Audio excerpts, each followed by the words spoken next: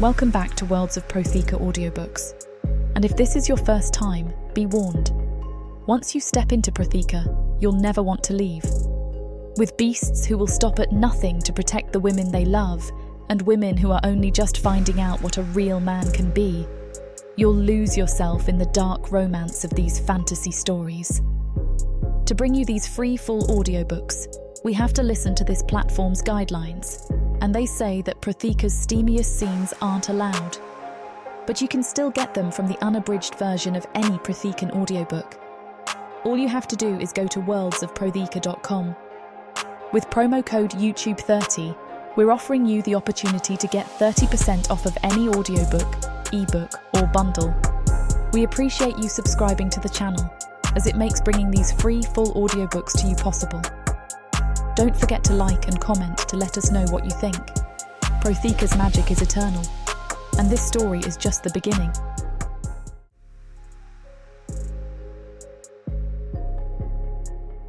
Chapter 1. Wendy. I stir the pale, sickly baru in the rusted pot, a meagre supper of hot water and whatever is left dying in the vegetable bed. The weak fire hisses, filling the room with a sour, green scent. Amelie sits on the rug by my feet, knees hugged to her chest, her wool dress patched at every seam. Leo's head rests in her lap. His eyes, wide and brown and fever-bright, track the wooden spoon as it scrapes the bottom of the pot, searching for substance that isn't there. "Mama?" he asks, and the word is a wisp, barely a sound, but it gouges a furrow through my resolve. "Almost ready, my love," I say, and force the corners of my mouth up. I turn away so they don't see the lie in my eyes, only the soft echo of a smile that means nothing. Outside, the wind rattles the shutters and tries the door, a hungry beast that circles the house with every gust. I glance at the latch, set with a bit of twine and a hope. It's not the wind I fear. The rug beneath the children is threadbare, a faded blue that remembers being royal, now trampled into submission by years of boots and spilled ale. I kneel beside them, and Amelie's hand snakes up to tangle in my skirt, anchoring me to the spot. She's 6, old enough to know the shape of want, too young to have words for it. Her hand is icy. I fold her fingers in mine and blow warmth into her palm. "Is Daddy coming home soon?" Amelie asks. I am sure if I said no, that would make her smile. Instead, I tell the truth. Yes, Daddy will be home soon. I watch Leo's hand grab Amelie's and I wish the three of us were far, far away. The door explodes inward, riding a blast of cold and snow and the stink of wet wool. Edmund fills the frame, shoulders stooped, beard bristling with ice. His eyes are 2 black stones set deep, rimmed by red, glittering with purpose and malice both. The wind howls around him, but he stands rooted, surveying the room with the practiced scorn of a man used to disappointment. "Supper?" he says, voice slurring already. I try to smile, keep my voice placid. "In the pot, Edmund." "Baru!" He lumbers toward the hearth, boots scattering cinders across the pine floor, and rips the ladle from my hand. "And I have to serve it myself like some shoveler." The fist comes fast, knuckles split and scabbed. My head jerks sideways and the room lurches with it. For a moment, the only sound is the squeal of my cheek against my teeth and the scrape of bone on bone. Blood spatters the fire, hissing, gone. I do not fall. I do not cry. Amelie whimpers, a sound like a strangled bird, and Leo buries his face in her skirt. I straighten, one hand on the mantel, and look Edmund in the eye. "The meat ran out 3 days ago. We have no money to buy food. There's nothing left, Edmund." He stares at me, breathing heavy. For a second, I see the man he was, before the snows and the years and the empty bottles. Then he turns away, stumbling for the battered armchair in the corner, where the dregs of his ale bottle wait like an old friend. He drops into the seat, and the wood sighs beneath him. "Useless," he mutters. "All of you, I cross the room, gather the children, fold them into my arms. I sink down onto the cold boards, pulling them close, as if proximity alone can shield them from the day, from him, from the gnaw of hunger that knots their bellies. I rock them gently, letting my hair curtain my face so they can't see the flush rising where the fist landed. Amelie reaches up, thumb tracing the swelling. "Does it hurt, Mama?" she whispers. "Only a little," I say. "I'm tough as Tora hide, remember?" She nods, solemn. "You could fight a batlaz, Mama." I tousle her hair and pretend to growl. Maybe I have. Leo giggles, a sound so rare I want to snatch it from the air and keep it for later. He's all angles and elbows, the way hungry children always are, but he finds my hand and presses it to his cheek. "Will we eat now?" "Of course," I say, and rise. The world tilts. I blink, steady myself. At the hearth, I scoop the baru into 3 wooden bowls, careful to divide it fairly.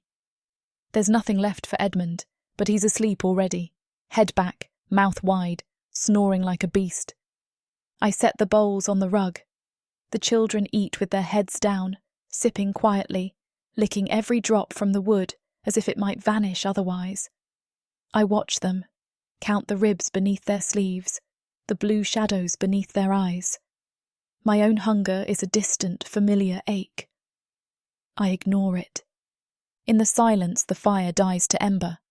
The wind outside grows bold, rattling the walls with fists of sleet.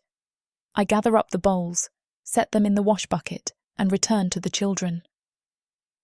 Amelie's eyelids droop, lashes fluttering. She leans into my side and I wrap her up, pull the wool blanket over both children. Leo falls asleep instantly, his small hand still clutching my finger. I hold them, listening to the rise and fall of their breath, the slow ticking of the clock, the monstrous snoring from the corner. I hold them and do not move, though my jaw throbs and my bones beg for rest. Outside, the storm rages, but here in this meagre circle of warmth, I am the bulwark. I am the fire. I am the wall. Tomorrow I will find a way to feed them. I will wake before dawn and walk the frozen lane to the neighbours and beg for bones, or crusts, or mercy. But tonight I will hold them, and that is enough. I whisper into Amelie's hair. "Everything will be all right, sweetling. I promise." She sighs, soft and trusting. "I know, Mama." The lie is bitter, but I feed it to myself, swallow it down and let it warm me. Chapter 2. Fenris. The ache inside is sharper tonight, as if the cold has carved a hollow inside my ribs for the hunger to gnaw and grow. I crouch in the lee of a pine, braced against the wind, watching the windows of the woodcutter's house. The glass is so thin and filthy that the light flickers behind it, a blurred lantern set adrift on a black lake. My breath pours white into the darkness, every exhale a plume that stains the air and vanishes. I have not eaten in 5 days. There are no dye left in this forest, not since the dark elves swept through on their hunt. Less humans, too, as those found were taken. But their fate is of no concern to me, only my hunger is. I prefer the female human. The male tastes like rotten meat and stale jisk. This one is easy prey. The moment she steps outside for well water will be the moment she is erased from this world. The woman moves inside the house, a drifting specter behind yellowed curtains. I watch her through a gap in the wood slats, the glass too smeared to see true, but enough for a beast with eyes tuned to shadow and motion. Yet, this is the 3rd night I have returned, and each night she stepped outside. I froze. She stoops by the hearth, prodding the embers with a stick. Her hair catches the firelight when she bends close. A bruise, stark and fresh, blooms on the pale slope of her cheek. Even from here, I can see how she cradles her ribs, stiff and careful, how she flinches from the man's shadow even when his back is turned. My hunger screams that I must eat, but instead, I watch. She is small and soft-boned, this woman, and yet she does not break. Not the way most do. I know the tremble of a creature forced to survive, the patience of suffering that runs deeper than blood or muscle. I smell her fear, but it's tempered with something else. Pride, or the last dregs of hope, like a fire stubbornly clinging to a wet log. There are 2 children. I've seen them gather wood in the clearing, fighting over twigs and pine cones, the girl always shielding the boy with her body when the man's anger turns their way. Tonight, they huddle on the floor by the hearth, curled like pups for warmth, their mother draping her shawl over both, though she wears only thin cotton beneath. The boy's cough rattles the window glass. The girl picks at a crust of bread, licking each morsel before dividing it with exacting care. The man sprawls in a broken chair, head back, mouth open, a picture of utter abandon. His snores erupt like the guttural roars of a warg, a beast drowning in its own viscous mucus, the sound an unholy choir that penetrates the thick, muffling blanket of snow. Each ragged breath he takes seems to claw at life itself, clinging on to a piece of earth he doesn't deserve to inhabit. I long to feed. Yet it is not hunger that keeps me here. It is something altogether strange and unwelcomed. I could hunt down some other prey, some screaming harlot from the village who has lost her way in the woods. Yet I find myself here, hungry and alone. The woman inside the cabin is alone too. Even surrounded by her blood, she is solitary, her eyes always searching the corners, her mouth pressed shut against every word she would rather swallow than speak. She reminds me of myself. Loneliness has a scent, sour yet beautiful.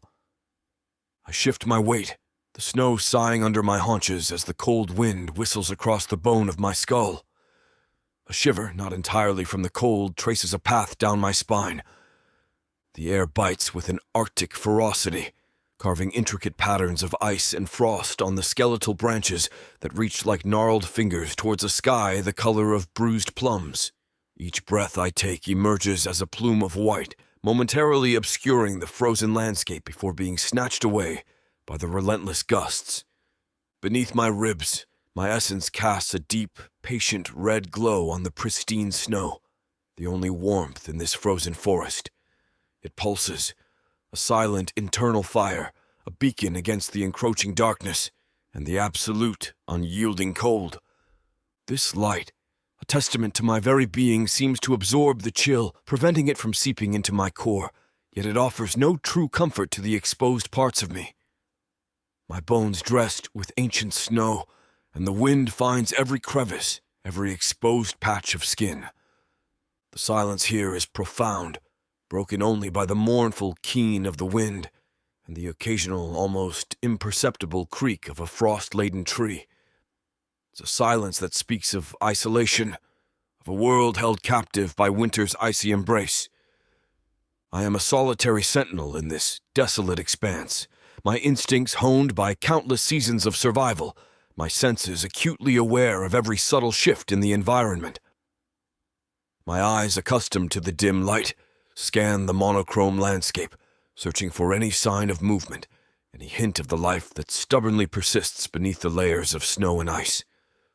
This frozen forest is both my refuge and my challenge, a place where the struggle for existence is a constant, unforgiving dance.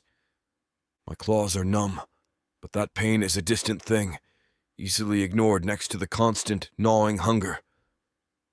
Above me, the pines creak and lean, shaking loose their burdens in slow-motion avalanches. The moon hides behind the clouds, refusing to bear witness to a Manaha on the hunt. My world soars as I watch her move toward the door of the cabin. Soon she will be wide open for the taking. My hunger will be satisfied. I'll kill the children for mercy and slaughter him for fun.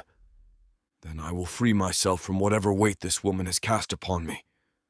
Now, I freeze and simply watch her fetch the water from the well and return inside. I catch her scent in the air and taste it on my lips. The house settles. The woman curls herself into a knot around her children, her gaze fixed on the window. On me, though, she cannot see beyond her own reflection. The bruise on her face has swollen, turning from purple to black. I watch as the woman's eyes flutter closed, her body relaxing in stages, one muscle at a time.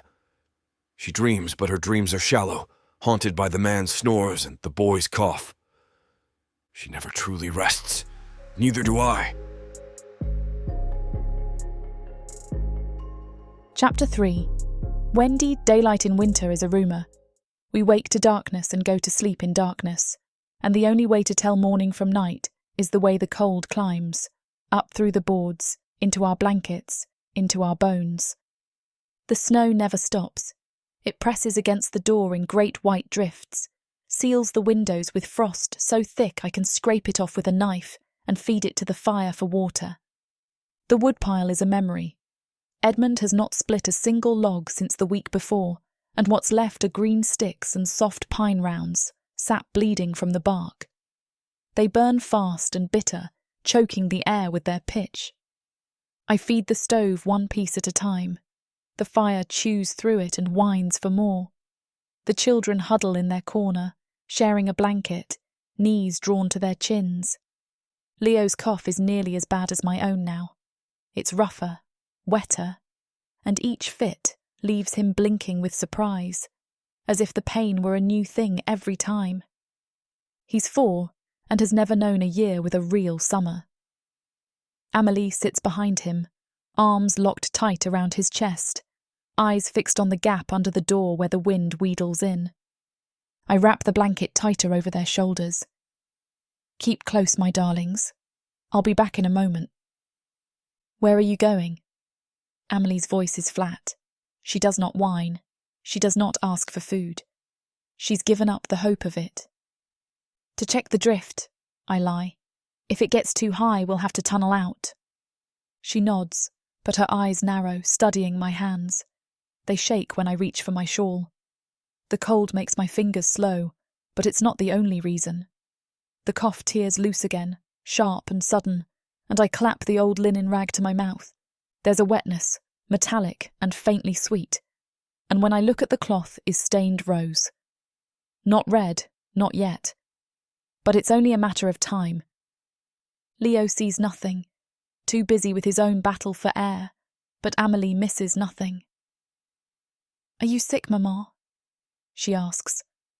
I force a smile, teeth gritted against the shiver that racks me. Just a tickle. The stove smoke, you know. I'm strong as a minotaur. She nods again, but she's not fooled. I see myself in her, the way her face gives nothing away, the way her hands never stop moving even when she's scared. I turn away, tuck the rag in the pocket of my skirt, and open the door a crack. Amelie nods, but she's not fooled. I see myself in her, the way her face gives nothing away, the way her hands never stop moving even when she's scared. Leo speaks. Are you going to find Papa? He'll come home soon, with meat and wood, I say, hoping he is dead in a ditch. I stoke the fire with my last splinter of wood and watch the flames sputter and die. There's no wood left except what's in the stove. No food except the hard crusts of bread and almost rotten vegetables keep alive only by the cold. Come back soon? Leo says. Of course, just a few twigs is all we need to see us through the night, I reply. I lace my boots, stiff and cracked, and open the trunk at the foot of the bed. There's a lantern and a box of matches inside, wrapped in an old scarf. I take both, then pull on Edmund's old coat. He wears the fancy one into the village, the one that appeared from nowhere one night. It hangs on me, but it's warm and smells like sweat and bark and the ghost of better days. I tuck the scarf under my chin and pause at the door. My hands shake so bad I almost drop the knob. I glance back at the children, 2 lumps under the blanket, huddled together. Leo's arm is thrown across Amelie's chest, fingers curled in her hair. I step outside and the wind screams. The cold is alive, a thing that bites and pries and shoves its way into every weakness. The wind's picked up, it howls over the roof and tries the door, and for a second I lean my forehead against the frame and let it numb me. There's no wood, of course. I'd known there wouldn't be, but I hoped. That's the way of it. You hope, and then hope again, as if repetition can conjure wishes. I sit on the stump and cough until I can't breathe, until black flecks swarm my eyes. When it passes, I press the rag to my mouth and wait for the thumping in my chest to slow. It's worse today. It's always worse. It's not just me who won't last the winter. The snow is deeper than I thought, up to my knees, and the wind drives it into my eyes. I trudge to the edge of the woods, lighting the lantern with numb fingers. The glow barely dents the dark, but it's something. Each breath stings my throat with every inhale. My footprints vanish behind me in seconds. I make it to the tree line and stop. The forest is silent, except for the creak of limbs and the distant, ragged sob of the wind. I listen for batlaz, for dark elves on the hunt. But all I hear is my own heart, thudding slow and tired in my chest.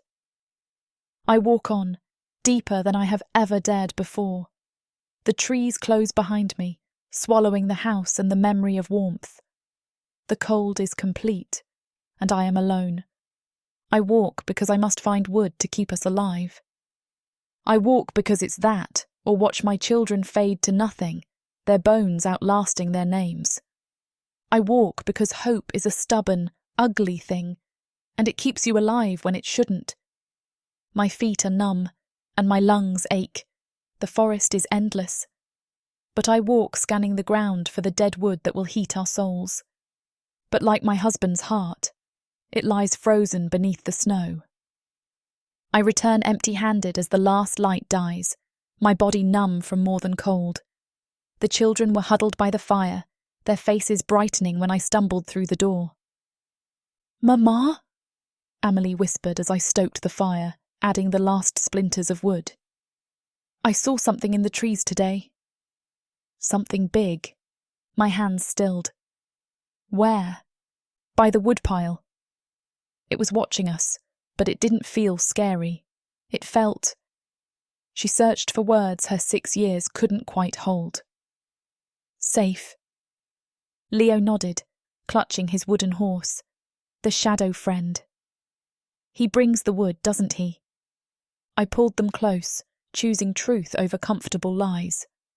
Yes, little ones, there's someone in the forest who helps us, someone who keeps us safe when Papa... I swallowed. Someone kind, even if he looks frightening. "Can we meet him?" Amelie asked. "Maybe someday," I told her. "When it's time." Outside, the wind howled, but inside, wrapped around my children, I felt the first flicker of something dangerous. Hope that we might survive this winter after all.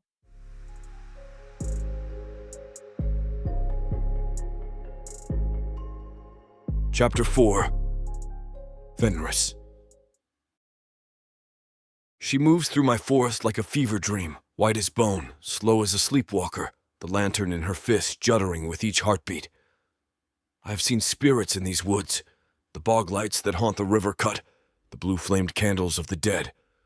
But this is no ghost. This is flesh and fear, and once so sharp it leaves blood on the snow.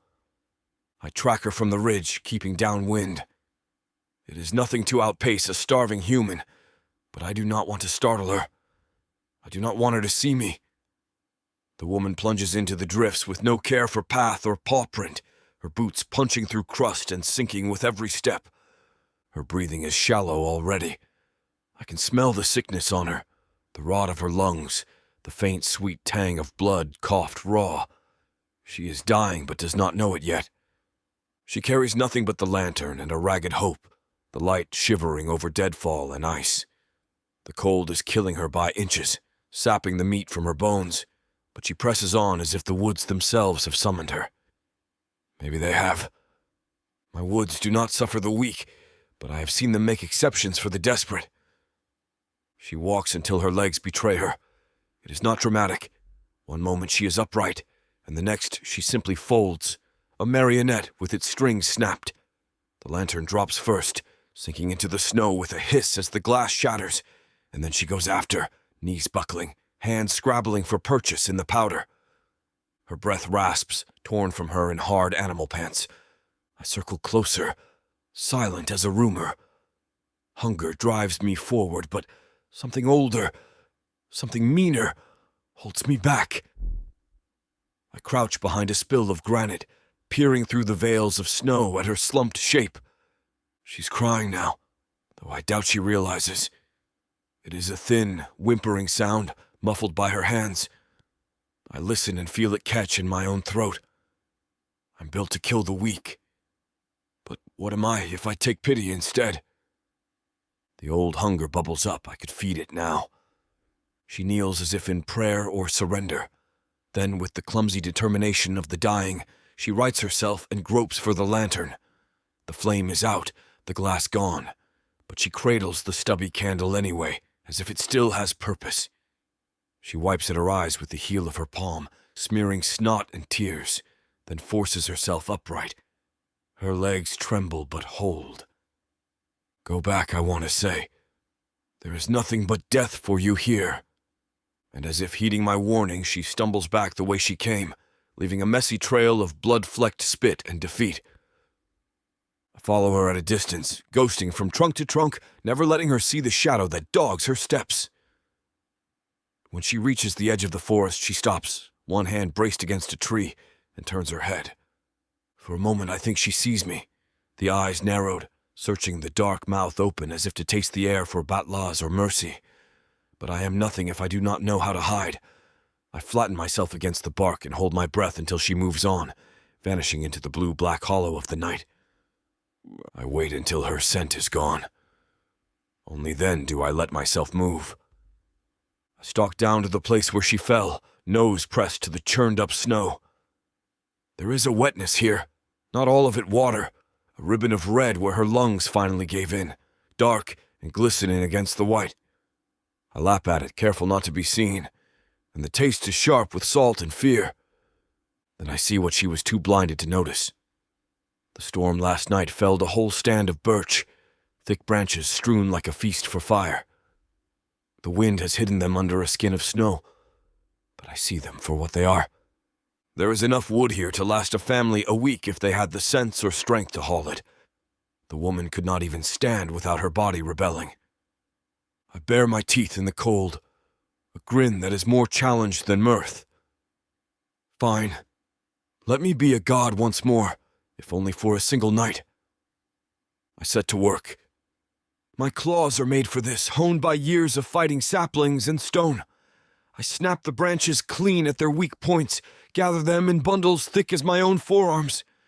It takes longer than I like, the bark slick with ice. But soon I have a stack worthy of the grandest fire, enough to warm us for days.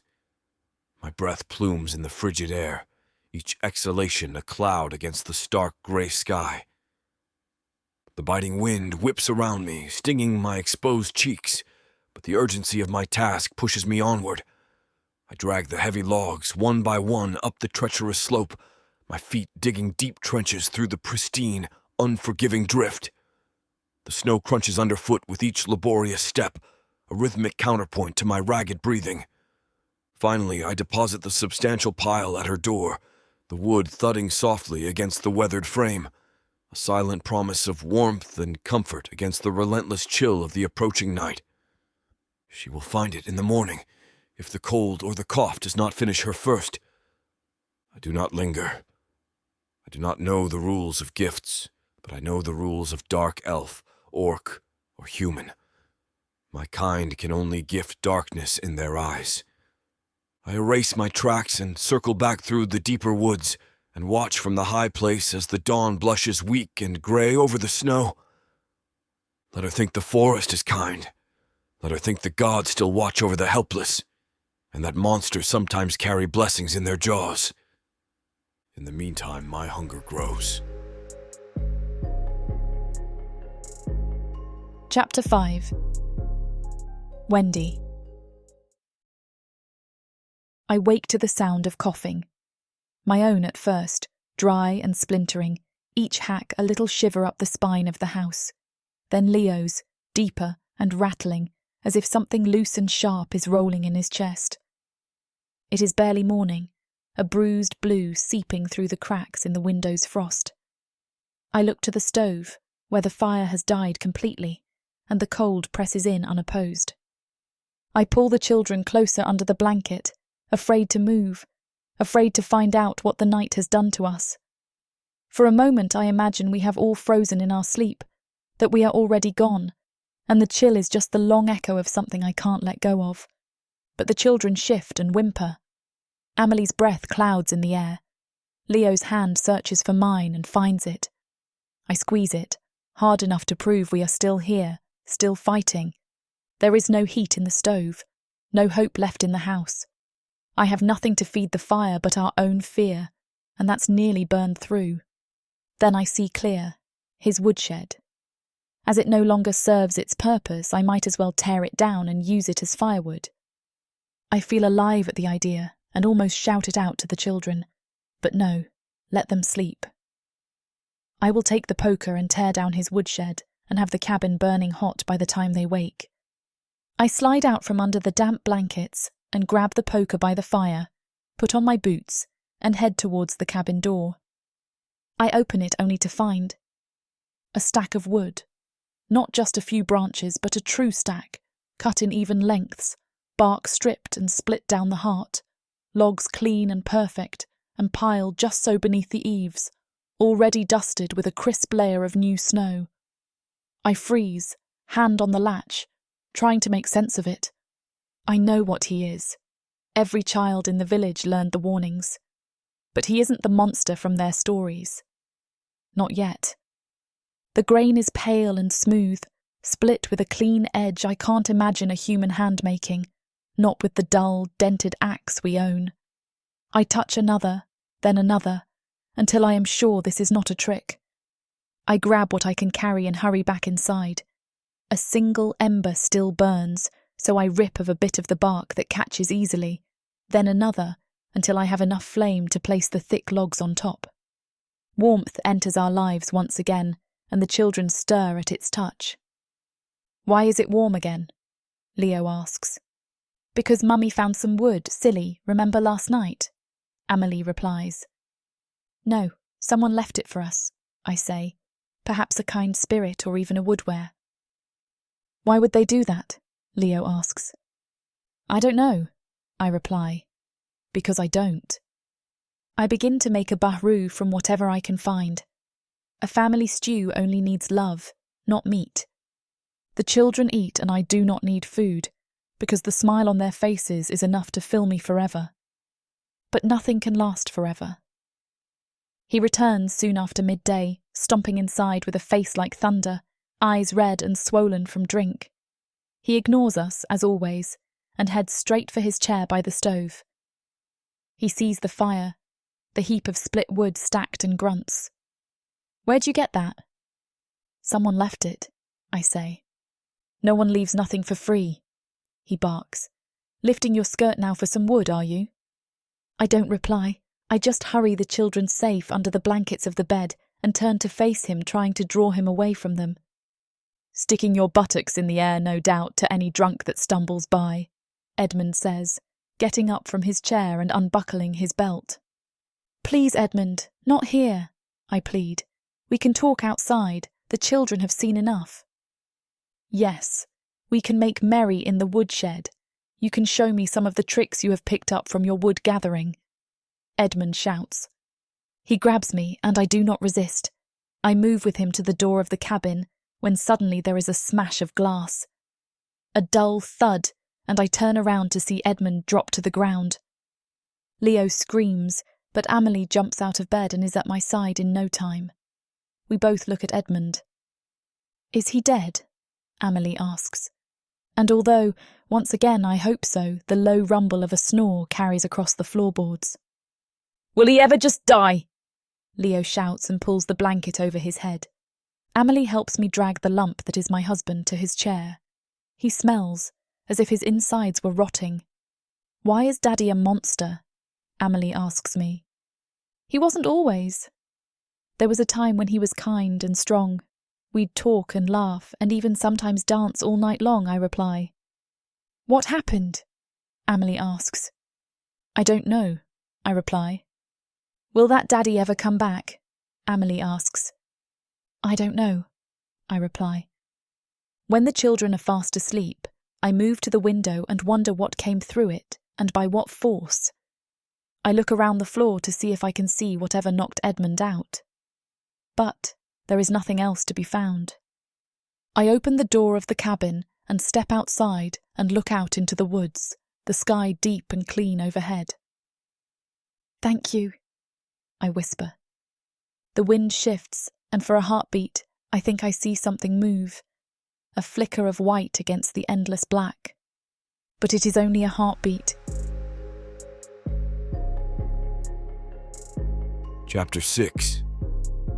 Fenris. The wind has a way of preserving things in the deep winter, freezing them in their final moments. I find the man half buried in a drift near the village path, his skin the color of old ice. He wears no coat. A fool's choice in this weather. But it was not the cold that killed him. I crouch, my claws silent on the crusted snow, and study the dark, frozen blossom of a wound on the back of his skull. A clean, heavy strike from a heavy object. This was not a beast's work. This was the petty, desperate violence of men. I have no concern for their quarrels. I turn away, leaving him to the snow, and think only of my own hunt. The sky is a low, colorless gray, mirroring the snow. Even the trees are brittle and silent. I prefer this hour before night, when the world drifts into sleep. I run the Suru down in less than a minute. It's half-starved and sick, but still clever enough to double back and vanish under a shelf of ice when I flush it from its burrow. I could end it there, crash through the brittle crust and snap its neck with a single bite, but I let it run. I want the chase. I want to remember what it's like to want something so badly that you risk everything to reach it. The old hunger, so clean and sharp. I want to taste that again. I caught the exhausted Suru. Holding it, I felt its fear, its heart pounding before I quickly ended its life. I clean the carcass with my tongue, strip away the worst of the fur, and leave the belly intact. The smell is sweet and clotted, not spoiled yet. I should eat it. I need to eat it. But the hunger in my gut is nothing compared to the other hunger, the one that gnaws behind my eyes and makes the world shimmer at the edges. I lift the Suru in my jaws, careful not to crush it further, and carry it toward the edge of the clearing. The woman's house, a dim yellow square in the snow, stands at the far end. I know its every detail, the warped shingles, the smoky chimney, the grimy windows. I know the footprints circling it, worn smooth by pacing, scuffled by children. I know the man is gone tonight, his scent replaced by the woman's fear and her pup's exhaustion. I place the Suru an offering at the edge of the woods, its throat wound exposed. The wary woman in the house will sense it. I suppress a cringe as the wind carries the scent. Backing away, I hide my tracks. I wait. In the dark, I watch a woman in a house, her shadow tall as she tends to the stove, children clinging to her skirts. Her movements are careful, stiff, and I see her favor the arm he grabbed yesterday. I'd watched him drag her toward the woodshed, his intent sickeningly clear. My rage had been a storm, but a roar would have revealed me. So I had chosen a whisper instead, a sharp stone from the ridge, hurled with a predator's precision to shatter a window and fell a brute. A temporary solution. It leaves me frustrated, a guardian forced to act like a ghost when every instinct screamed to act thee. But I'm impatient today. The hunger bits at my temper. I lift a small cold stone from the ground and gently toss into the air. It lands on the roof of the cabin. I watch her freeze through the window, then look up and then out the window. Then she moves toward the door. Barefoot, she scans the yard, her wild hair framing a gaunt face. Her eyes immediately fix on the Suru I place there. With a silent gasp, she glances back before stepping into the cold. Carefully, she approaches, picks up and cradles the Suru, inspecting its neat wound. She searches the woods, through me, for the god that left this gift. She retreats inside. Inside, the children joyfully greet the suru. The girl hugs it before placing it on the table. The boy yips excitedly. Their mother gently hushes them, then efficiently skins the suru by the hearth, wasting nothing. Every muscle in my body is attuned to the subtle murmurs of this place, the faint crack of ice, the whisper of pine needles stirred by unseen hands. I'm a part of this silence, and yet, beneath it all, something stirs. Initially, I dismissed the distant groan as the wind. But the sound, hollow and sorrowful, rises from the ridge, unlike any animal cry. It echoes, a lament stirring ancient memories. My ears flick, catching the sound again. A prolonged, echoing groan, whispering of pain and longing. I pause, nostrils flaring, scenting the air for clues. I recognize it. An old song, a mournful call I have not heard in decades. That sound so primal, so raw, stirs something long buried beneath bones and torn muscle. A flicker of recognition that pulses with a desperate hunger. That cry has called to me for more than just curiosity. It beckons me home to a place where darkness and longing intertwine. Without hesitation I rise, muscles taut and eager, moving with the silent grace of shadow and desire. I leave behind the fragile refuge of the cottage, weaving through the snow and thorny underbrush, each step deliberate but swift. The cold bites at my exposed flesh, each exhale a cloud of steam dissolving into the night's icy maw. My senses sharpen, every breath, every heartbeat stretching outward, listening. The sound leads me, still distant but unmistakable, swelling with the weight of centuries of agony and longing. My paws press into the snow, light as the wind that ruffles the dark canopy above. The whispers of the woods murmur in tandem with my own primal urges, shadows flickering in the corner of my vision, hinting at movement or memory. I sniff the air, catching the faint, bitter scent of dark elf blood, the metallic tang mingling with something darker, something ancient and cruel. Then I hear it, shouts, a clangor of chaos, dark elves caught in a frenzy, their voices rising and falling in wild shouts and curses. I pause, silent as the void, the predator's patience coursing through me. I listen as they scramble, fight, and scream, the sounds sharp and discordant against the whispering woods.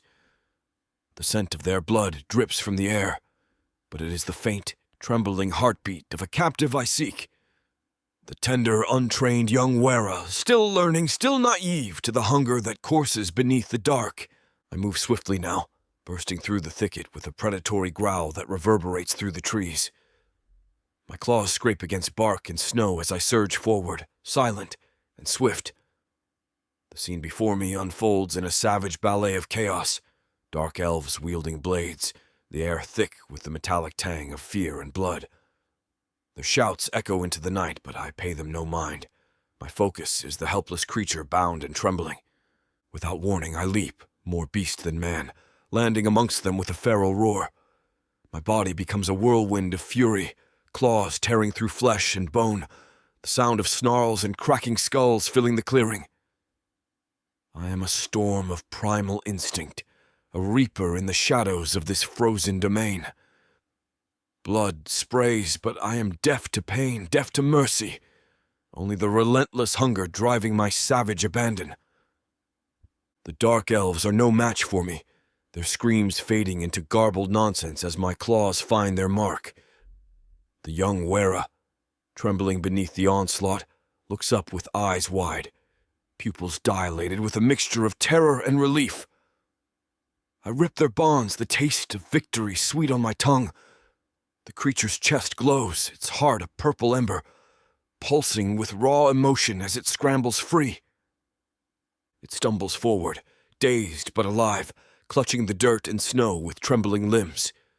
I watch it go, not with sadness, but with a primal understanding. "Malachor," it whispers, voice trembling like a leaf in the wind, before it bolts into the darkness, gone into the waiting shadows. My breath clouds the air, but I stand still, muscles tense and bleeding, feeling the weight of the night settle upon my shoulders once again. The air hums with quiet satisfaction. One predator's work completed in the silence of winter's wrath, until the next call beckons me once more into the darkness. Chapter 7. Wendy. I check the woodshed and find another perfect stack of wood. I run my hand over a smooth, warm log, marvelling at the fine split. Leaving the corrugated tin shed, its door groaning shut behind me, I begin my ritualistic walk around the yard's perimeter.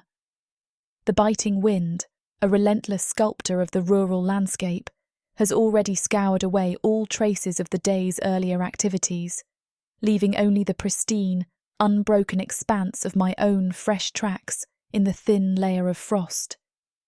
Each step crunches underfoot, a rhythmic counterpoint to the howling gale. I complete 2 full circuits of the silent house, its darkened windows reflecting the pale moonlight like vacant eyes. My feet, by now accustomed to the uneven terrain, lead me towards the ancient weeping willow, its skeletal branches thrashing wildly against the indigo sky. A prickle of unease, a subtle shift in the oppressive stillness, arrests my progress. I feel a distinct pressure, a sense of being observed, a listening presence emanating from within the depths of the gnarled branches. My eyes narrow, straining against the deceptive interplay of the moon's stark glow and the deep, inky shadows cast by the dense foliage. Despite my intense scrutiny, the obscurity of the night holds its secrets close. A shiver, unrelated to the cold, traces a path down my spine. I take another cautious step closer, the only sounds now reaching my ears the relentless whisper of the wind through the bare branches and the delicate, almost musical chime of ice fragments dislodging and falling to the frozen ground. The feeling of an unseen presence, however, persists, an undeniable weight in the otherwise empty night. "Hello?" My voice wobbles. Nothing moves. I swallow, taste blood again, and step into the tree line. The woods envelop me in cold, thick with the scent of rot and old musk. I walk head down, boots crunching, listening. The dark is alive, watching. Moonlight is shredded by pine, and I move by memory, skirting shadows. I cannot stay in the house tonight. I walk until the world narrows to the sound of my own breathing, the sting of cold on my cheeks, and the pulse of pain where Edmund's hand landed. I stop then, suddenly afraid that I am lost, that I will freeze out here and the children will wake to find only my ghost. But I am not alone. I hear it, soft, deliberate, the crunch of snow under something heavy and sure. I hold my breath listening. The steps circle, slow and patient, a hunter's gait. I shiver, not from cold, but from the certainty of being chosen. "Who's there?" I say, louder than before, voice shaking loose from my teeth. "Show yourself." A shadow emerges from the deep, tangled undergrowth, darker and more silent than the encroaching twilight. Its golden eyes, luminous and ancient, are fixed on me with an unsettling intensity. Slit pupils burn with a fierce primal need, a mirroring of the desperate yearning that churns within my own soul. The air grows thick, suffocating, stealing the very breath from my lungs. I am paralysed. A day caught in the gaze of a predator, unable to move, unable to break the hypnotic stare. The eyes blink, once, a slow, deliberate movement that seems to stretch the fabric of time itself. And when they open again, they are impossibly closer, the verdant hue more pronounced, the hunger more palpable. A gasp escapes my throat, a ragged, involuntary sound. I stagger back, my foot catching on a gnarled root hidden beneath the fallen leaves, nearly pitching me to the damp earth. The thing in the dark, however, does not advance. It only watches, unblinking now, a silent, unmoving sentinel observing my every struggle. The terror, though still present, recedes to a more manageable hum. Speaking, I realise, is better than the suffocating silence, better than the internal monologue of fear. My voice, when it comes, is hoarse, raspy from disuse and the sudden sharp intake of breath.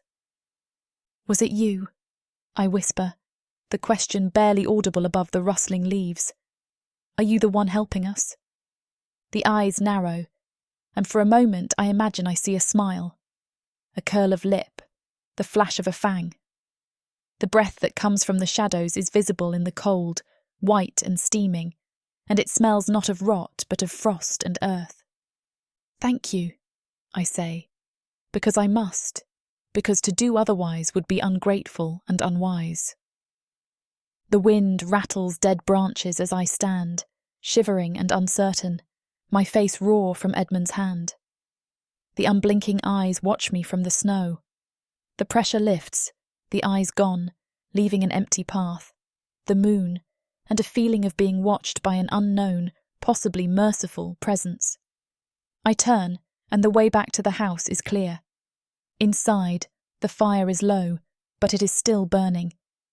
Edmund has not moved, his body a collapsed ruin in the chair. The children are asleep, their faces slack, untroubled. I hang the cloak by the door and wipe the snow from my boots. I check the windows, then the latch on the door. I sit by the stove and feed it one more log, watching as the flames catch and bloom. I think of the eyes in the woods, and the split wood, and the suru that feed us when we would have starved. I think of the stories my mother used to tell, of spirits in the forest who answered need with gifts and curses alike.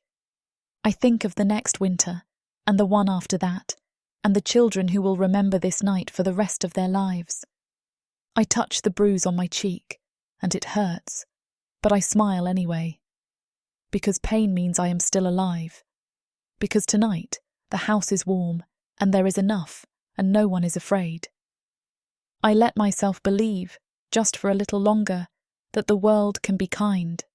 And when I sleep, I dream of monsters that do not eat little girls, but save them.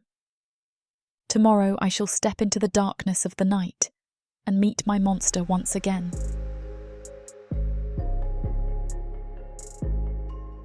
Chapter 8. Fenris. She comes to the clearing like a deer on thin ice.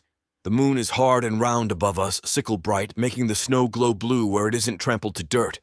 Her hair is aflame against the night, wild and loose, and she breathes in short, desperate puffs that turn the air to glass between us. I crouch in the trees so close I can smell the salt of her sweat. It would be easy to end it here. I have done it 1,000 times before. I could move so quick she'd never see me, could silence her before the scream left her throat. But I stay where I am, watching her pulse beat frantic in the hollow of her neck, the way her hands shake as she builds a fire atop last week's snow. Tonight, I understand that it is not firewood she seeks. She sits with arms wrapped around her knees and stares into the darkness that surrounds her. The wind shifts, and I know she smells me, the raw musk that marks me as the only predator left in these woods. She lifts her head and our eyes meet across the gulf of moonlight and shadow. She does not scream. She does not run. She only looks at me, really looks, and I feel the weight of her gaze as if it could shatter bone. In that moment, I'm more than a monster. I am everything she has lost. Warmth, safety, the promise of another day. I step from the trees, careful and slow, keeping my claws hidden. The moon paints me in silver, and I know what she sees. A monster too tall for any dark elf or man. My eyes burn golden in the dark, the way all cursed things do. My hands are not hands, not really, but something in between, long, twisted, with nails that could split her from jaw to groin if I wished. She does not move, not even to flinch. I approach the fire, each step deliberate, the way a penitent approaches a shrine. She watches me, her mouth open just enough to taste the cold. Her heart is a drumbeat I can hear even above the crackle of the flames. She is afraid. She would be a fool not to be. But she is not afraid in the way most are. She is not afraid of death. She is afraid of meaning, of what it costs to look a nightmare in the face and still find something familiar in it. I stop just outside the ring of light and kneel.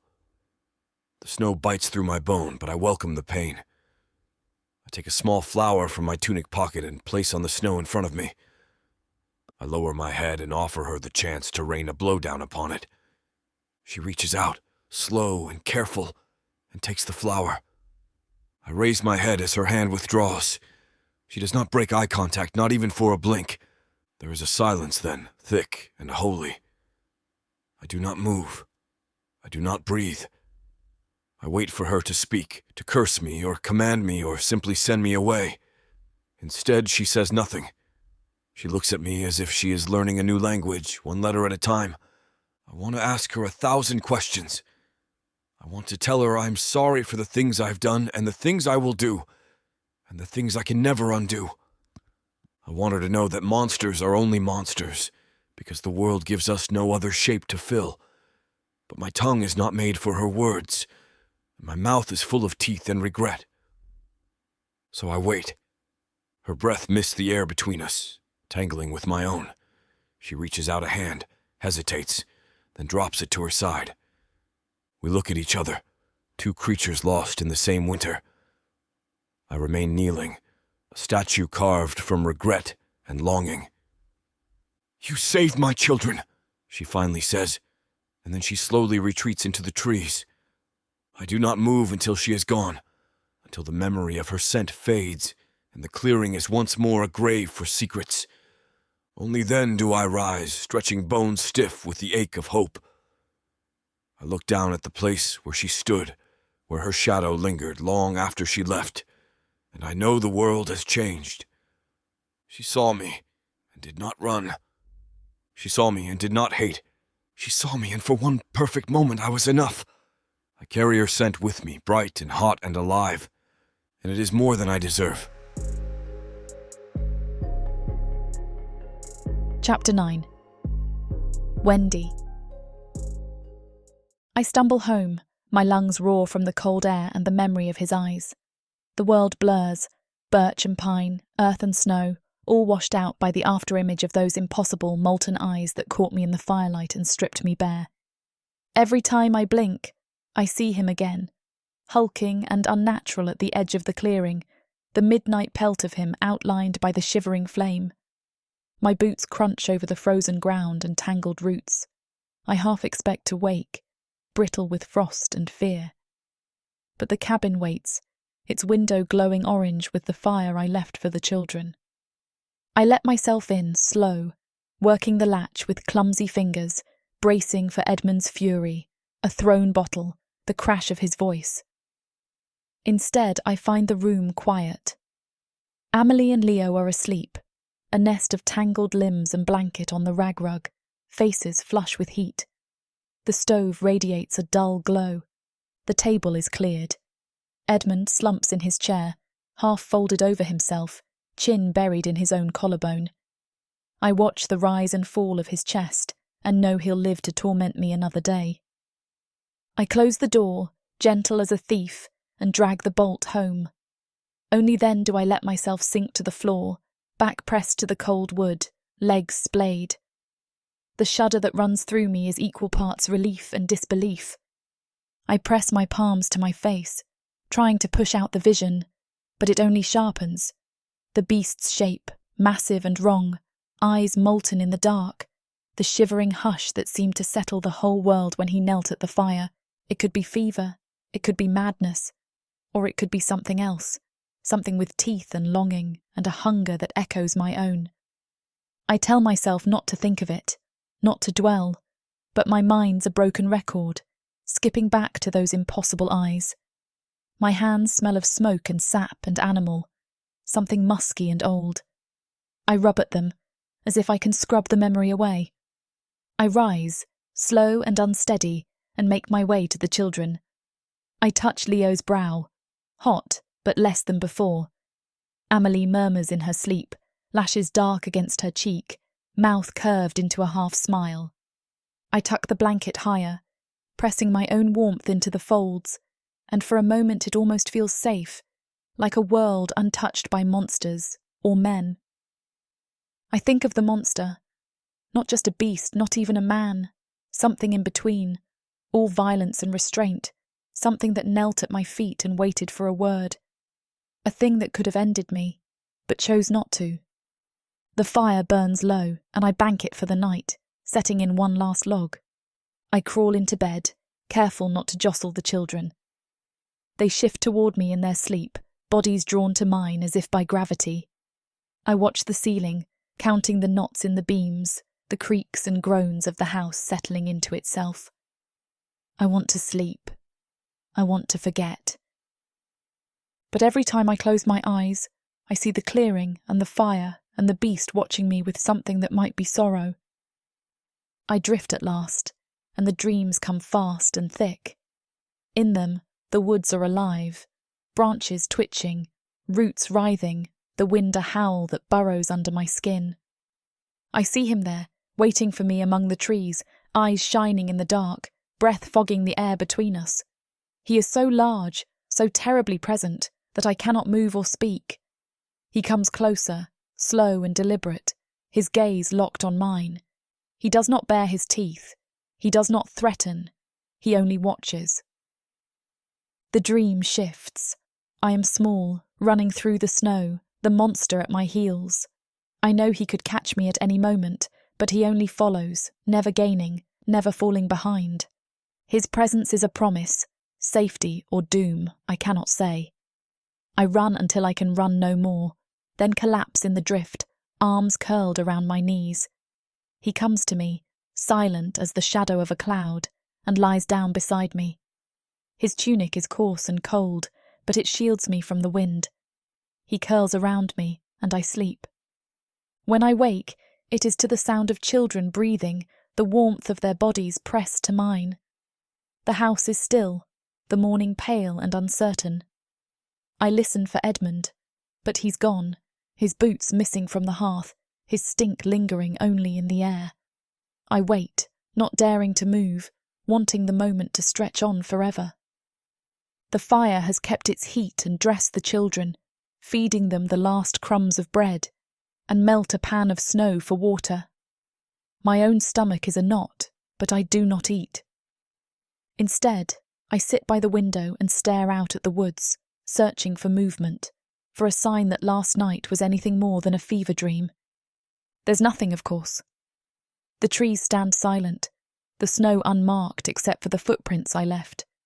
The sky is a flat slab, neither blue nor grey, and the world feels empty and immense.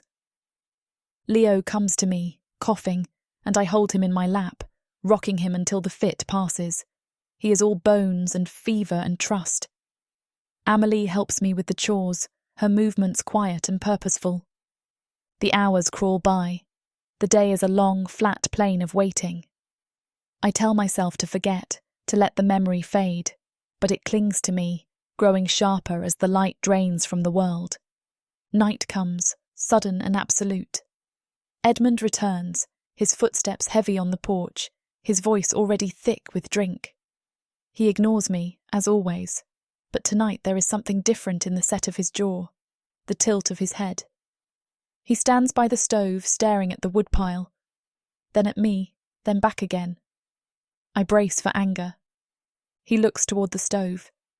Don't worry, I found a real woman who feeds me in the village. Before I can stop them, the words come out. Maybe I have found a real man that will feed us.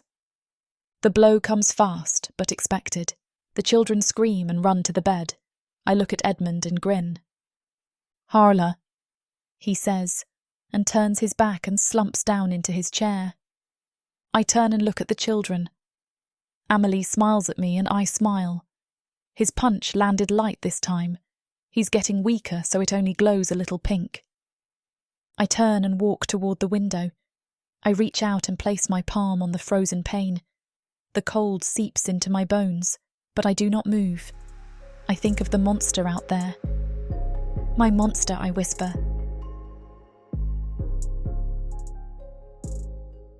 Escape this world and step into one where romance and magic intertwine across realms, with stories that are not just standalone tales, but part of a vast, interconnected universe.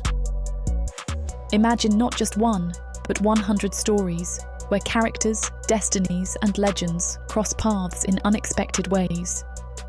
100 audiobooks from the Romantasy 100 book bundle. These aren't just isolated stories. They share themes, worlds, and threads that make every journey feel part of something grander.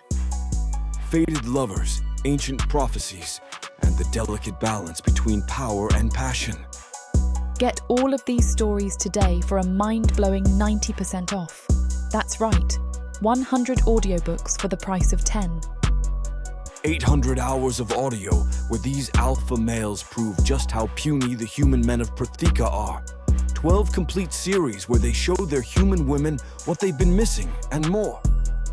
One-time purchase, lifetime access to a universe of interconnected magic and romance. Protheka's magic is eternal. With the Romantasy 100 book bundle, your pleasure will be too.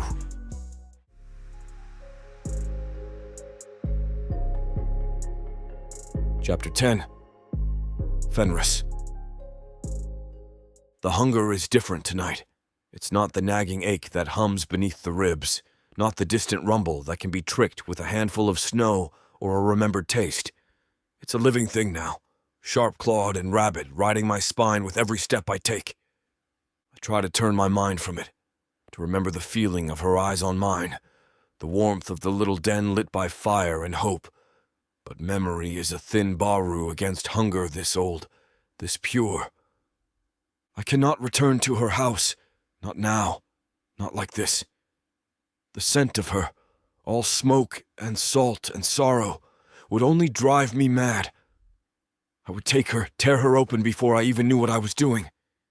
It's safer to stay away, to give the hunger what it wants somewhere else. So I run. I lope through the woods, skirting the thin clutch of houses that huddle at the edge of the forest. I know the paths men walk, know the places where their warmth pools in the dark, leaking laughter and the stench of wasted food. I know the village better than I know my own heart. There is no moon, just a pearl sheen to the clouds and a dull golden smear where the tavern sags against the snow. The tavern is always alive, even on nights like this. The men inside are already thick with drink. Their shouts roll down the alleys like boulders. Their slags follow them out in twos and threes, giggling with mouths painted too bright for their gray skin. The street stinks of ale and piss and the greasy haze of frying onions, the old lard vented straight into the night air. I hang back, invisible in the crook of a doorway, watching. My prey has always been the sick, the weak, the lost. Tonight I want something that will last, something with enough fat to soften the edge of winter. There is a girl, young and painted, half frozen in her ragged furs, waiting out back with her arms crossed tight beneath her bosom. She smokes a twisted roll, the end glowing a mean red, and coughs every other drag. I watch the men stumble out and paw at her, see the way she bares her teeth in a smile and lets them believe it. One of them, broad in the shoulder, but soft and slow from drink, hauls her into the alley by her wrist. She laughs, the sound brittle as glass, and lets herself be steered behind the stacks of slush-barreled refuse. There is a fumbling, then a sharp bark of command, and she goes to her knees in the snow, skirts hiked and mouth open. Sorry for the interruption. I know you were gearing up for a steamy scene, but it's way too hot for this platform. If we want to keep sharing our stories for free, we have to abide by this platform's guidelines. To get the full unabridged audiobook, go to worldsofprotheka.com. Browse through unabridged audiobooks, countless ebooks and bundles offered at a discount. If the thought of me whispering all the dirty details into your ear isn't enticing enough, use discount code YouTube30 to get 30% off of all digital products. Story after story, audiobook after audiobook, the Worlds of Protheka are waiting for you. Protheka's magic is eternal. But unabridged, it's unforgettable. I stagger into the woods, the warmth spreading through my limbs, the hunger gone for the first time in memory. The world is clearer now, every color sharper, every sound precise. The cold cannot touch me. I could run for days, swim the black rivers, climb the bare trees to snap birds from the sky. I could go back to her, but not yet. I fear she would smell the fresh blood and flesh off me, reject me quicker than I already expect to her. No, tonight I shall prowl my wood and rivers. Tonight I shall run free and maybe come across a dark elf wandering alone on some mock adventure that I can kill for sport. Because no one wants to eat a dark elf. They taste like Batla's trash. Chapter 11. Wendy. Wendy. Edmund's yell comes from outside. Stay put, I tell them. Another bellow. Wendy, get out here. I throw open the door, and the cold is a punch, a full-body shiver. Edmund is standing in the yard, hands limp at his sides, his beard bristled with ice, mouth open in shock. The structure rises up in the dawn, twice the height of a man, bigger than any treehouse or gallows or garden arch I have ever seen. It is a frame, yes, but not one made by hands like ours. It looks grown, not built. Branches twisted and woven together with living sinew, every joint lashed with cunning, every step of the ladder fused tight as bone. The centre is a platform, maybe a nest, maybe a stage for sacrifice, but around it spiral ramps, ladders, swings, things that could be slides or tails or just more reaching arms. Every inch is decorated, with feathers, skulls of tiny animals, and flowers. It is monstrous, wild, and beautiful. For a moment all is silent except for the slow drip of melted ice into the water bucket. What is that? He says. I want to laugh. I want to dance even, because I know what it is, who it is for. I know the shape of the world when a god decides to help you. I almost say thank you out loud, but Edmund swings on me, eyes bugging in their sockets. You did this, he says, spitting the words at my feet. Your witchcraft, your cursed blood. Edmund, I have been inside all night with the children. How could I? He advances, fists balled, then stops, unwilling to turn his back on the thing in the yard. Don't lie to me. I'll have the truth out of you. He stalks a slow, wary circle around the frame, never getting too close. I can see the urge in him to touch it, break it, but fear is stronger for once. A sound from the doorway. Amelie and Leo, huddled together, staring at the miracle. Leo forgets to cough, their eyes ablaze. It is the happiest I have seen them in months. They waste no time. Bare feet on the snow, they head straight for the lowest branch. Amelie grabs Leo's hand, and together they launch up the winding structure, laughing like children should, like children never do here. Edmund turns purple. He seizes my wrist, squeezes hard enough to make me yelp. You get them off that thing, he whispers, each word spat through his teeth. You get them off or I'll... Or you'll what? I ask.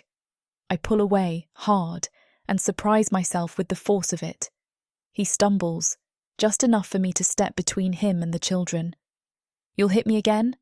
Burn the house down? Go ahead, Edmund, do your worst. Maybe the gods will build us another. His mouth works, but no words come. Amelie shrieks from the top of the frame. Look, Mama, look at the view. She is waving at the woods, the sunrise painting her hair into a banner of gold. Leo is a lump at her side, clinging but grinning, snot running freely down his face. Edmund recovers. He squares his shoulders, sets his jaw. Witch, he says, quieter now, but colder. If you want to screw your dark masters for gifts, don't blame me when I put it right. I'll burn it down and you as well. He turns, stomps back into the house. In a moment he's out again, holding a flaming log wrenched from the stove. He waves it like a sword, striding toward the frame with murder in his eyes. Amelie, Leo, get down! I scream, but Amelie is already halfway down the frame, Leo behind her, both sliding on their bellies for speed. Edmund jams the burning log into the nest of branches at the frame's base. For a second, nothing happens. Then, with a hungry whoomp, the whole bottom bursts into flame, fire licking up the arms and legs of the thing like it's been waiting its whole life to burn.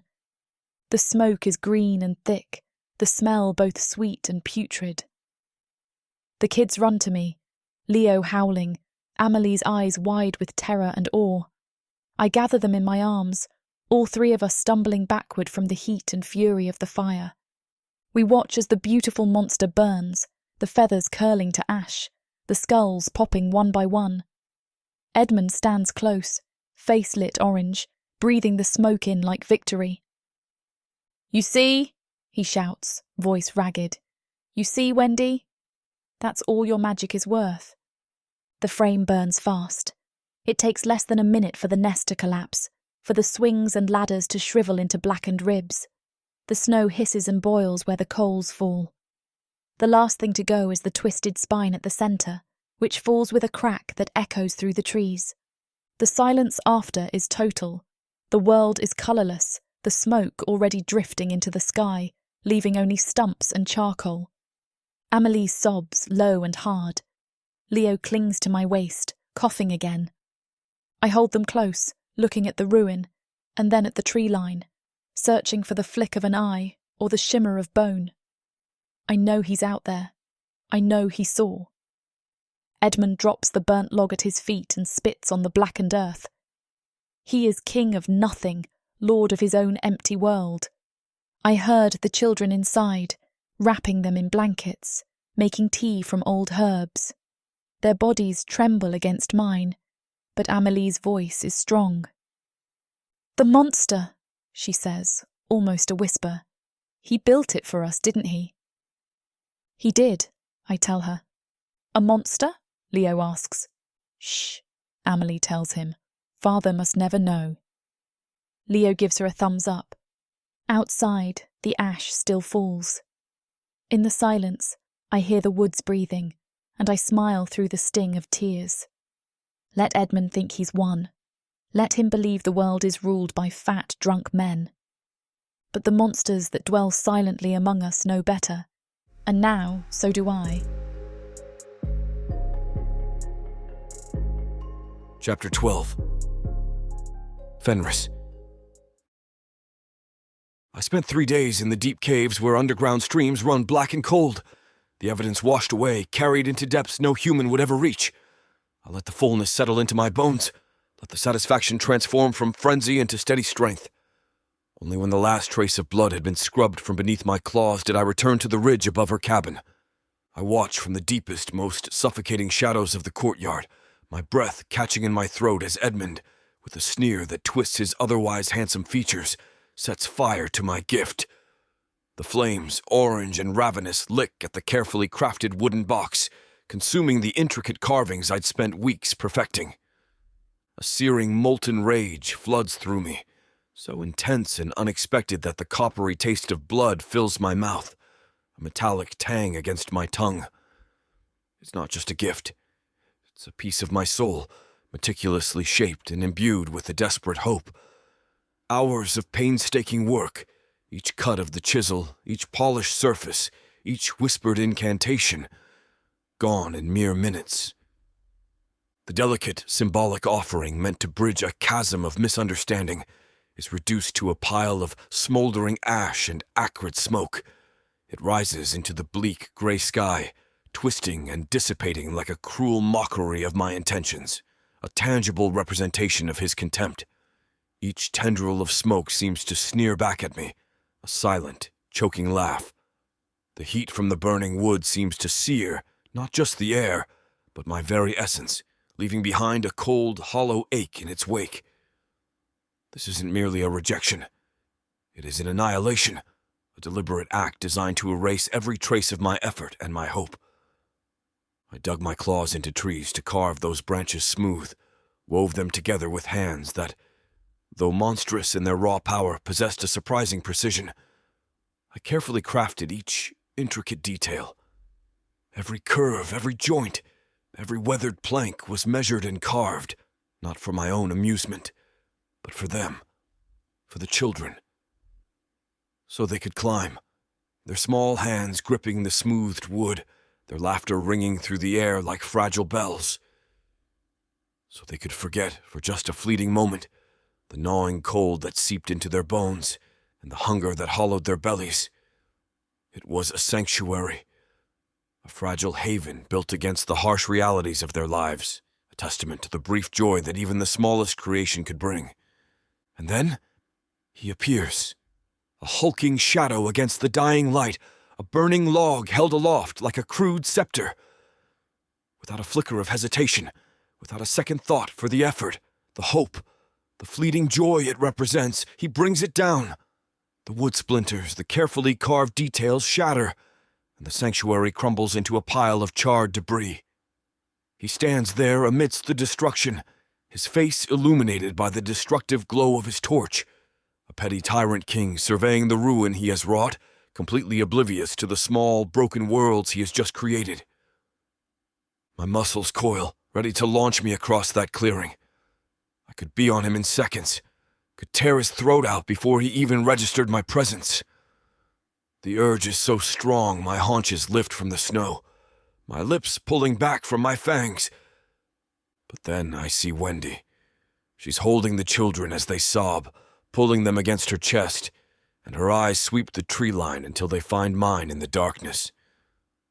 The anguish in her face is a physical blow, but it is the children's reactions that truly stop my heart. Leo is howling, a raw sound of pure childhood grief, but it is Amelie's expression that freezes the rage in my veins. Her eyes are wide not just with terror, but with a horrible, knowing awe. It is the look of a soul learning a terrible lesson, that anything beautiful can and will be destroyed by the whims of a cruel man. He is not just burning wood, he is burning the hope from their hearts, teaching them that joy is a provocation that will be met with fire. The full, crushing weight of my error descends upon me, a physical blow that leaves me breathless.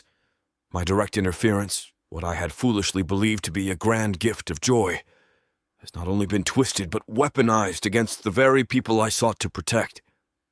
My attempt to bring them happiness, to mend the fissures in their lives, instead provided Edmund with a new, larger stage for his insidious tyranny, an arena to amplify their suffering.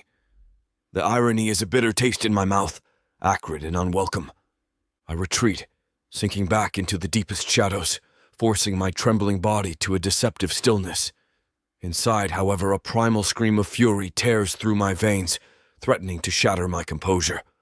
The last vestiges of the climbing frame, once a symbol of childlike wonder, collapse into a shower of glowing embers, each spark a testament to my monumental failure.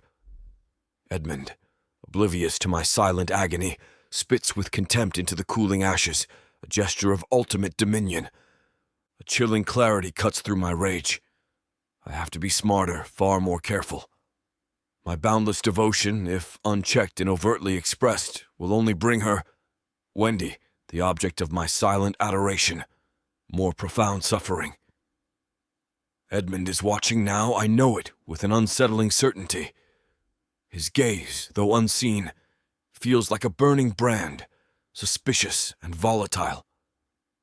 Any obvious gift, any overt act of kindness from me, would be instantly perceived as a threat, a challenge to his absolute control, and the repercussions for them, for her, would be catastrophic. My next move has to be subtle, unseen, a whisper in the wind rather than a thunderous declaration. Their very survival, her very peace, depends on it. That night, after the cabin falls dark and silent, I move through the forest gathering what I need. Firewood, yes. But this time, I stack it deep in the trees where only someone searching would find it. Food wrapped carefully in cloth, hidden in a hollow log near the path she takes when she ventures out. I cannot stop providing for them, cannot abandon them to Edmund's neglect. But I can be subtle. I can be patient. As I work, I remember the white winter bloom I gave her that night in the clearing, how her eyes had widened with wonder at something so delicate surviving in such harsh cold. An idea takes root, fragile but determined. Tomorrow I will leave her a trail only she will recognize.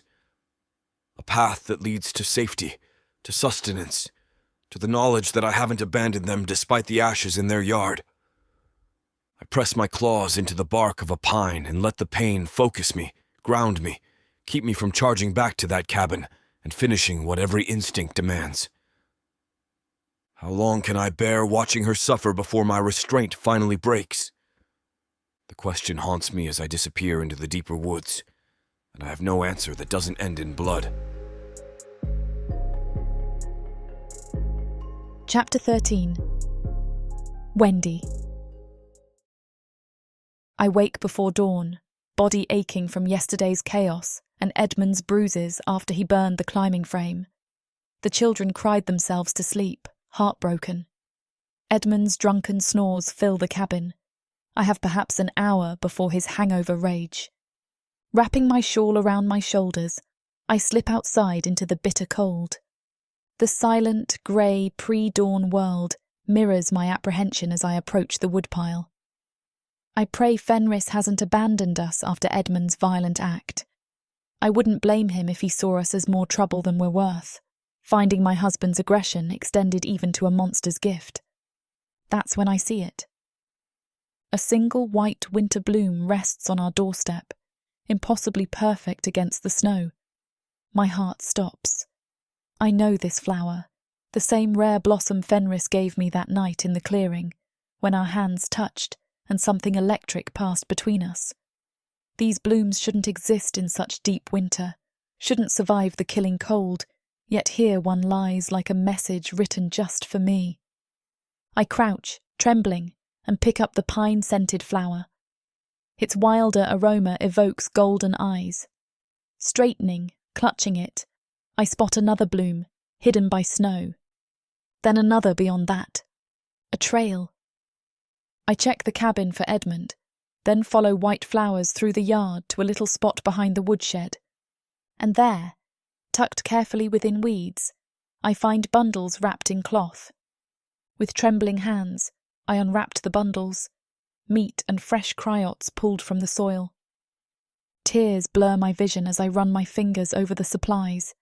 After yesterday, after watching Edmund burn that beautiful climbing frame, after seeing the hurt in my children's eyes, I thought perhaps Fenris would decide we weren't worth the risk, that he'd retreat back into the deep woods and leave us to our fate. But he hasn't. He's adapted, changed his approach to keep us safe. The walk back felt lighter despite the weight in my arms. As I emerged from the tree line, the first rays of sun painted the snow in shades of pink and gold. The cabin looked less like a prison, though I knew that illusion would shatter when Edmund woke. I work quickly, hiding the food beneath the loose floorboard near the children's sleeping corner, the one spot Edmund never bothers to check, because he's too drunk to notice the slight give in the wood. One white flower I tuck into my pocket, pressing it against my heart where I can feel it throughout the day. By the time Edmund stumbles from his corner, groaning and holding his head, I have hot bahru cooking over the fire, and the children are just beginning to stir. He's still drunk.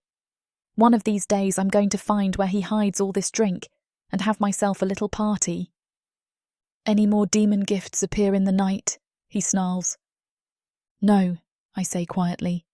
He watches me, his eyes, dark and unreadable, piercing through my own. The silence stretches, taut and uncomfortable, punctuated only by the crackling of the fire between us. He spits into the flames, the viscous glob sizzling as it makes contact. Good, he grunts, the single word dripping with a chilling finality. Now put the children under blanket. I'd like my stick sucked.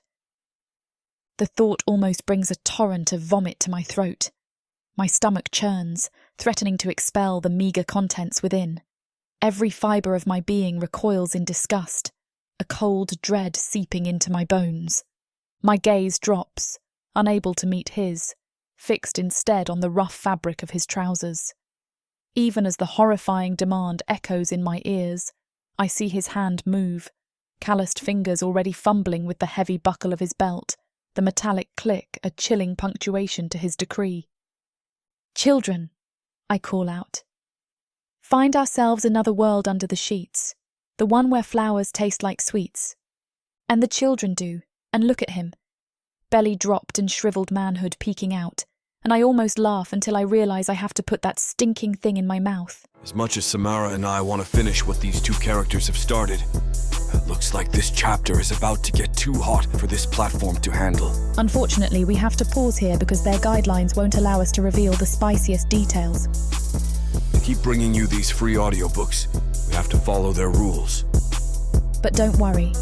You can experience the full, unabridged version over at worldsofprotheka.com, where the boundaries of passion and fantasy collide. Use code YouTube30 for 30% off any of our unabridged audiobooks set in the rich and immersive worlds of Protheka.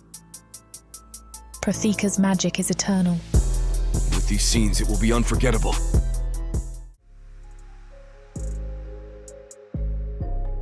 Chapter 14. Fenris. She kneels for him and I watch.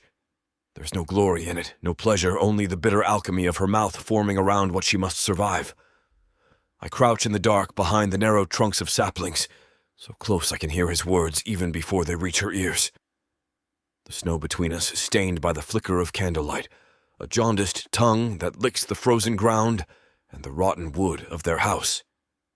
His hands are fists in her hair, his voice a low growl broken by the rhythm of his hunger, thrusting his manhood into her mouth. I cannot watch anymore. I run. There is nothing else. I run from the sight of her, from the stink of him, from the prison of my own skull. My feet punch holes in the snow, each stride a wound that will never heal. The woods are black as tar, no moon tonight, but I know every path, every twist of root, every hidden burrow and hollow tree. The branches whip at my face, splitting my lips, drawing blood that freezes before it falls. I do not slow. My breath is a wild engine, lungs burning, ribs expanding until I think I might burst. I want to feel nothing. I want to outrun the memory of her kneeling, the memory of what he does to her, the memory of all the things I cannot fix. I run until the world breaks apart into shreds, until the ache in my legs is brighter than the hunger in my gut. I run until the sky turns off all its light. At the top of the ridge, I stop. The lake spreads out before me, a dark glass holding secrets of a quiet world that has forgotten the hunger I bear. The cold breathes into the marrow of my bones, each exhale misting into the silence, a ghost slipping into the shadows of winter's breath. The tiny hut on the shore is no more than a dark blot against the whiteness, 4 figures seated within. Fishermen, simple men lost in their easy ritual of drink and laughter, a fragile thread of human life spun on the cusp of the dawn.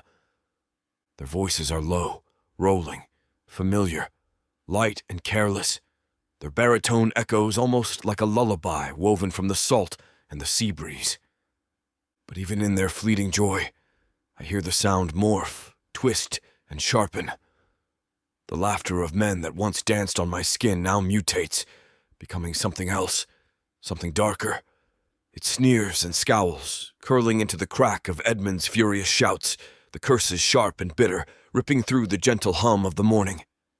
My ears catch every snarl and every scream, and something deep inside my chest clenches with memory, with pain. I cannot escape. The transformation begins in my mind, a slow erosion of control, a slipping thread that unravels with each second I listen. The harmony of water and wood, the serenity of ice and snow. These are the melodies of decay, of the storm building just beneath my skin. My muscles twitch and tense, bone bristling as primal instinct drags me from my place of silent observation. The rage brews, a white-hot core of fury, hunger, and longing. I feel the tide shifting, the flood of violence rushing up my veins, breaking free from restraint.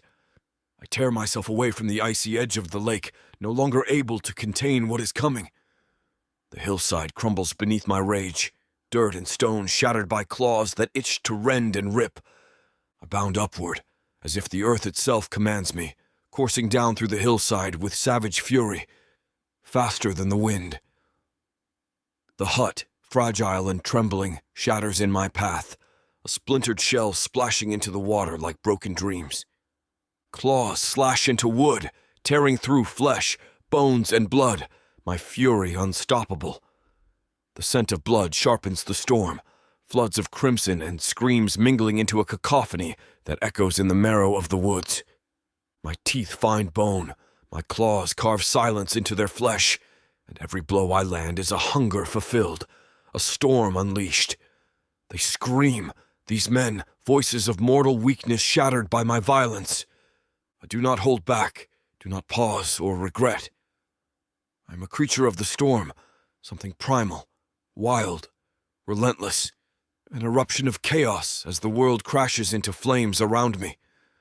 My muscles coil and strike, a force of nature that knows no mercy, no pain, only the satisfaction of release.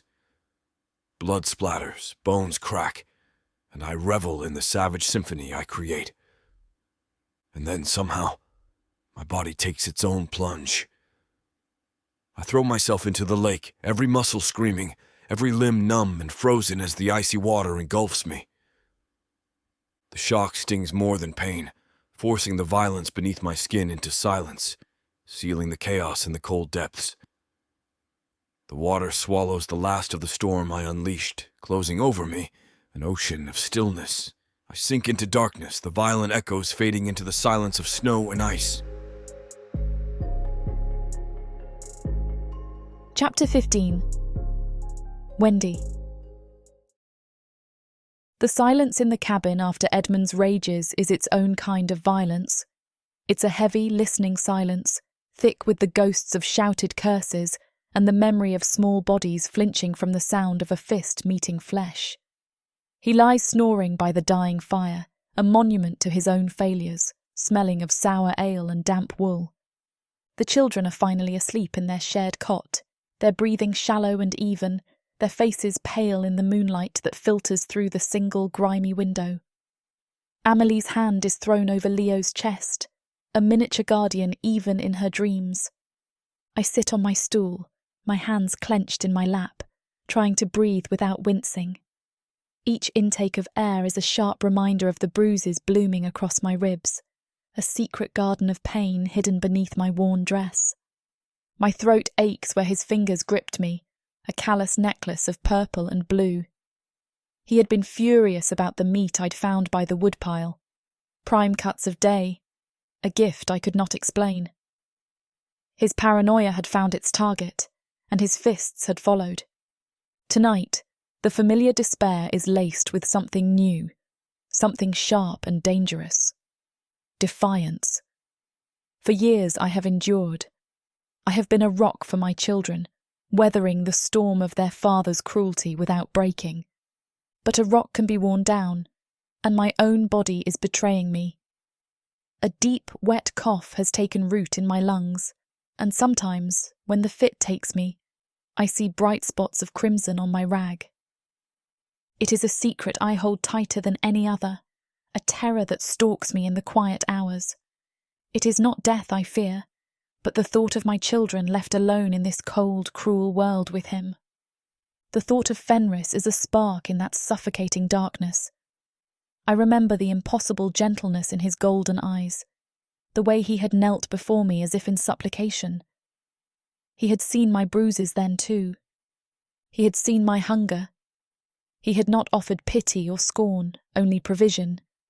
Only a quiet, watchful presence that made me feel seen for the first time in years. I have to see him.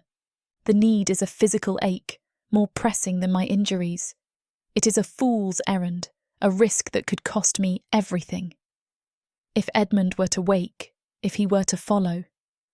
But the thought of staying here, of letting this silence swallow what little hope I have left, is more terrifying. Moving with a stealth born of long practice, I slip from my stool. I pull on my threadbare cloak and ease the cabin door open, flinching at the soft groan of the leather hinges. The blast of Arctic air is a shock, but I welcome it. It feels clean, pure.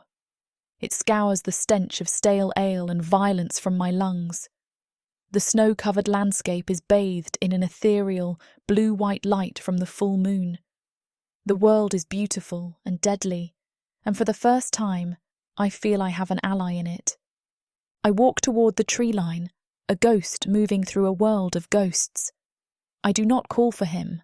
I do not need to. I feel his presence as surely as I feel the cold on my skin. He is waiting. He stands in a small clearing just beyond the first rank of ancient pines, a figure of midnight bone and starlight. He is larger than I remember, a towering silhouette against the snow, his sheer scale making the ancient trees seem small. I can see the coiled power in his stillness, a tension that speaks of the leashed rage I know he feels on my behalf. A part of me, the part conditioned by years of abuse, should be terrified. I am alone in the wilderness with a predator of immense strength, a creature of nightmare and legend. But I am not afraid. His golden eyes find mine across the distance, and I see no hunger in them. I see only a profound, echoing sorrow. He does not move toward me, but his gaze travels over my face, lingering on my split lip, on the shadows beneath my eyes, on the faint outline of the bruises on my throat peeking above the collar of my dress. He sees everything, and in his gaze I see my own pain reflected back, understood and mourned. That silent empathy is my undoing. It unlocks a door inside me that I have kept bolted for years. He found the meat you left, I whisper, my voice cracking in the frozen air. The words feel inadequate, small against the enormity of what passes between us. He doesn't understand kindness. He thinks it's a debt that will have to be paid. Fenris remains silent, but a low sound rumbles in his chest, a vibration of pure fury that I feel in my own bones. It is the sound of a gathering storm, of a beast pushed to the very edge of its restraint. I told him not to hurt the children, I continue, the words spilling out of me now, a torrent of confession. He didn't.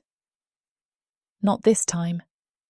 Only me, I touch my throat, and the gesture feels strangely detached, as if I'm describing an injury to a stranger. It's getting worse. His anger, the drinking, and I am so tired. My knees feel weak. The confession takes more strength than I have. I lean against the trunk of a pine, the rough bark digging into my back. Then the deeper secret, the one I've never spoken aloud, claws its way up my throat. I'm sick, I say, the admission barely audible. A fit of coughing seizes me, a harsh, racking sound that tears through the stillness of the forest. I press my fist to my mouth, trying to stifle it, but it's no use. When it passes, I am left gasping, my vision swimming with black spots. I'm afraid, I sob, the words finally breaking free. I'm so afraid I'm going to die and leave them with him. This is it, my final, most pathetic truth. I am a broken thing, used up and wasting away, and my only value lies in the shield my body provides for my children. Fenris moves then. He crosses the clearing in 2 silent strides, his massive form blotting out the moonlight. I flinch instinctively, my body tensing for a blow that my mind knows will not come. He stops before me, so close I can feel the heat radiating from his body, a furnace against the biting cold. He smells of pine and snow and wild, clean earth. He lifts one enormous hand, and I see the claws, long and black and sharp enough to split logs. They glint in the moonlight like shards of obsidian. My breath catches in my throat, but his movements are slow, deliberate, achingly gentle. He reaches toward my face, and with the tip of a single, lethal claw, he carefully hooks a strand of hair that has fallen across my cheek and tucks it behind my ear. The touch is whisper-light, the cold tip of the claw a shocking contrast to the warmth of his presence. He is so careful, so focused, as if this small, tender act requires all of his concentration. That impossible gesture of care shatters the last of my control. A sob tears from my chest, raw and ragged. Then another and another. The tears I have refused to shed for years stream down my face, freezing on my cheeks. I weep for my lost youth, for the love I never had, for the sickness eating me from the inside out, and for the terror of leaving my children. I weep for everything, right there in the snow, before this beautiful, terrifying monster. He does not touch me again. He simply stands before me, a bastion of silent strength, letting me break, letting the storm of my grief finally spend itself. When my sobs quiet to shuddering breaths, he speaks. His voice is a rumble that seems to come from the very heart of the forest. I will keep you warm. The words are a vow, a promise against the cold of winter, the cold of my illness, the cold of my life. He is promising me life. I look up into his luminous, ancient eyes, and I see my own future reflected there.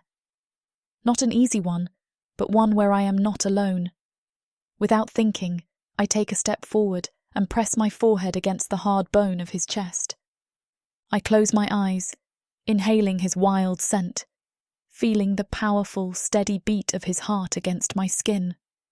For the first time in a lifetime, I feel safe. Chapter 16. Fenris. The rational part of my mind knows better, knows she chose him once, bore his children, wears his name like shackles around her soul.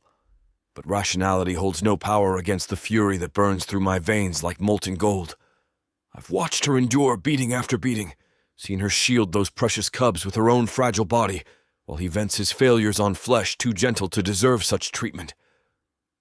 How much more? The question echoes through my thoughts like a death knell. How much more will you let him take before you act? But her words whisper through memory, desperate and pleading. Don't. Please, whatever you're thinking, don't. Even broken and bleeding, she protects him from my wrath. Why? I want to roar into the star-drunk sky. Why does she shield the hand that strikes her? Why does she beg mercy for the one who shows her none? The answer comes with cold clarity that cuts deeper than winter wind. She's not protecting him. She's protecting me. Knows that his blood on my claws would change everything between us, would transform her beautiful monster into the nightmare the village drunks describe in tavern whispers. She sees what you could become. Understanding floods through me like ice water in veins. Sees the killer lurking beneath the provider, and fears it more than his fists. The knowledge should comfort me, should prove that her wisdom exceeds my rage. Instead, it only feeds the growing certainty that patience has its limits. Each bruise he paints on her skin is a debt that accumulates interest. Each tear he wrings from her eyes, another entry in a ledger that will eventually demand payment. Soon I promise the darkness between us. When she no longer needs the protection of his name, when spring comes and other options present themselves, then I'll show him what monsters do to those who harm their own. For now, I hunt. The deep woods hold secrets older than human memory, places where winter's grip loosens just enough to let hardy souls survive. I know every deer path, every Suru warren, every secret grove where desperate creatures seek shelter from the season's cruelty. Tonight I hunt not just for meat, but for abundance, enough to fill her family's bellies until they can't remember what hunger tastes like. My claws find purchase on bark slick with ice as I climb toward the high meadows, where days sometimes venture despite the bitter cold. Large game, dangerous to take down alone, but worth the risk for the feast they'd provide. Let that drunken fool question where prime cuts come from. Let him rage and suspect and drink himself into paranoid stupors. She'll have what she needs regardless of his tantrums. The meadow spreads before me like a white canvas painted with moonlight, and there, grazing near the tree line where escape routes beckon, a young bull stands silhouetted against star-scattered sky. His antlers catch silver light like frozen lightning, and his breath mists white in air cold enough to shatter steel. Perfect. I circle downwind, letting predator instincts guide movement refined over centuries of successful hunts. No sound disturbs the night's stillness. No scent betrays my approach. I am death given form, patient as winter and inevitable as spring's return. The day never knows what strikes him. One moment he's pawing through snow, seeking buried grass. The next he's down with his throat opened and life bleeding crimson across pristine white. Clean. Quick. No fear to taint the meat with bitter hormones. For her, I remind myself as I work, sectioning the carcass with surgical precision. For the woman who calls me beautiful, who touches monsters with reverence instead of revulsion. But even as I prepare her gift, darker thoughts coil through my consciousness like smoke. She'll accept the meat with gratitude that makes my heart soar, will transform it into meals that put color back in her children's cheeks. But tomorrow or the next day, or the day after that, Edmund will find new reasons for violence, will paint fresh bruises on skin too pale, will teach new lessons about gratitude and obedience. "How many more times will you watch?" the voice demands. "How many more beatings will you endure before patience becomes complicity?" The question has no answer I'm prepared to give. Not yet. But the debt continues to accumulate, and debts, especially those written in a beloved's blood, always come due eventually. I drag the section day toward the cabin, leaving choice cuts arranged where she'll find them come morning. Not on the porch this time, too visible, likely to trigger Edmund's paranoid rage. But near the woodpile where her searching eyes will discover them, where grateful hands can gather what I provide. The windows glow amber against winter darkness, and through frost-etched glass, I can see her moving with the careful precision of someone whose body carries fresh pain. Each step is calculated not to jar bruised ribs, each breath measured to avoid the sharp agony that comes with damaged flesh. She turns, firelight illuminating the purple flowers on her throat, a brutal necklace marking his claim. My claws extend involuntarily, seeking something to rend and tear. My promise to her is the only thing that keeps me rooted to this spot, the only anchor against the tide of fury that demands I go to that cabin and end him. As I watch, little Amélie approaches her, tugging on her skirt. I see Wendy flinch and instinctively pull the collar of her dress higher, a small, desperate gesture to hide the evidence of her husband's lesson. But the child is too observant. Amélie's eyes fix on the sliver of bruised skin still visible, and her small face, a perfect mirror of her mother's, hardens with a silent, 6-year-old's understanding. Her hand lifts, her tiny fingers gently touching her own throat, a gesture of shared pain that shatters what little restraint I have left. He is not just hurting Wendy, he is forcing their children to become witnesses. He is teaching them to recognize the shape of his violence, poisoning their innocence with a knowledge no child should possess. The rage that burns through me is no longer just for my mate, but for the cubs he is systematically breaking. Each bruise he paints on her skin is a debt that accumulates interest. Each tear he wrings from her eyes, another entry in a ledger that will eventually demand payment. The windows glow amber against winter darkness, and through frost-etched glass, I can see her moving with the careful precision of someone whose body carries fresh pain. Each step calculated not to jar bruised ribs, each breath measured to avoid the sharp agony that comes with damaged flesh. Beautiful, I think, despite the violence painted across her skin. Brave and gentle and utterly wasted on that brute who can't see her worth. She pauses in her work, one hand pressed to the window as if she can feel my watching. For a heartbeat that stretches into eternity, I imagine her seeing me clearly, not through glass darkly, but face to face in all my monstrous glory. Imagine her choosing to step outside despite the cold, despite the danger, despite every instinct that should send her fleeing. Imagine her saying the words I long to hear. Stay with me, protect me, love me as I am learning to love you. Dreams, I tell myself sternly, pretty fantasies that have no place in the harsh reality of winter's grip. But dreams have power, especially when they taste of possibility instead of impossibility. And each night she ventures into darkness seeking me. Each gentle touch she offers my monstrous form. Each whispered word of gratitude. All of these feed dreams that grow stronger with each passing hour. Mine, I whisper into the wind that carries the scent of snow and distant fires. Whatever it costs, however long it takes, She will be mine. The cabin's door opens, and she appears wrapped in that pathetic cloak, her breath misting white in air that bites with winter's fangs. She doesn't call out this time, doesn't search the tree line for signs of my presence. Instead, she simply stands in moonlight and waits with the patience of someone who knows she's not alone anymore. I'm here. I want to rumble across the distance between us. Always here, always watching, always ready to be whatever you need me to be. But the risk is too great with that drunken fool sleeping just yards away. Better to remain hidden, to let her know through gifts and glimpses that her guardian keeps faithful watch. Tomorrow I'll risk closer approach, and I'll test whether the connection between us can survive daylight's harsh revelations, or if dawn will steal her courage and leave only the memory of beautiful madness. I content myself with watching over her small domain, with being the shadow that ensures no harm comes to what I've claimed as mine. Soon, I promise again, settling into patient vigil.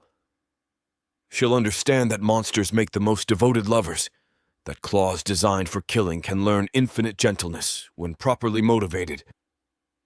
She'll choose the creature who worships her over the man who wounds her. Soon she'll be mine completely. Chapter 17. Wendy.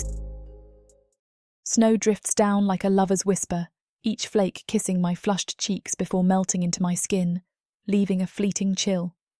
The pine boughs sway above, their sharp, resinous scent mingling with the crisp bite of winter air, stinging my nose. This forest isn't just a hideout from Edmund's bruising fists anymore. It's a wild, sacred place where my fractured soul aches to be pieced back together, raw and unapologetic. I stand in the grove, my thin dress plastered to my bruised body, clinging like a second skin. Every inch of me hums with a hunger I've only just dared to name, a pulse of need throbbing low in my belly. Fenris looms before me, his 7-foot frame a shadowed tower of bone, his ram-like horns catching the moonlight, his golden eyes blazing with a possessive fire that makes my thighs quiver and my breath catch. "You're here," I murmur, my voice thick with longing, no hint of the fear that once held me back. I step closer, snow crunching under my boots, the cold seeping through the soles and nipping at my toes. His scent hits me, wild, musky, like rain-soaked earth after a storm, and it floods my lungs, making my chest tighten. I need you, Fenris. I want you to claim me. This scene is about to get too steamy for this platform's comfort. As much as we'd love to keep going, the guidelines say we need to stop here. To continue releasing these free audiobooks on this platform, we've got to play by the rules. The passion doesn't end here. Visit worldsofprotheka.com to hear the full, uncut version of this fantasy romance, and every daring moment that YouTube can't handle. Use code YouTube30 for 30% off unabridged audiobooks in the Worlds of Protheka. Don't let YouTube hold you back. Immerse yourself in a world of magic, danger, and unfiltered passion. Protheka's magic is eternal. Listen unabridged and you'll never want to go back. "You're mine," he growls, his voice softer now, laced with a tenderness that makes my heart ache. "Yours," I whisper, my body quaking with aftershocks, my skin tingling from his touch, my heart full. Always.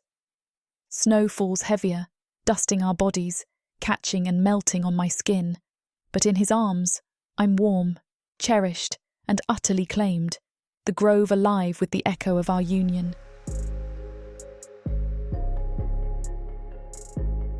Chapter 18.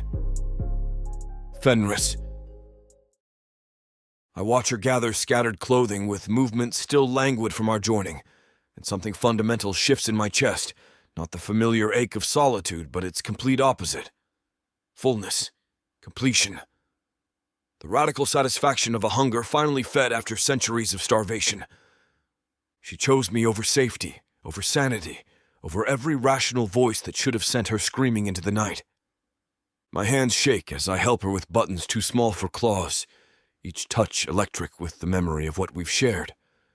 Her skin still bears the flush of pleasure, pink as dawn across winter snow. and the sight makes something primitive and possessive roar to life in my chest. Mine. Not just the words spoken in passion's heat, but truth carved deep into bone and sinew. She belongs to me now in ways that transcend flesh, in ways that make the very air between us sing with recognition. I have to go back, she whispers, though her body curves toward mine like flowers seeking sunlight. The children will wake soon, and Edmund. The name tastes like ash and bitter herbs, calling up images of that drunken waste of flesh sleeping off his latest bout of self-pity, while his wife finds salvation in a monster's arms. How easy it would be to end him tonight, to pad silent through winter darkness and teach him what happens to those who harm what belongs to me. But her fingers trace the line of my jaw with gentleness that stays in my hand, reminding me that she sees beauty where others see only death.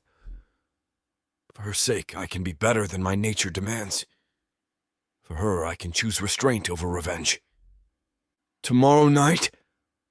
The question emerges rougher than intended, weighted with need that makes my voice crack like ice under pressure. Yes. No hesitation, no fear, only the quiet certainty of someone who has found her other half in the most impossible place. Always yes, if you'll have me. If I'll have her. As if there exists any reality where I could let her go. Any universe where this connection could be severed without tearing my soul from its moorings. I gather her against my chest one final time, breathing in the scent that's become necessary as air itself. Vanilla and wood smoke, the green smell of growing things, and something uniquely hers that makes every protective instinct I possess flare to blazing life. She smells like home. The realization hits with stunning clarity, like the one place in all the world where I belong. I love you. The words escape before I can call them back, raw and honest, as winter wind through bare branches. 3 syllables that remake the world, that transform the beast into a devoted servant of something infinitely precious. Her eyes widen, green as spring leaves in morning sunlight, and for one terrible moment I think I've destroyed everything with my honesty. But the declaration is too much, too soon, too impossible for mortal hearts to bear. Then she rises on her toes and presses lips still swollen from my kisses to my mouth. I love you too, she breathes against my fangs. God help me, I love you too. The words hit like lightning, electric with power that sets every nerve ablaze. She loves me. This magnificent, brave, utterly perfect woman loves the monster that should have devoured her, sees something worthy of devotion in claws and bone. Never again, I swear silently as she steps back with obvious reluctance. Never again will she return to that cabin, to that man who cannot see what treasure he possesses. Tonight was the last time she walks away from me. I escort her to the forest's edge, close enough to see the amber glow of windows, but far enough to avoid detection. Each step feels like acid in my veins, every yard of distance a small death that leaves me hollow and aching. This is wrong. Every instinct screams. Mates don't separate. The claimed don't return to their captors. This goes against everything natural and right. But she has duties I cannot yet replace, responsibilities that bind her to a life I'm still learning to navigate. The children need their mother's presence, even if that means sharing her with a man who doesn't deserve to breathe the same air. For now, I tell myself as she pauses at the tree line, looking back with eyes that hold promises and regrets in equal measure. For now, I'll let her go. But not for long. Be safe, I rumble across the distance between us. Be careful with what belongs to me. Her smile could light the darkest winter night, could melt glaciers with its radiance. I will. Dream of me. Dream of her, as if I could do anything else, as if she hasn't become the only thought that matters in a mind suddenly too small to contain such vast devotion. Always, I promise, and watch her slip through shadows toward the cabin where mundane life waits, with its 1,000 small cruelties. The urge to follow, to position myself beneath her window and stand guard until dawn, is almost overwhelming. But such behavior would only feed Edmund's suspicions, would endanger the fragile balance we're building towards something sustainable. Patience, I counsel myself, though every cell in my body screams protest. Patience and planning and the certain knowledge that what was joined tonight can never truly be severed. I retreat deeper into the forest's embrace, but not to hunt, not to sleep.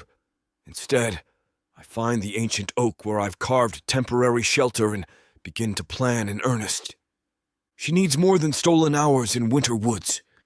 Needs security, safety, a place where her children can grow without fear, and she can heal from years of accumulated damage.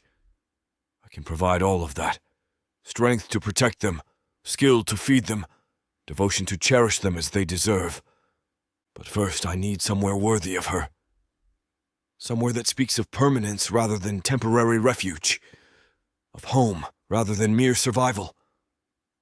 The cave system I've inhabited for decades suddenly seems insufficient. Too rough, too wild, too much the lair of a solitary predator rather than the home of a family. She deserves better. They all do. Build her a palace, the possessive voice purrs. Carve it from living stone. Warm it with fires that never die. Fill it with every comfort this harsh world can provide. The idea takes root with stunning speed, growing from fantasy to plan to burning necessity in the space between one heartbeat and the next. I know these mountains, know secret places where hot springs bubble up from the earth's depths and natural chambers wait to be shaped by patient hands. Yes, the certainty blazes through me like forge fire. A home worthy of her, hidden from the world but perfect for the family we'll build together. But such work takes time, and winter won't last forever.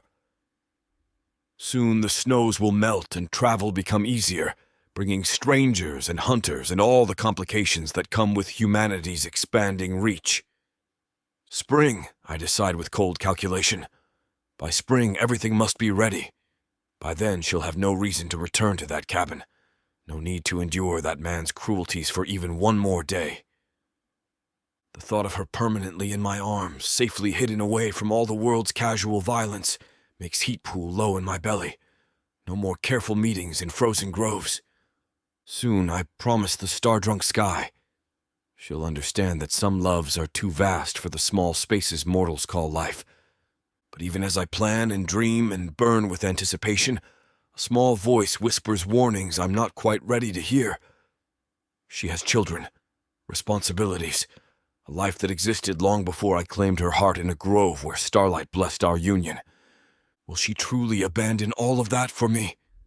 Doubt creeps in like winter fog. Will she choose the monster over the familiar, no matter how much pain that familiarity contains? I push such thoughts away before they can take root. Tonight she chose me. Tonight she whispered love against my lips and meant every syllable. Tonight she gave herself completely, holding nothing back despite every rational reason to flee. That has to be enough. That has to be the foundation from which all else grows. Tomorrow I promise the darkness that suddenly feels less empty. Tomorrow I begin building the life she deserves, the home our love demands. But for now I content myself with the taste of her still burning on my tongue, with the scent of our joining that clings to me like the finest perfume. The echo comes back changed, carrying her voice across an impossible distance. Yours. Chapter 19. Wendy. The cabin's warmth is welcome after the winter air, but it's nothing compared to the chill that settles in my bones when I see Edmund waiting by the dying fire. Not passed out in his chair as usual, not lost to drink-sodden dreams, awake, alert, and radiating the kind of cold fury that precedes violence. He doesn't speak as I slip through the door, and doesn't acknowledge my whispered greeting.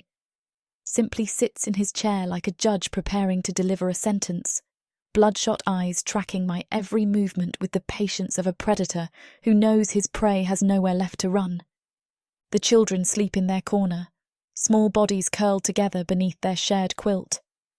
At least they're safe for now, lost in dreams that hold no knowledge of the storm about to break over our small sanctuary. You're late. His voice cuts through the silence like winter wind, sharp enough to draw blood. Later than usual for your midnight walks. I keep my voice steady.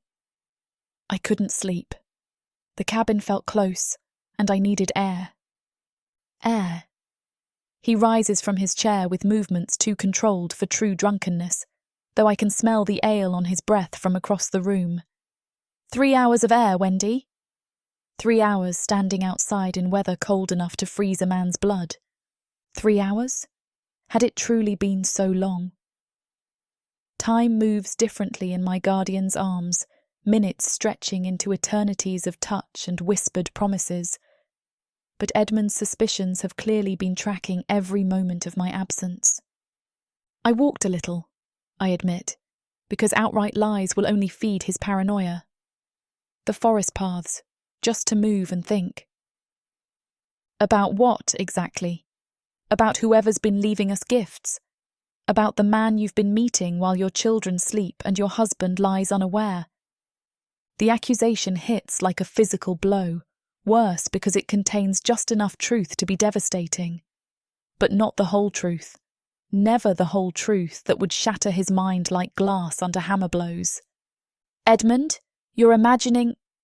Don't. The word cracks across the cabin's warmth like a whip. Don't lie to me anymore. Look at yourself, Wendy. Look at your clothes, your hair. You've got snow melted into your cloak and pine needles in your hair, and your lips. He trails off, but his eyes fix on my mouth with the intensity of a man finally seeing proof of his worst suspicions. Do I still taste of wild honey and starlight? Can he see the evidence of kisses that remake the world written across features I can't seem to control? Your lips are swollen like you've been well kissed. His voice drops to a whisper more terrifying than any shout. Well used by hands that aren't your husband's. The children stir at the venom in his tone, Amelie's eyes fluttering open to focus on the tableau unfolding in our small sanctuary. I step sideways, positioning myself between them and their father's growing rage. You're drunk, I say quietly, though we both know it's not entirely true. You don't know what you're saying. Drunk? He moves closer, and I can see the calculation behind his fury, cold, controlled, infinitely more dangerous than his usual mindless violence. Maybe, but not too drunk to recognise a hussy when I see one.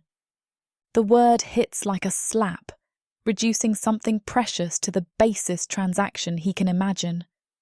But worse than the insult is the way Leo whimpers from his corner, the sound of innocence confronting cruelty beyond his understanding. The children, I whisper, desperation making my voice crack. Edmund, please, not in front of the children. The children? His smile could freeze water in high summer. You mean the children you abandon every night to spread your legs for whoever's been feeding us? The children who have to watch their mother act like a common tavern woman? Stop, I snap. Stop this poisonous talk. You're frightening them. But he's beyond reason now, beyond the careful boundaries that have kept his worst impulses in check. His hand moves faster than thought, catching my cheek with a crack that snaps my head sideways. Stars explode across my vision, bright and immediate, while the bitter taste floods my mouth. Don't you dare tell me what I can say in my own home. His fingers tangle in my hair, jerking my head back with force that brings tears to my eyes. Don't you dare play the innocent when you smell like another man's touch. Another man. If only he knew how far from the truth his assumptions have strayed, how impossible the reality would be for his limited understanding to process. But explaining would only make things worse, would turn his crude suspicions towards something even more dangerous. Amelie sits up in her corner, green eyes wide with the kind of terror that cuts deeper than any physical pain. Leo clutches his wooden horse against his chest, small body trembling with confusion and fear. Please, I try again, tasting blood where my teeth cut the inside of my cheek. Whatever you think I've done, whatever you believe, The children don't need to see this. The children need to learn what happens when mothers forget their place. His grip tightens, and I feel strands of hair tear loose from my scalp. Need to understand that some betrayals carry prices that can't be paid with pretty words and crocodile tears. He releases me with a shove that sends me stumbling backward, catching myself against the wall with palms that scrape against rough wood. But the physical distance doesn't diminish the threat radiating from him like heat from forge fire. "I know you've been meeting someone," he continues, stalking closer with the predatory patience I've seen him use when hunting. "Know you've been trading your body for the gifts that keep appearing. The question is who?" My mind races, searching for explanations that might satisfy his paranoid certainty without revealing truths that would destroy us all. But every story I consider crumbles under the weight of evidence he's already gathered, the timing of my absences, the impossible bounty that appears without explanation, the changes in my appearance that speak of joy rediscovered. "Is it Garrett from the trading post?" His eyes glitter with malicious satisfaction as he watches terror flicker across my features. "Thomas the miller's son? Some trapper passing through who thinks my wife is worth a few dead Surus." Each name he speaks makes my stomach clench with fresh horror, not because any of them hold truth, but because I can see him working toward a conclusion that will endanger innocent men along with the creature who actually holds my heart. "There's no one," I whisper. "Edmund, I swear to you—" "Swear?" His laugh could shatter glass. "On what? On the marriage vows you've already broken? On the children you abandon for your midnight adventures? On the God who must be looking down in disgust at what you've become?" The accusations pile up like stones, each one designed to wound where bruises won't show. But beneath the personal attacks, I hear something even more terrifying. The methodical patience of a man planning violence that goes beyond his usual drunken rages.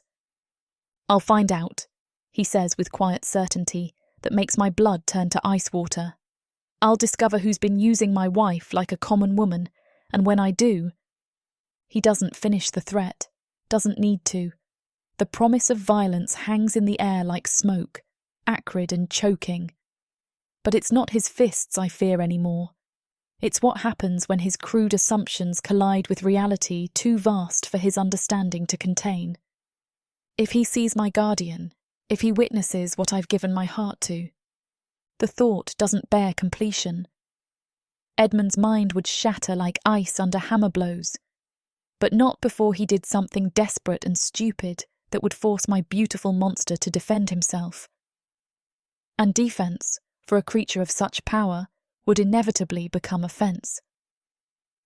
"The children are watching," I say quietly, because it's the only argument that's ever held any weight with him. "Whatever you think of me, whatever punishment you believe I deserve, they don't need to see it." For a moment, something flickers in his bloodshot eyes. Not mercy exactly, but awareness of the audience his fury has forgotten. Amelie huddles in her corner like a small ghost, while Leo's silent tears track down cheeks too young to understand the complexities of adult cruelty. "Get them back to sleep," he orders, but his voice lacks its earlier venom. "Then we'll finish this conversation properly." Properly. The word makes my skin crawl with anticipation of violence to come. But at least it buys time, gives me precious minutes to think and plan and pray to gods who've been notably absent from our struggles. I move toward my precious ones with steps that feel steadier than they have any right to be. Whatever happens next, whatever price Edmund's suspicions demand, I'll face it with the knowledge that somewhere in the darkness beyond our walls, golden eyes keep faithful watch. He loves me. Whatever comes, whatever storms we must weather, that truth remains unshakable. Some loves are worth any price, and connections transcend the small violences that make up mortal existence. I let Edmund rage and suspect and threaten. Let him paint my flesh with new bruises and fill our small space with his poison. It changes nothing. I have been loved by something beautiful, I have tasted paradise in a monster's arms. Everything else is just winter wind, harsh while it lasts, but ultimately powerless against spring's inevitable return. Earth is pretty much a desolate wasteland since the orcs came over from Protheka, and being a woman, the best you can hope is to be someone's property. Now, after my curvy body catches Korthar's eye, he'll claim me, and I'll serve him, in any way he pleases. You're mine now. Listen to this story and more when you get the complete Orc Warriors of Protheka audiobook and ebook bundle. 40 books, 19 audiobooks, 19 ebooks. You even get 1 free novella and 1 free audiobook. All for a shocking 90% off. Protheka's magic is eternal, and the complete Orc Warriors of Protheka bundle will bring over 100 hours of that magic to you.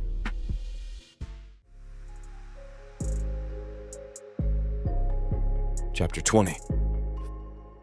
Fenris. The forest is mine again, but it is not the same. The ancient silence that once echoed my own solitude now feels different, charged with the memory of her voice, the ghost of her warmth. I move through the pines with a new purpose, the scent of her still clinging to my lips like a prayer. I love you too. The words are a brand on my soul, a fire in my blood that makes the winter night feel like a summer dawn. Each prints my paw makes in the snow is a step toward the home I will build for her, for us. I find my usual watch post on the ridge overlooking the cabin, a place of strategic advantage that now feels like a sacred vigil. The amber light spills from its window, a fragile beacon in a world of darkness. I watch her slip from the tree line, a small, courageous figure wrapped in a threadbare cloak. My heart, an organ I once thought capable of only predatory rhythms, aches with a fierce, protective tenderness. She's returning to her cage, but she does not go as a prisoner. She goes as a queen in exile, carrying our shared secret like a hidden crown. Then, a shadow detaches itself from the cabin's door frame. Edmund. He was not passed out in his chair. He was waiting. I cannot hear his words from this distance, but I do not need to. I can read the language of his body, the rigid set of his shoulders, the way he blocks her path with a deliberate, proprietary stillness. This is not the stumbling aggression of a drunk. This is the cold menace of a jailer confronting an escapee. I watch Wendy flinch, her small frame made even smaller by his looming presence.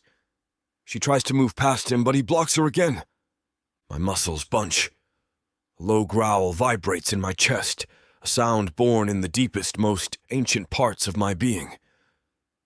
Every instinct screams to descend, to tear the obstacle from her path, to remind him what happens when a lesser male challenges the claim of an alpha. Then I see his hand move in a blur. The sound that follows cuts through the frozen air like breaking ice. A sickening sharp crack. Her head snaps to the side. He has struck her. The world narrows to a pinprick of red. The trees, the snow, the distant stars, they all vanish, consumed by a surge of primal, killing rage. But through that red haze, my heightened senses pick up another sound, a tiny echo of his violence from within the cabin. A soft, choked whimper. One of the cubs. The sound of their terror is a douse of ice water on the fire in my blood. I'm already moving, my body coiled to launch down the ridge, a black avalanche of fang and claw, ready to paint the snow with his lifeblood. But I stop, the cub's whimper holding me in place more effectively than any chain. I force myself to look again, to see beyond the rage. I see Wendy, her hand pressed to her cheek, her posture not broken but defiant. I see Edmund, his stance one of cold, calculating interrogation. A mindless attack now would be chaos. I see it clearly. Wendy's horror, the children screaming, a home painted in blood. I would have saved her from him, only to become a new nightmare in their lives. The hot rage recedes, not vanishing, but cooling, hardening into something far more lethal. It transforms from a forest fire into a glacier, immense, unstoppable, and utterly cold. The most dangerous predators do not roar. They watch. They learn. They wait for the perfect moment to strike. Edmund shoves her inside the cabin and slams the door, plunging the scene back into silence. The light in the window remains, but it feels different now, tainted by the violence it illuminates. The immediate threat has passed, but the war has been declared. I stay on the ridge long after, the cold seeping into my bones, but I do not feel it. My mind is working, replaying the scene, analyzing the movements of my enemy. My previous restraint was born of a promise to her, a desire to keep the beast she called beautiful from becoming the monster she feared. It was the restraint of a guardian. This is different. This is the restraint of a hunter. A mindless attack would be easy. I could be at the cabin in seconds, could tear the door from its hinges and rip him apart before he could even scream. But the aftermath would be chaos. I see it clearly. Wendy's horror, the children's terror, the blood and the screaming. I would have saved her from him only to become a new nightmare in her life. No. To protect her fully, I must be more than a beast. I must be a strategist. I must choose the moment that makes my actions not an attack, but a rescue, a liberation. She must see me save her, not just see me kill him. I retract my claws from the ravaged earth and rise to my full height, the cold certainty settling over me like a shroud. I will not let my rage dictate my actions. I will let my love guide my fury. He has made his move. He has asserted his claim with violence. He has shown me what he is. Now, he will get one more chance to do it again. I turn away from the cabin and melt back into the forest, the silence my shield, the darkness my ally.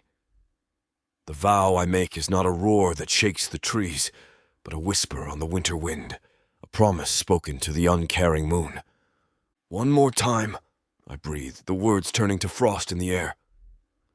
You get one more time to touch what is mine, and then I will tear you apart. Chapter 21. Wendy.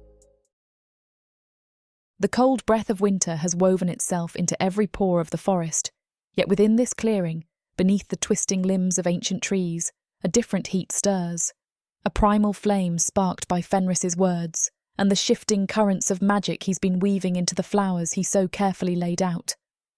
I stand rooted in place, breath shallow, heart a frantic rhythm that feels both dangerous and inevitable. The snow beneath my feet whispers softly with every step I take closer to the mystery at hand, a silent witness to the old power awakening in the depths of this sacred ground.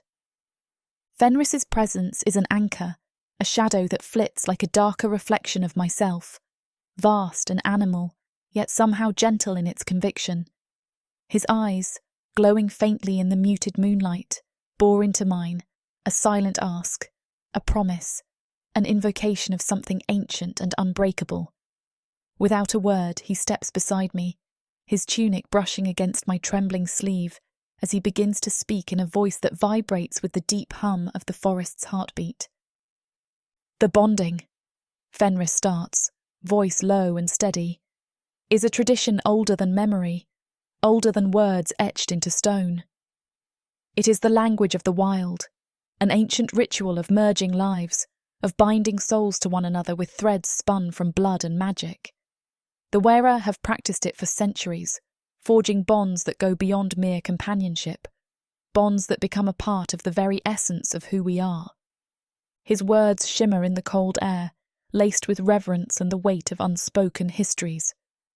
I listen, caught between awe and apprehension, sensing the gravitas in his tone as he continues. This ritual, these flowers, each one is alive with the magic I've woven into them, a part of the bond I've been nurturing, silent but steady, in the shadows of our worlds.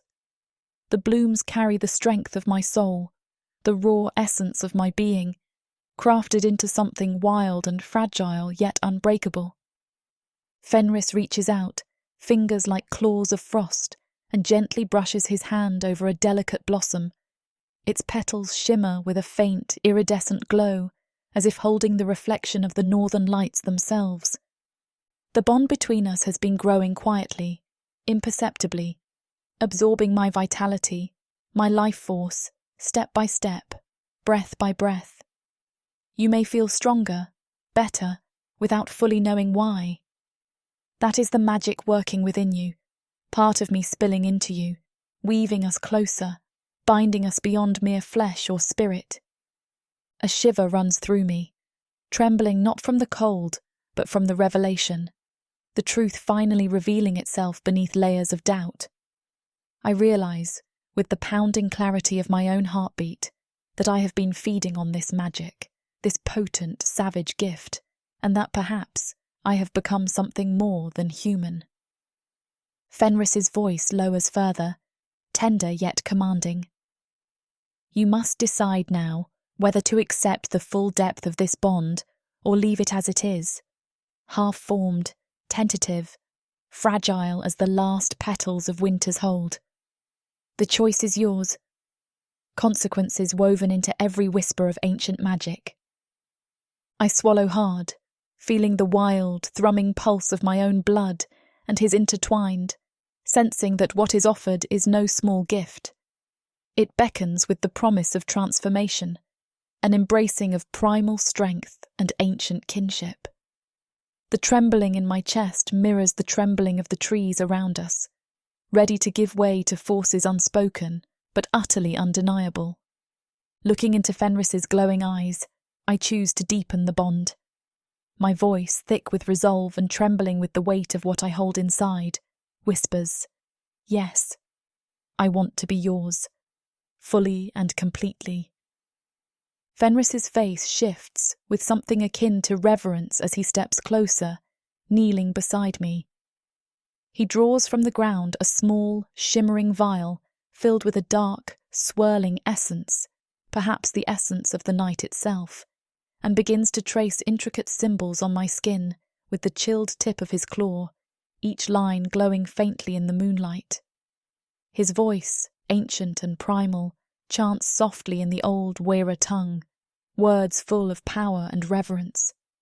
The symbols shimmer and ignite as he speaks, the magic responding, wild and furious, wrapping around us like a living serpent of frost and fire. A surge of heat and darkness spirals through the clearing as our souls begin to merge, the very air shimmering with the weight of this ancient magic. I feel the sacred symbols etching themselves into my flesh, glowing silver, warming even in the chill, binding us with unbreakable threads forged in blood and starfire. The snow whirls around us, dancing in wild patterns, caught in the fury of the magic as the northern lights ripple overhead, their icy glow illuminating a moment suspended between worlds. A fragile, fierce act of binding that shapes our futures beyond mere survival. And in this instant, I know, I am no longer merely myself. I am something more, something fierce and eternal, woven into the primal fabric of the wild. As Fenris's voice finally falls silent, and the magic settles into a heavy, pulsing silence, I press my hand to his chest, feeling his heartbeat, a thunder, a promise, a challenge to whatever darkness awaits. Our shared silence echoes, strong and unbreakable, beneath the celestial dance above. Chapter 22.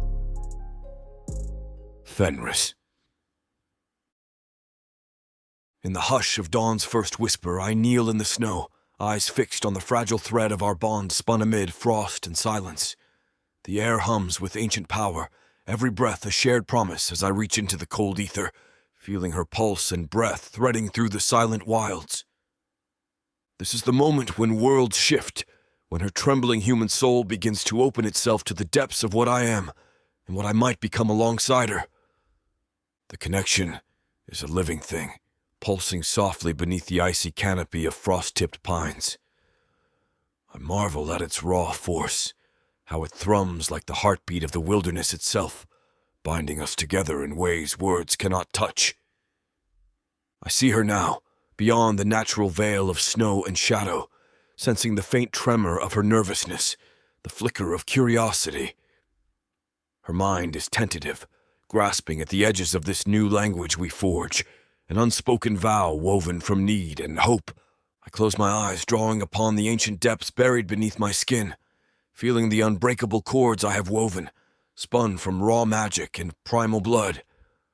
My mind whispers to her in a language older than memory, a sacred lullaby carried by wind and frost. I urge her to let her spirit expand, to listen, to open herself just enough to feel how our threads entwine, how her fear can be shared, how her strength can grow from this delicate beginning. Feel the power of it, I say softly, my voice deep and steady, reverberating through the frozen silence of the ancient forest. The air itself seems to hum with an unseen energy, a vibrant current that mirrors the thrumming in our own veins.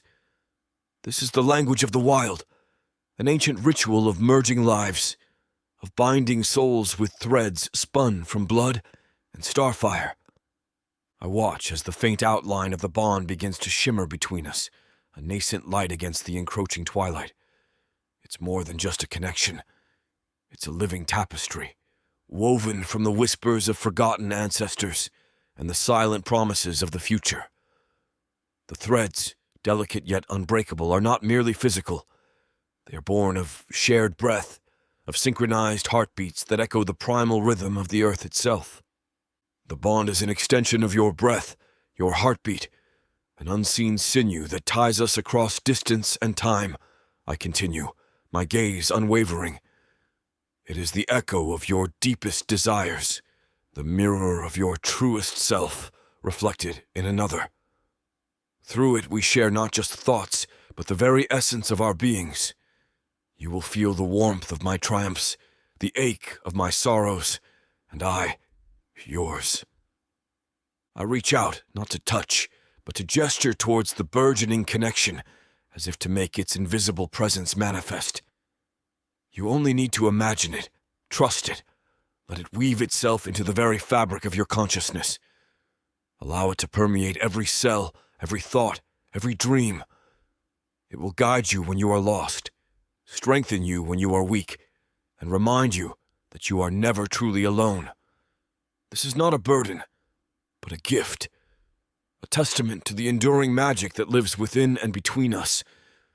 I watch her expression, small and trembling beneath the layers of frost and shadow, her eyes flickering like broken stars. Her hesitant efforts ripple through the connection, a fragile, trembling touch. I can feel her concentration, the tremor of uncertainty that dances just beneath her skin, a mirror to the way her body still aches from the weight of days uncounted. Call me, I whisper, voice husky with the weight of centuries.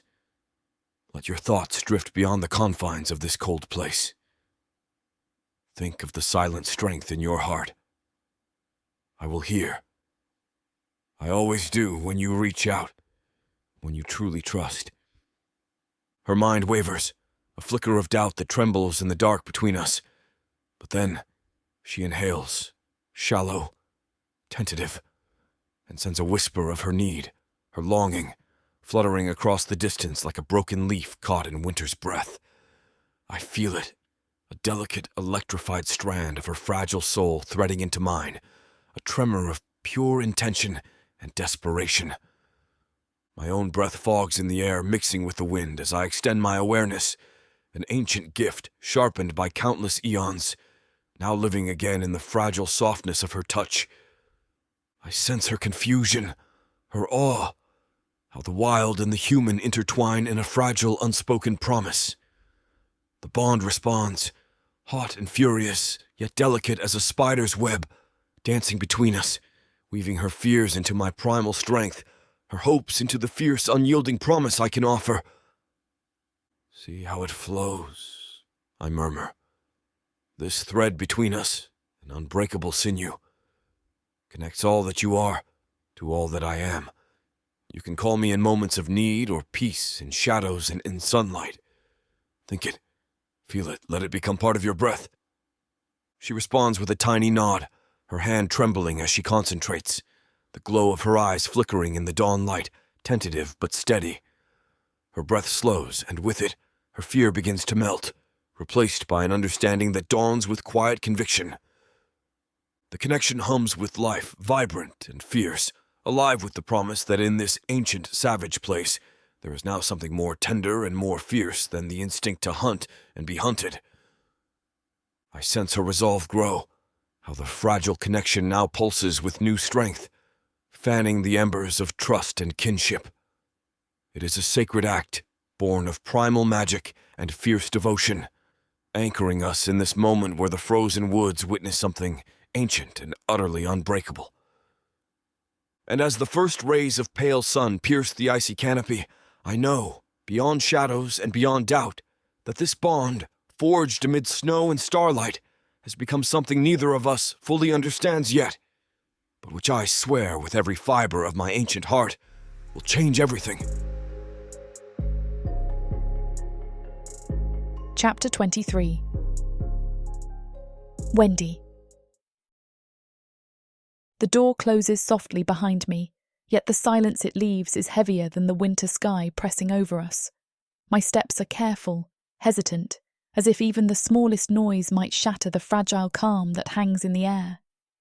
Every breath I draw feels thick, caught somewhere between relief and the sharp sting of guilt gnawing at my insides. My body is tense, muscles coiled tight beneath the thin fabric of my patched dress, trembling from a mixture of cold and the frantic war within my mind.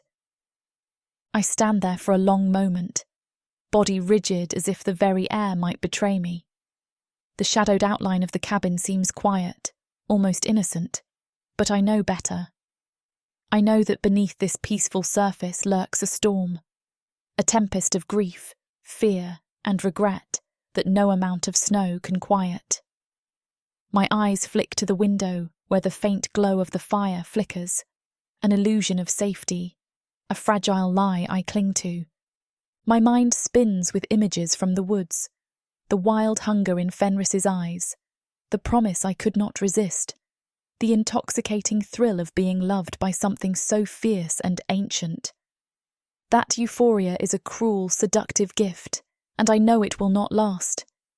It hangs on the edges of my consciousness, twisting like a thorn in my heart, warning me that every moment I linger in that magical primal space is one stolen from my children.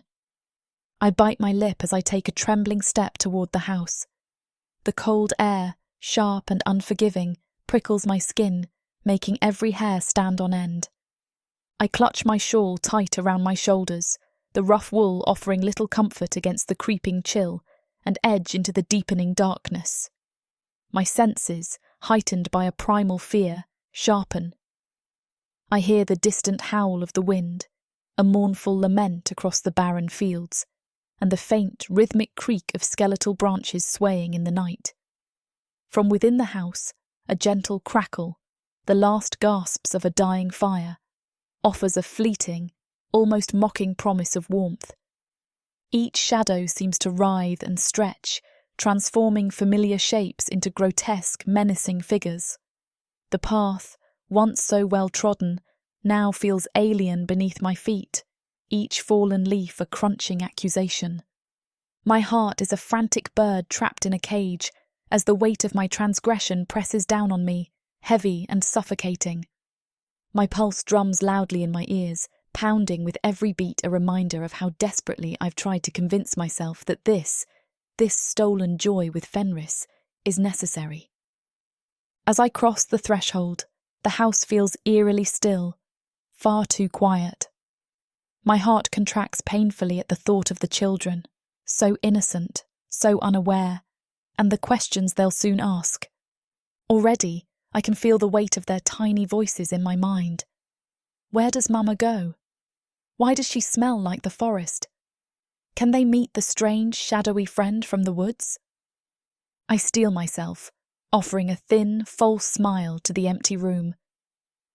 Just a moment, I whisper, voice brittle and uncertain. I smooth the lines of my face, fighting the tears I know threaten to spill. These lies, these pitiful disguises I craft with trembling hands, taste bitter as ash on my tongue, Yet I force them past my lips because what other choice do I have? The silence crushes in tighter, a dark claw clutching at my throat. I take a breath and turn to the children's corner where tiny limbs are intertwined, their faces flushed with warmth, their peaceful slumber shielding them from the horrors outside. I watch their small chests rise and fall, each breath a fragile promise of innocence preserved, yet the shadow of guilt presses in harder still. Why did I let myself believe this was enough? Why did I forget, even for a moment, that every stolen night in Fenris's wild embrace is a blade twisting in the wound of my conscience? I should be fighting for their escape, for a future free of Edmund's cruelty. But instead, I am lost in this fleeting, dangerous euphoria that sizzles like a fire hidden beneath cold ash. My fingers tremble as I kneel beside them, brushing a stray curl from Amelie's brow. Her lashes flutter, and I hold my breath, feeling the sting behind my eyes. I can't let her wake and ask questions I am too weary to answer. No. This calm is only a fragile veneer I am desperate to hold as the chaos churns just beneath. My body aches, not just from exhaustion, but from the silent, unspoken surrender to guilt that lodges deep in my chest. Tears threaten to spill, blurring my vision as I clutch my hands over my mouth, willing myself to remain silent, to contain the storm. But my heart pounds loudly enough to drown out everything else. The memories of Fenris's wild presence, the taste of forbidden love, the suffocating guilt of every moment I spend away from my children, betraying their innocence with every stolen whisper in the woods. As I kneel beside them, a fresh wave of despair washes over me, so potent I fear I might drown in it. Just as the darkness threatens to swallow me whole, a new sensation brushes against my mind, a familiar wild presence from the forest beyond the walls. Fenris. Through the fragile, shimmering bond between us, I can feel his concern, a wordless question aimed at the storm of guilt and anguish raging within me. He feels my pain but does not understand its source. A rustle of blankets, and Amelie's eyes flutter open, green and startlingly perceptive in the dim light. She sees the tears tracking silently down my cheeks. "Mama," she whispers, her voice thick with sleep. "Are you sad because of Papa?" I can only nod, unable to speak past the lump in my throat. She considers this with the solemnity of the very old. "Can we go live with the shadow friend now, Mama? In the woods? He wouldn't make you sad." Her innocent question is a blade to the heart. The full, crushing weight of my cage slams down upon me. I see it all. Edmund, brandishing his legal rights as a husband. The villagers, forming a righteous hunting party, not to kill a monster, but to rescue his children. I see Amelie and Leo torn from my arms, their cries echoing as they are handed back to the very man who broke their home. They are his property in the eyes of the law, and my love is not enough to change that. This torrent of helpless, trapped terror surges through me, and I feel it pour across the bond to Fenris. In the forest, his confusion abruptly sharpens into a stunning, crushing understanding. I feel the shift in him as if I were standing beside him. The shock, the dawning horror at the invisible bars, and then a surge of pure, white-hot rage. It is a fury so immense it feels like a physical force, but it is aimed not at me, but at the laws and the man and the world that have imprisoned me so completely. Just as I brace for his frustration, the rage I feel from him recedes. It doesn't vanish but cools, solidifying into something immense, cold, and unstoppable, a glacier of intent. Through the bond, he sends a new feeling, a powerful wave of pure, unwavering resolve. It isn't a voice, but a clear, silent promise that settles into my soul. I understand now. I will fix this. Chapter 24. Fenris. The bond pulses between us like a second heartbeat. But something is wrong. For 3 nights now, I've waited in our clearing, watching the snow fall through empty air where Wendy should be. The silver thread that connects us remains intact. I can feel her alive, breathing, existing somewhere beyond the trees. But she's pulled away from me emotionally, wrapped herself in walls I don't understand how to breach. The joy we shared during the bonding ritual has curdled into something bitter on her side of the connection. I feel it like poison seeping through, guilt, sharp and cutting, conflict that tears at her from the inside, anguish so deep it makes my chest ache in sympathy. "Where are you?" I rumble into the darkness, knowing she can hear me through our bond if she chooses to listen. Only silence answers. Now, on the 3rd night, desperation drives me closer to the cabin than I've dared approach in days. I've been patient. I've watched Edmund beat her, and somehow restrained myself from tearing him apart because Wendy asked me to wait. But I don't understand what we're waiting for. I don't understand why she won't simply leave with me, let me kill Edmund and be done with it. Every day he lives is another day Wendy suffers. And now, with our bond complete, every moment of her suffering is mine as well. I move through the forest like a shadow until I'm crouched in the tree line barely 20 feet from the cabin. Warm light glows through the frost-covered window. Edmund's drunken snores rattle from somewhere inside. Good. He's passed out. I edge closer until I can peer through the gap in the shutters. Wendy sits by the fire with both children nestled against her, one on each side tucked under her arms. The girl has auburn curls that catch the firelight. The boy's head rests against Wendy's chest, eyes heavy with sleep. But it's Wendy's face that stops my breath. She looks devastated, eyes red-rimmed from crying. Through our bond, I feel the anguish radiating from her in waves. Guilt and love and desperate, hopeless longing all tangled together. The little girl is speaking, her mouth moving in what looks like a question, and Wendy's expression crumbles further. She shakes her head, pulls the children closer, her lips forming words I can't hear through the glass. Whatever she's saying makes the girl persist. The child gestures toward the window, toward the forest beyond, and I see the hope in those small features. The innocent belief that problems have simple solutions. If only they did. Wendy's response is longer this time, and I watch her struggle through it, watch her fingers stroke through the girl's curls with absent tenderness, while tears track down her cheeks. The boy mumbles something sleepy, and Wendy makes a sound that looks like it might be half laugh, half sob. I remain frozen at the window, trying to piece together their conversation from gestures and expressions alone. The children clearly know about me, or know about someone in the forest who helps them. The girl pointed toward the trees with certainty, not fear. And Wendy's anguish suggests she's trying to explain something impossible, something that has no good answer.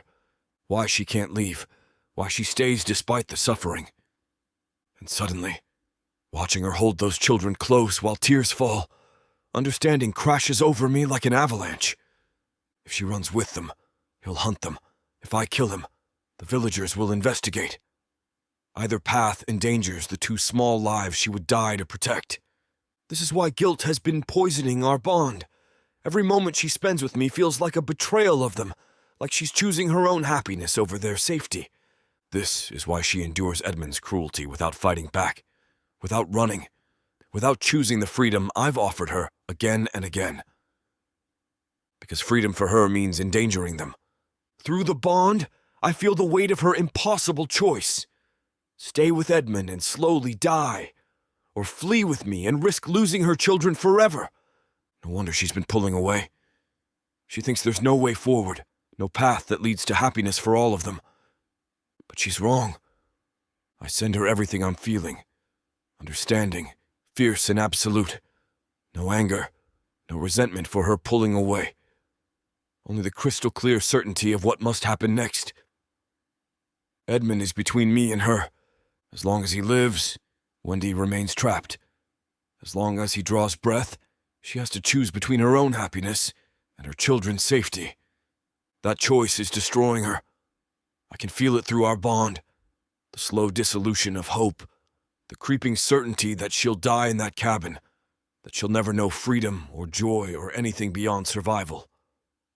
I won't allow that.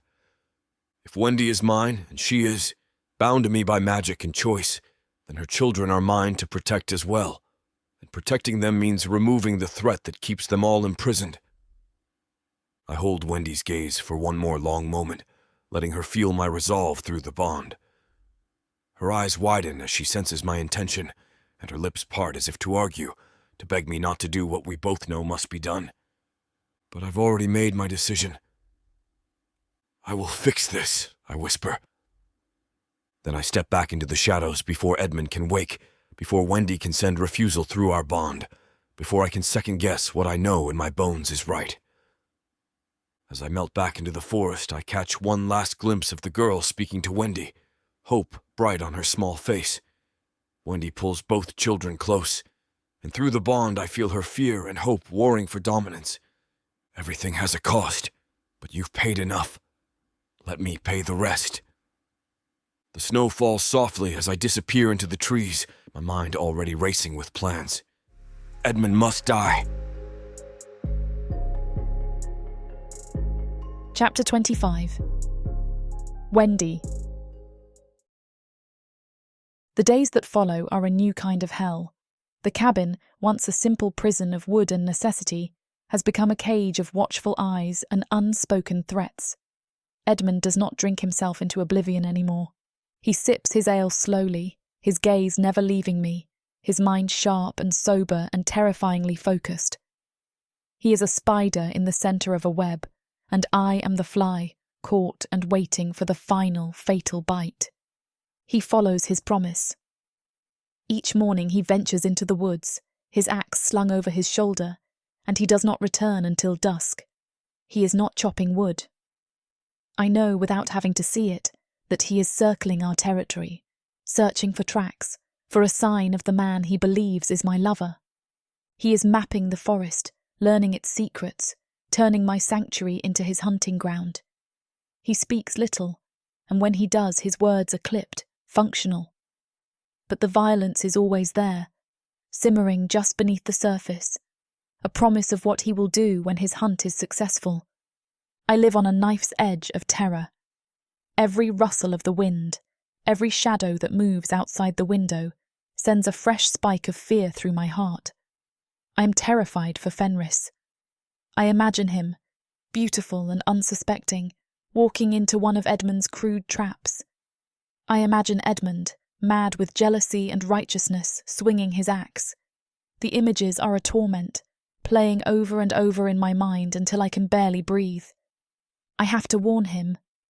The thought becomes an obsession, a frantic rhythm that beats in time with my heart. But how? Edmund watches my every move. I cannot simply walk out the door. The opportunity comes on the third day. It is a clumsy, desperate plan, but it is all I have. While Edmund is oiling his axe by the fire, I stumble, sending our last bucket of clean water crashing to the floor. The precious liquid vanishes between the rough-hewn floorboards, a dark stain spreading across the wood. Edmund looks up, his eyes narrowing with immediate suspicion. "Clumsy," he spits. "I'm sorry," I say, my voice trembling convincingly. My hands are so cold it just slipped. I hold up my red, chapped hands as proof. "We're out now. I'll have to go to the creek." His eyes hold mine for a long, tense moment, searching for the lie. I meet his gaze without flinching, praying that the desperation he sees looks like fear of his reaction, not fear of my plan being discovered. Finally, he gives a curt nod. "Go then. And don't take all night." I grab the empty bucket and the heaviest cloak I own. I do not let myself run. I walk at a normal pace toward the frozen creek, my boots crunching in the snow. I can feel his eyes on my back until I disappear into the first line of trees. Only then do I break into a frantic, stumbling run, the empty bucket banging against my leg. I abandon the path to the creek and plunge deeper into the woods, into the wild places where I know Fenris will be. Fenris! I call his name in a ragged whisper, my breath pluming in the frigid air. Fenris, where are you? He is there almost instantly, melting from the shadows between two ancient oaks, a figure of silent power and grace. His golden eyes are filled with a fierce joy at the sight of me, but it quickly turns to concern as he takes in my panicked state. Wendy? What is it? Did he hurt you again? His voice is a low, restrained fury. No, not yet, I gasp, leaning against a tree to catch my breath. It's worse. Fenris, he knows. He doesn't know who, but he knows there's someone. He's been hunting for you. Every day he patrols the woods, setting traps, looking for your tracks. He means to kill you. The fury in his eyes darkens, but it is mixed with a confidence that surprises me. He steps closer, his presence a wall of warmth against the biting cold. Let him hunt, he rumbles. He will not find us. What do you mean? I have a place, he says, his voice vibrating with a deep, passionate excitement. A home. I have been working on it for you, for the children. It is deep in the mountains, hidden and safe, warmed by the earth's own fires. We can go, Wendy. Tonight. I know how to get you out of the cabin without him ever knowing. We can take the children and disappear. By the time he realizes you are gone, we will be ghosts. He will never find us. His words paint a picture of such perfect, impossible hope that it steals the air from my lungs. A home. Safety. A life with him, away from all of this. For one beautiful, shining moment, I see it clearly. I see my children laughing in the warm glow of a firelit cavern, their cheeks full and rosy. I see myself held in his strong arms, with no fear, no bruises, no suffocating silence. It is everything I have ever dreamed of, and I must refuse it. The sob that breaks from my chest is a sound of pure agony. No, I whisper. His beautiful face falls, his golden eyes clouding with confusion and hurt. No. Wendy, why? I can protect you. I can give you everything. You don't understand, I say, the tears now streaming down my face, freezing on my cheeks. It's not about protection. It's about laws, human laws. I struggle to find the words, to explain the invisible bars of my cage to a creature of the wild, a being whose only law is strength and survival. If I run away with you, Edmund is still my husband. In the eyes of the village, in the eyes of the world, I would be a fallen woman, an adulteress who abandoned her home. He would be the wronged party. Let them think what they want, Fenris snarls. Their world will not touch ours. But it will! I cry, my voice cracking with the terrible truth. The children, Fenris. The children are his. That is the law. They are his property. If we run, he will not come after us alone. He will go to the village, and he will tell them his wife has been stolen away by a strange man, and his children have been taken. They will form a hunting party, not to kill a monster, but to rescue his children. They will hunt us down, and if they find us, they will not hurt you. They will take Amelie and Leo from my arms, and they will give them back to him, and I will never, ever see them again. I lay the nightmare bare, the full, horrific truth of my situation. I watch as the meaning of my words sinks in. I see the fierce, confident light in his eyes die, replaced by a dawning horror. He who can fell trees with a single swipe, who is the undisputed king of this forest, is powerless against this. He is silent. The rage is gone, the passion is gone, all of it replaced by a profound, terrible stillness. He finally understands. My prison is not the cabin. My prison is my love for my children, and the bars are made of human rules he cannot break. His strength, his claws, his devotion, they are all useless against the cage I am in. He looks at me, and in his ancient, sorrowful eyes, I see the reflection of my own despair. We are trapped.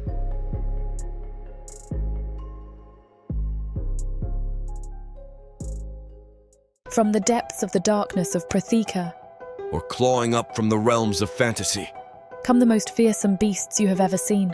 these monsters are done watching from the shadows. Now, as they step into the light, something unexpected grips them. Something even they can't fight off. Love, Vampires, demons, dark elves, gods. minotaurs, creatures of light and dark. They will protect their mates. Do whatever needs to be done. Morally grey heroes who will burn the world to protect the women who love them. 10 audiobooks, Fall into over 60 hours of fantasy romance. 20 ebooks, Over 1 million words of these brutes who will protect their women. even if they might destroy themselves in the process. Get the immersive Protheka fantasy romance bundle. For 80% off, right now, dive into Protheka at a once-in-a-lifetime discount. The first bundle to offer both ebooks and audiobooks on worldsofprotheka.com. Protheka's magic is eternal, and this Romantasy bundle will make it endless. Chapter 26. Fenris. I move through the twilight woods, a hunter with a singular purpose. But my prey is not a beast of the forest. It is the creeping tendrils of a sickness I cannot see, an enemy I cannot fight with fang or claw. Tucked into a pouch of woven bark, I carry another cluster of the glowing moss, its gentle warmth a small defiance against the winter that seeks to claim her. My mind is a tapestry of plans and strategies, a complex map of a future I am determined to build. I will win her children's trust. I will prove my worth. I will become the home she can run to, not just the wild thing she runs from. The air is still and heavy, the snow muffling all sound. As I draw closer to the clearing, I feel a wrongness, a disturbance in the familiar patterns of the forest. A profound and unnatural silence hangs, where the small sounds of a living home should be. Then I hear it. It's not the sound of a drunken rage, nor the familiar, frightened whimpers of the children. This is a sound I have never heard from them before. It is a high, thin, keening wail, a sound of pure, abject terror, of ultimate and absolute abandonment. It is the sound a cub makes when it has seen its mother fall to a predator. It is the sound of the world ending. My blood turns to ice water in my veins. Strategy, patience, planning. It all evaporates in a single, horrifying instant. There is only the sound, a beacon of agony that pulls every instinct in my body taut. I'm no longer a strategist. I'm a force of nature, and my family is in peril. I abandon all pretense of stealth and run, my powerful legs churning through the deep snow, my body a black projectile aimed at the heart of that terrible sound. Branches whip at my face, but I do not feel them. The forest, my ally, is now nothing more than an obstacle between me and the source of that pain. I burst through the tree line and into the clearing, and the world stops. The cabin is dark, a single malevolent eye in the deepening gloom. The door is closed, the window shuttered. There is a single set of tracks, deep and heavy, leading from the door into the snow. And at the end of them, a splash of color so vivid against the stark white that it steals the breath from my lungs. A splash of crimson. Wendy. She is half buried in a snowdrift, a broken doll tossed aside. Her glorious hair is matted with snow and blood, her face as pale as the winter moon. One hand is outstretched, as if reaching for the cabin, for the children whose cries have now softened to a muffled, heartbreaking sobbing from within. The snow around her is a halo of her own lifeblood. For a heartbeat, I cannot move. I'm frozen by a grief so vast, so absolute, it threatens to shatter me. All my plans, all my patience, all my careful calculations, all of it has turned to ash. I waited. I was patient. I let the hunter plan his moves, and while I waited, he struck. I have failed her. The thought is a physical blow, a clawed hand that rips my soul from my body. I approach her slowly, each step in agony. I kneel beside her, my movements clumsy with a terror I have not felt in centuries.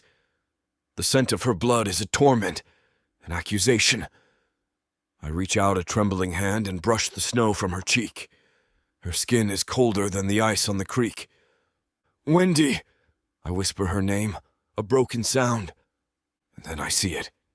A faint mist, no bigger than a child's breath, escapes her lips. Her eyelashes, heavy with frost, flutter against her cheek. She is alive.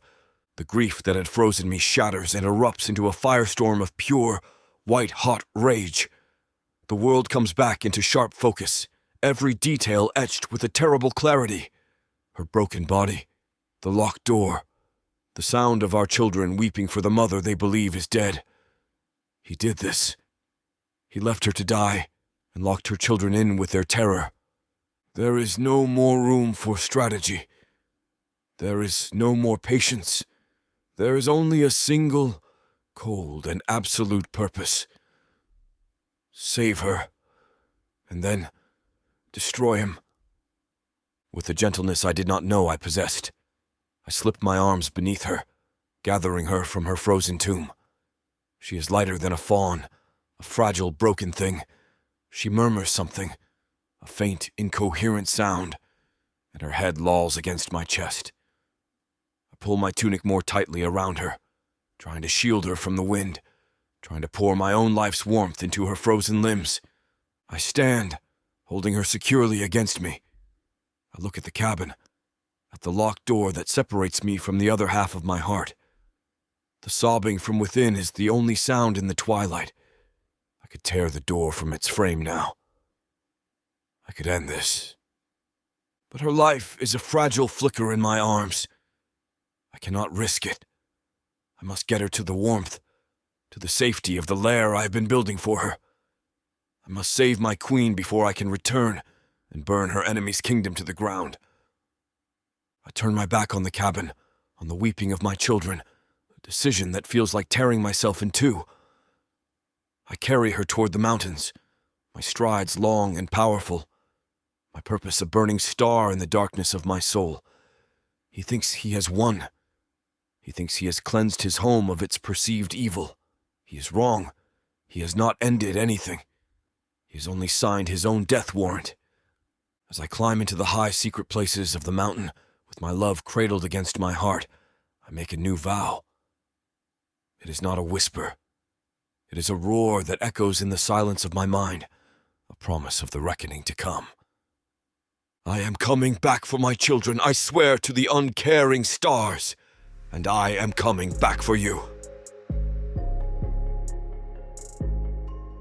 Chapter 27. Wendy. I wake to the crackle of a fire and the scent of roasting meat. The pain is gone, not dulled but erased completely. I sit up, my body feeling strangely whole, and my eyes land on the creature across the cave. The wearer Fenris. He watches me, his golden eyes luminous in the firelight. He does not move closer. There is a gentleness in his stillness that I did not expect. He is massive, a being of fang and bone who could tear me limb from limb, yet he holds himself with a quiet reverence. He pushes a flat stone toward me with one careful claw. On it is a piece of cooked suru, a peace offering. I remember the suru he left at the cabin, the deer. This monster has been keeping my children alive. My fear remains, but it is now joined by a powerful curiosity. He saved me. He brought me here and somehow he healed me.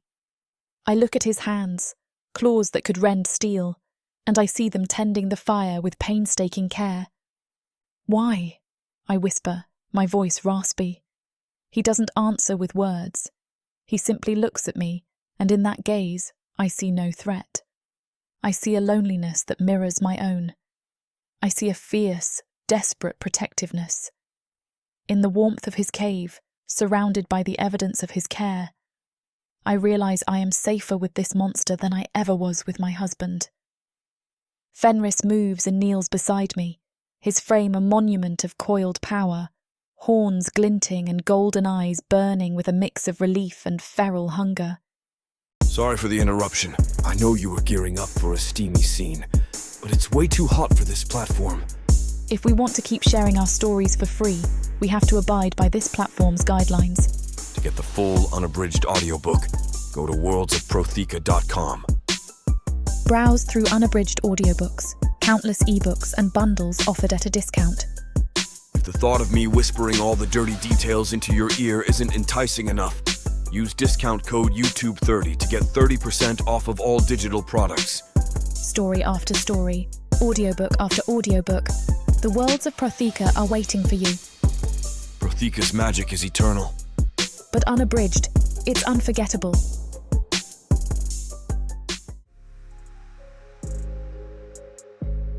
Chapter 28. Fenris.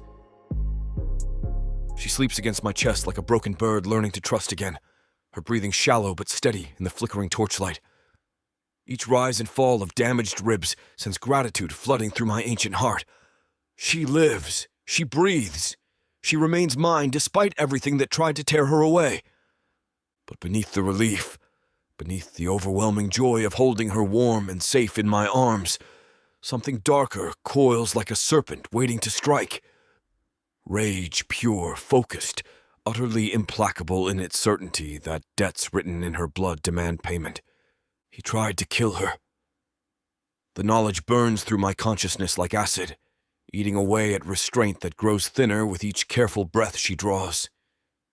Didn't just lose his temper or drink too much.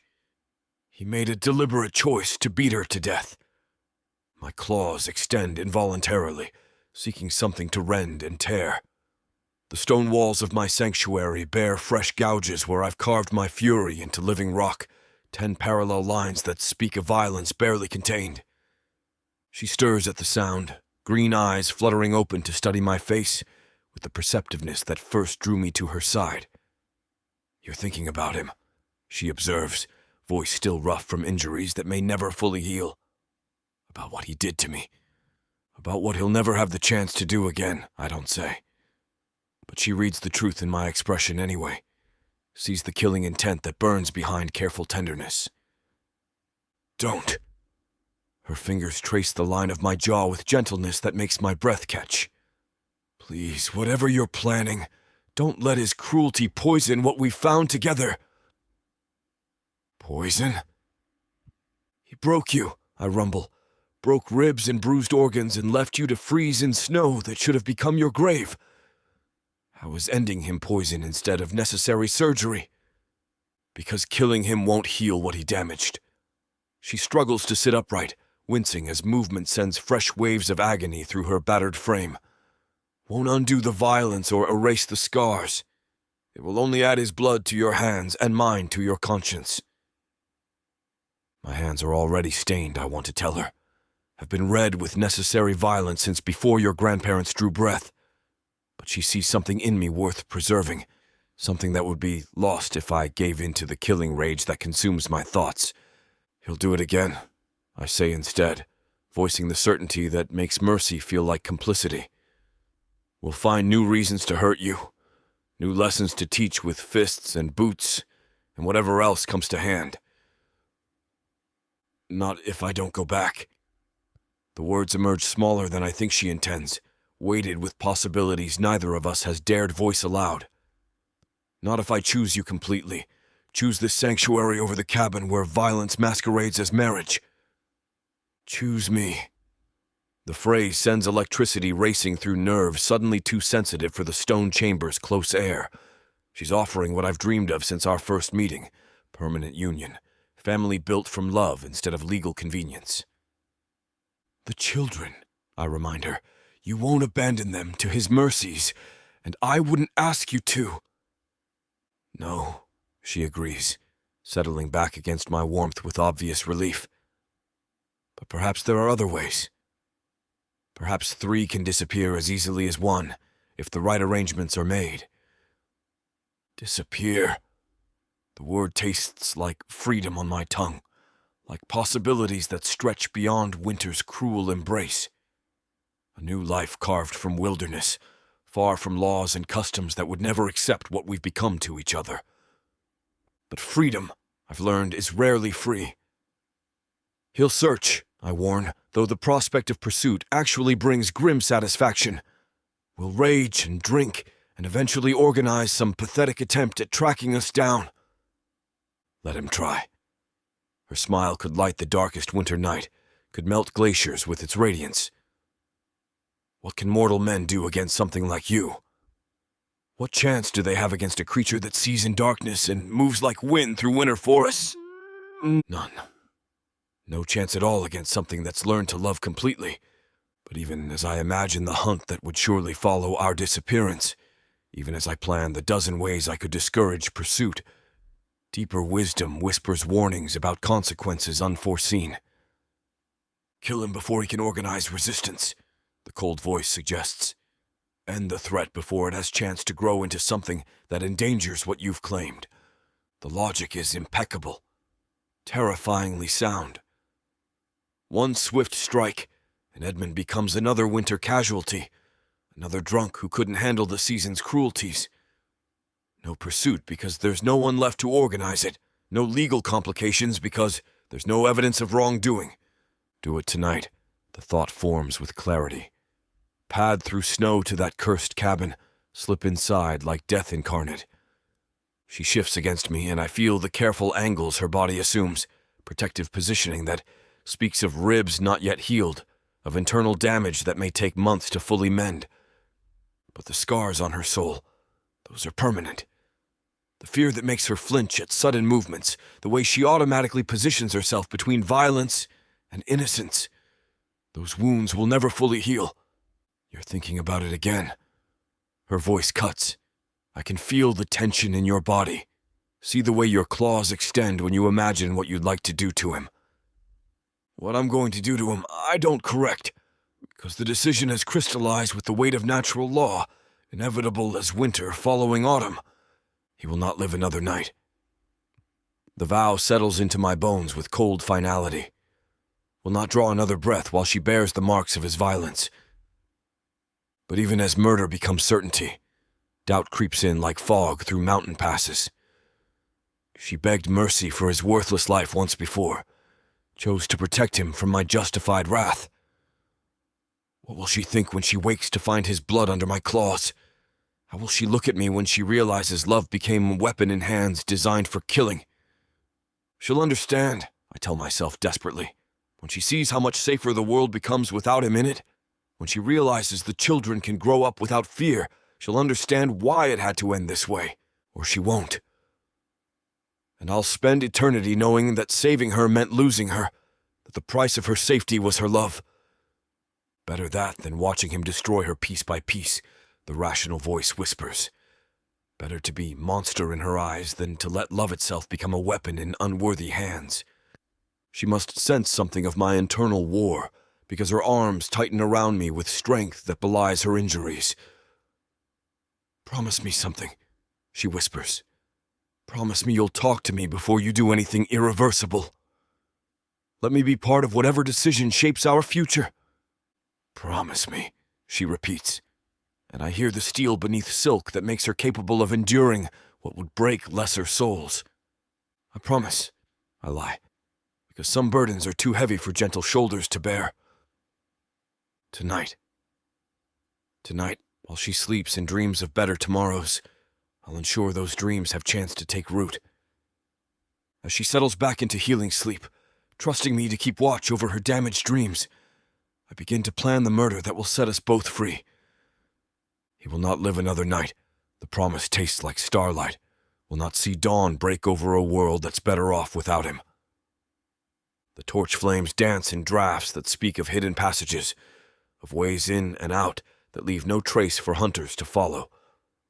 By morning, Edmund will be just another casualty of winter's cruel embrace, and she'll wake to a world where fear no longer shapes her daily existence, where love can grow without violence poisoning its roots. Torn between vengeance and devotion, my heart acknowledges the war that rages in spaces too small to contain such vast contradictions. But in the end, only one truth matters. She is mine to protect. Whatever the cost, whatever price must be paid, she will be safe, even if that safety costs me her love forever. Chapter 29. Wendy's sleep brings no peace, only fractured dreams where small voices call for mothers who cannot answer, where frost-etched windows frame faces too young to understand abandonment. I wake with tears on my cheeks, and my children's names burning in my throat like swallowed fire. I sit up. The need to act, to go to them, is a physical force that pulls me to my feet. I pace the length of the warm, fire-lit cavern, my mind racing. I take a deep, sharp breath, bracing for the inevitable, racking cough that has been my constant companion for months. Nothing happens. I freeze, every muscle tensed, waiting. There is no telltale tickle, no wet, heavy feeling deep in my chest. Cautiously, I breathe again, deeper this time, pulling the clean, earthy air all the way into my lungs. There is no pain, no fire. The sickness that was slowly turning my lungs to rot and blood is simply gone. My hand flies to my chest, feeling the steady, effortless rise and fall. Fenris, the bonding, his magic, his life force pouring into me. He has healed me. This new, impossible strength solidifies my resolve. I am not the dying woman who left that cabin. I am whole, and I am strong enough to get my children back. 3 days. 3 days they've been alone with him. 3 days of wondering why Mama disappeared into snow that holds no answers. Beside me, Fenris keeps patient watch, golden eyes reflecting torchlight in the darkness. He hasn't slept. I can tell by the tension that coils through his massive frame, the way his breathing remains too controlled for true rest. "You're thinking about them," he observes, voice rough with emotions I can barely pass. "The cubs. My babies." The endearment sits heavy in my heart, weighted with all the love and fear and desperate need that motherhood brings. They don't understand where I've gone. Don't know why their mother vanished without word or warning. They know Edmund told them you ran away with another man. His voice carries pain that cuts deeper than any physical wound. Know he poisoned their minds against the woman who sacrificed everything to keep them safe. Of course he did. Even in his cruelty, Edmund finds new ways to wound. Not just bodies, but the bonds that tie souls together across blood and choice. That's why I have to go back. The words emerge steadier than I feel, weighted with certainty that transcends fear. Have to show them I would never abandon them, never choose anything over their welfare. The sound that tears from his throat speaks of anguish deeper than words can convey. "You nearly died," he reminds me, massive hands hovering over ribs that still grind against each other with every breath. "If I hadn't found you when I did. But you did find me." The miracle burns bright in my chest, warming places that snow should have frozen beyond redemption. You saved me, brought me somewhere safe and beautiful and warm. And now you want to return to the place that nearly became your grave. His claws dig furrows in stone already marked by previous rages, 10 parallel lines that speak of violence barely contained. Want to walk back into his reach and trust that love will somehow shield you from what laws and marriage vows could not. Not trust in love, trust in necessity. But I don't speak the distinction aloud, because it would only wound him more. How can I explain that some bonds transcend personal safety, that motherhood changes the very calculations of survival? "They need to see me alive," I whisper. "Need to know their mother didn't abandon them for prettier dreams. They need their mother breathing." The words emerge flat, weighted with the kind of certainty that brooks no argument. "Need you alive and whole and safe from the violence that's already broken too much." Alive, yes. But what kind of life can I live knowing they're suffering while I rest in warmth and safety?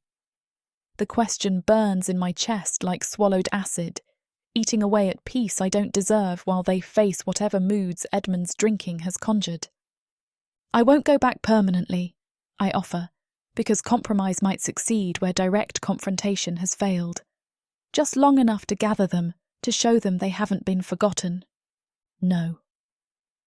The denial comes swift as winter wind, hard as the stone walls that curve around our sanctuary. No, you won't return to that cabin where he nearly murdered you. Won't risk your life on the hope that his violence has somehow spent itself.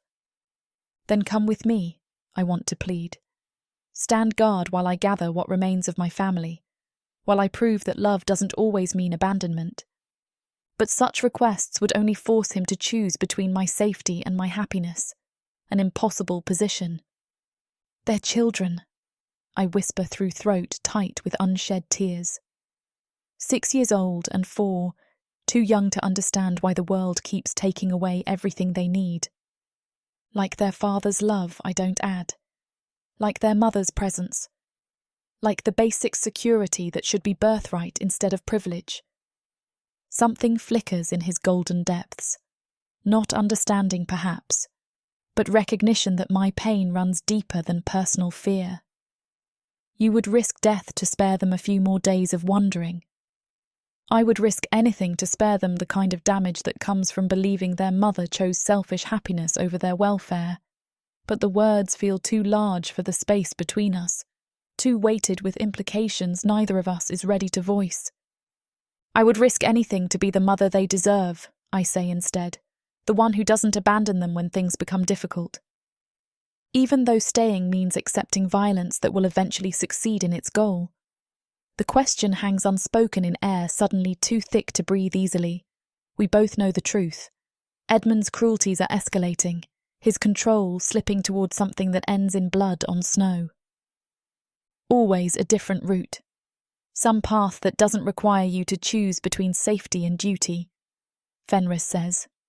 Take them. Gather them in the dark of winter night. Carry them away to someplace warm and safe and far from Edmund's reach. Where could we go that wouldn't eventually be found? How long before hunters with dogs and determination track 3 missing persons to their wilderness refuge?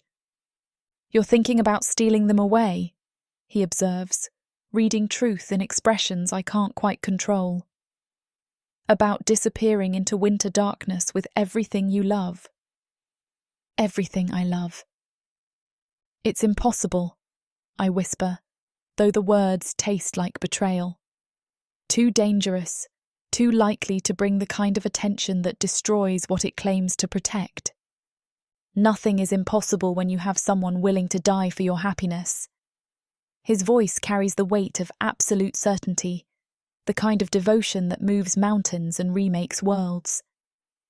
Nothing is beyond reach when love learns to plan instead of simply hoping. Planning.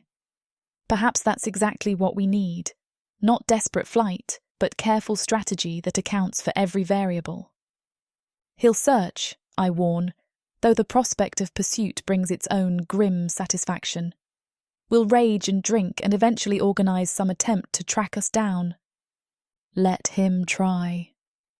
His smile reveals fangs designed for tearing flesh, but the expression holds no malice toward me, only protective fury aimed at those who would threaten what he's claimed. What chance do mortal men have against something that sees in darkness and moves like death through winter forests? None. No chance at all against something that's learned to love completely. But even as hope builds like spring water behind winter ice, duty's voice whispers reminders I cannot ignore. 2 small faces pressed to frost-etched glass, waiting for explanations that may never come. I have to see them first, I insist, because some bonds transcend fear of consequence. Have to show them I'm alive, that their mother didn't choose another life over their welfare. Because you never will, understanding blazes through his golden gaze, like sunrise over winter landscape. Never choose yourself over them. Never put personal happiness before their needs. The realization settles into his consciousness with the weight of revelation, and I see the exact moment when resistance transforms into something approaching acceptance. Not approval, never that, when my choices threaten to destroy what he's worked so hard to build. She will never choose herself over them. I watch truth dawn in eyes that have learned to see worth where others see only burden. never put her own safety first when they need her protection. I understand, he rumbles finally. Don't like it, don't approve of the risks you're willing to take, but I understand. Understanding. Not agreement, not endorsement of choices that terrify him, just recognition that some forms of love require sacrifice beyond reason or comfort. Thank you, I whisper against his chest, breathing in wild scents that speak of freedom I'm not sure I deserve. For seeing why I can't simply disappear, why some responsibilities transcend personal desire. Some bonds are forged from duty instead of choice. Some loves wear obligation like armour against a world that offers little enough mercy. He's learning that lesson from the woman who's teaching a monster the meaning of sacrifice. Tomorrow, the promise forms without conscious decision. Tomorrow I'll show them they haven't been forgotten, haven't been abandoned for prettier dreams. And if that choice costs me the sanctuary he's carved from stone and devotion, well, some prices are worth paying when paid for love. In torchlight, blanketed in a devoted protection of something that would reshape the world to keep me breathing, I close my eyes and prepare for the hardest choice I've ever had to make. My children need their mother, need her alive and present and willing to shield them from whatever storms await. Even if those storms include the man who nearly killed her, the husband whose violence has already proven its lethal intent. Some loves demand everything. Tomorrow I'll discover what price such transformation demands. But tonight I hold on to warmth while I can, store up comfort against the cold that waits beyond stone walls and golden eyes. Tonight I prepare to choose my children over my own survival. Again. Chapter 30. Fenris. Her words settle into my consciousness like stones dropped into still water, sending ripples through certainties I thought carved in granite. She will never choose herself over them. The truth blazes with the clarity of natural law, immutable as winter following autumn, certain as death claiming what life cannot sustain. The children. Not obstacles to overcome or complications to navigate around, but the very center of her existence.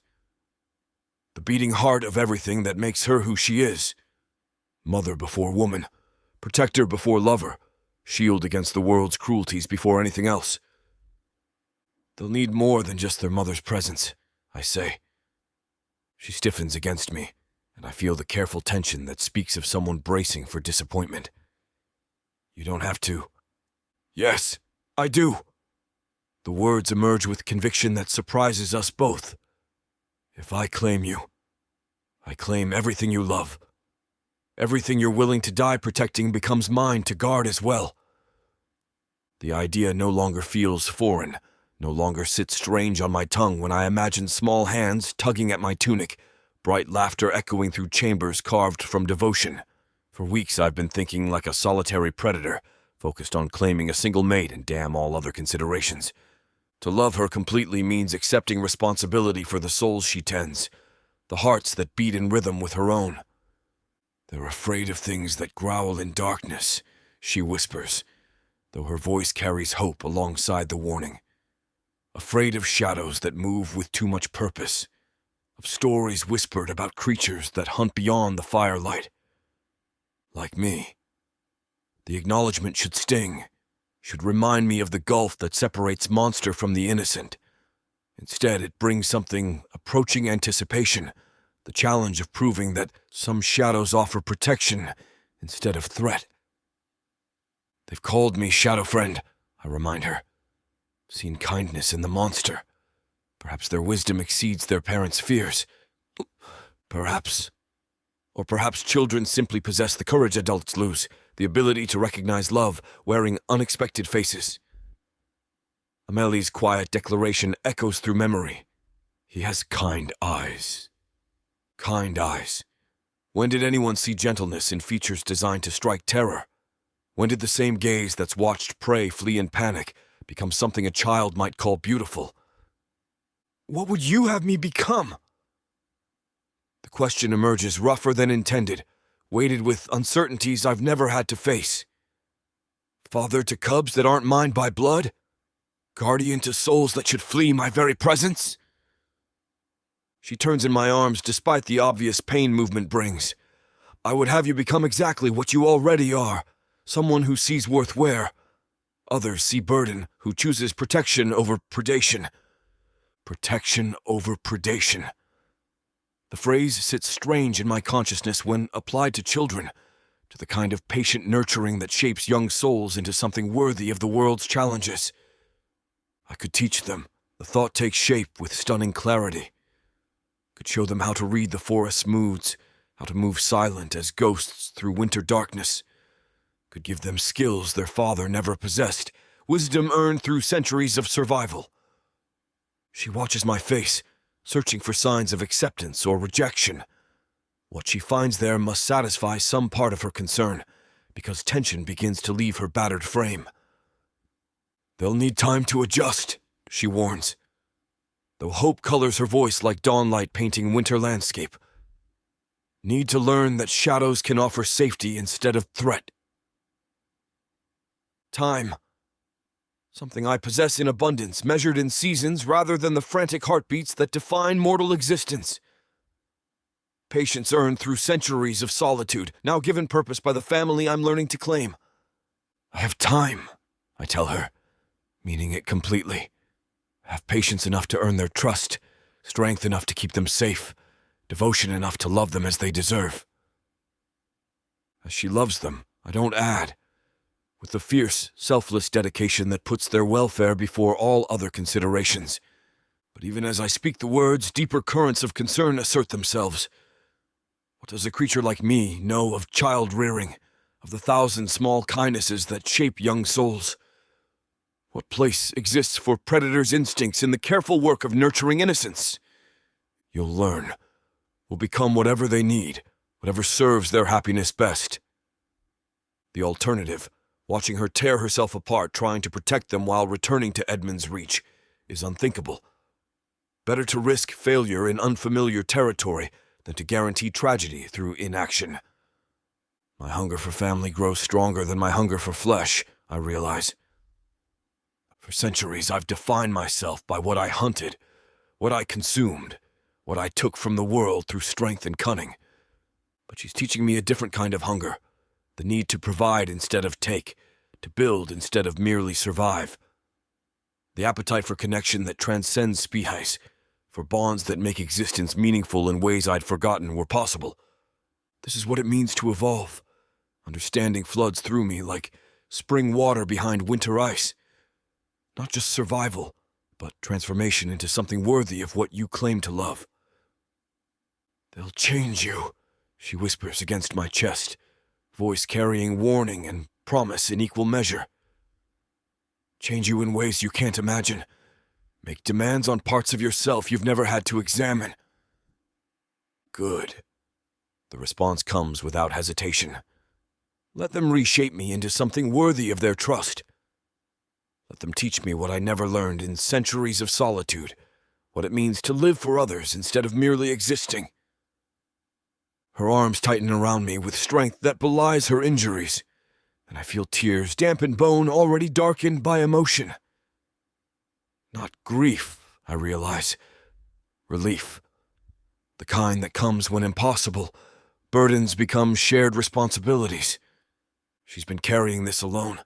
The knowledge cuts like winter wind, trying to shield them from Edmund's violence while having no one to shield her from the same cruelties. No longer. Whatever comes next, whether we disappear into winter darkness or find some other path through the maze that traps us, she won't face it alone. Won't have to choose between their safety and her own, between duty and the basic human need for protection. I will be their guardian. I will stand between them and whatever threats this world conjures. Even if it damns me, even if it costs everything I've been to become what they need. Some transformations are worth any price. Some loves demand the kind of expansion that remakes souls from their foundations. The words feel right. Tomorrow we'll discover what such devotion costs, what price the world demands for love that dares to cross every boundary mortality has ever drawn. But tonight Tonight I hold them all in my heart in impossible hope, even if it damns me, even if becoming their guardian costs every certainty I've ever possessed. Some revelations remake the world from its foundations. Some acceptances change everything that comes after. Father, I test the word on my tongue, feeling its weight, its promise, its terrible, beautiful responsibility. The sound of it makes my ancient heart sing. Chapter 31. Wendy. The cabin squats against winter's embrace like a wounded animal, amber light spilling through frost-etched windows that frame two small faces pressed to the glass. My heart breaks at the sight. Amelie and Leo watching the snow where their mother disappeared, hope warring with the terrible certainty that she's never coming back. But I am, I tell myself as I approach on legs that shake with more than cold. I'm here. I'm alive. I'm keeping the promise that matters most. The door opens before I can knock, and suddenly I'm drowning in small arms and desperate tears, two precious souls clinging to me like I'm their last solid thing. Their warmth seeps into bones still chilled from Edmund's violence, their whispered, "Mama, mama, mama," the sweetest sound these damaged ears have ever heard. "I'm here," I breathe.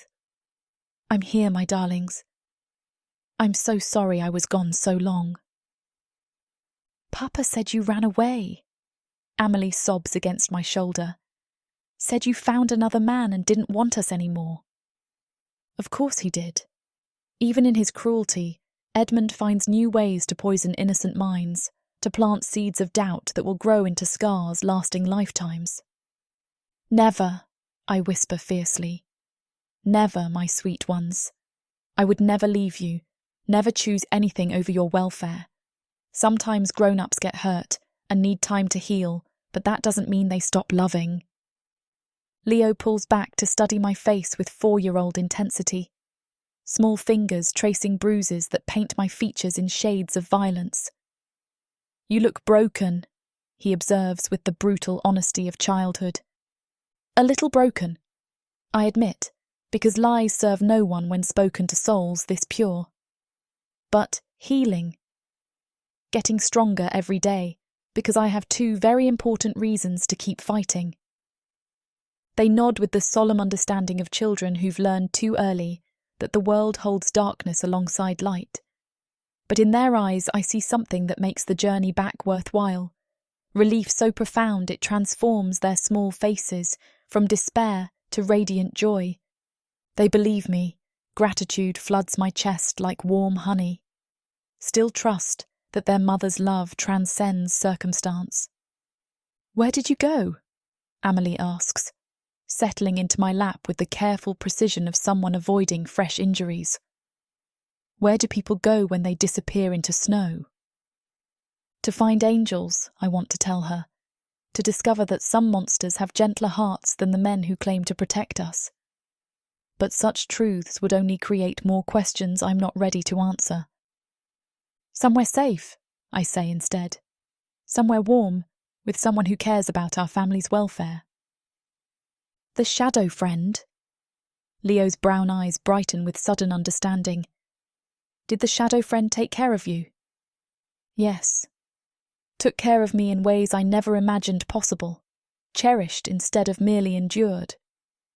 "Yes," I whisper, because honesty is the least I owe these precious souls.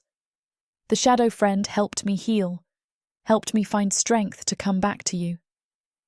A sound from across the cabin makes every muscle in my body tense with familiar dread. Edmund rises from his chair like a mountain of barely contained fury, bloodshot eyes fixed on our small reunion with malicious satisfaction. "Well, well." His voice carries the false cheer that precedes violence. "Look what the storm dragged back. My faithful wife returned from her romantic adventure."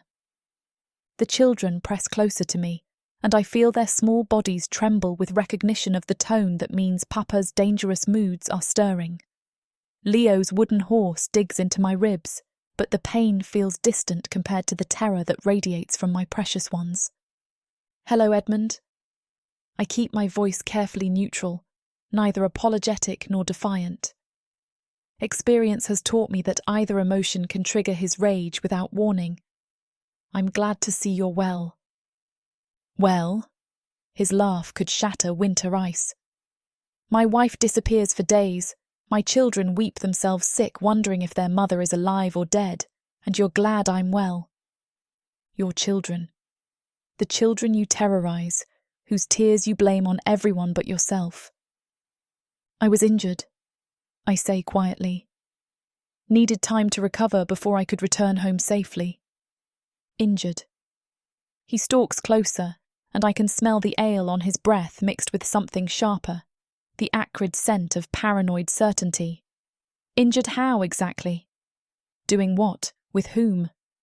The questions hang in air suddenly thick with threat, but before I can formulate answers that might deflect his suspicions, Amélie speaks up with 6-year-old courage that makes my heart ache with pride. Mama was hurt bad, Papa. Look at her face. Someone hit her lots and lots. Someone. As if the bruises painting my features could have come from anywhere, from anyone other than the man who stands before us reeking of violence and bitter herbs. Edmund's face goes through a series of expressions, confusion, recognition, finally settling into something approaching satisfaction. Looks like whoever you ran to wasn't as gentle as you hoped. Looks like he gave you exactly what unfaithful wives deserve. He thinks another man did this, believes his rival beat me, that I'm crawling back because paradise turned into nightmare. Let him think it. Let him believe whatever story satisfies his need to see me punished for imagined sins. The truth, that these marks came from his own fists, would only enrage him further. I'm home now, I tell him instead. That's what matters. Home. He tests the word like unfamiliar wine, finding it wanting. You think you can just waltz back here after abandoning your family? Think a few tears and bruises earn forgiveness for the betrayal you've committed? Betrayal. The word tastes bitter when applied to love freely given, to the radical choice of happiness over mere survival.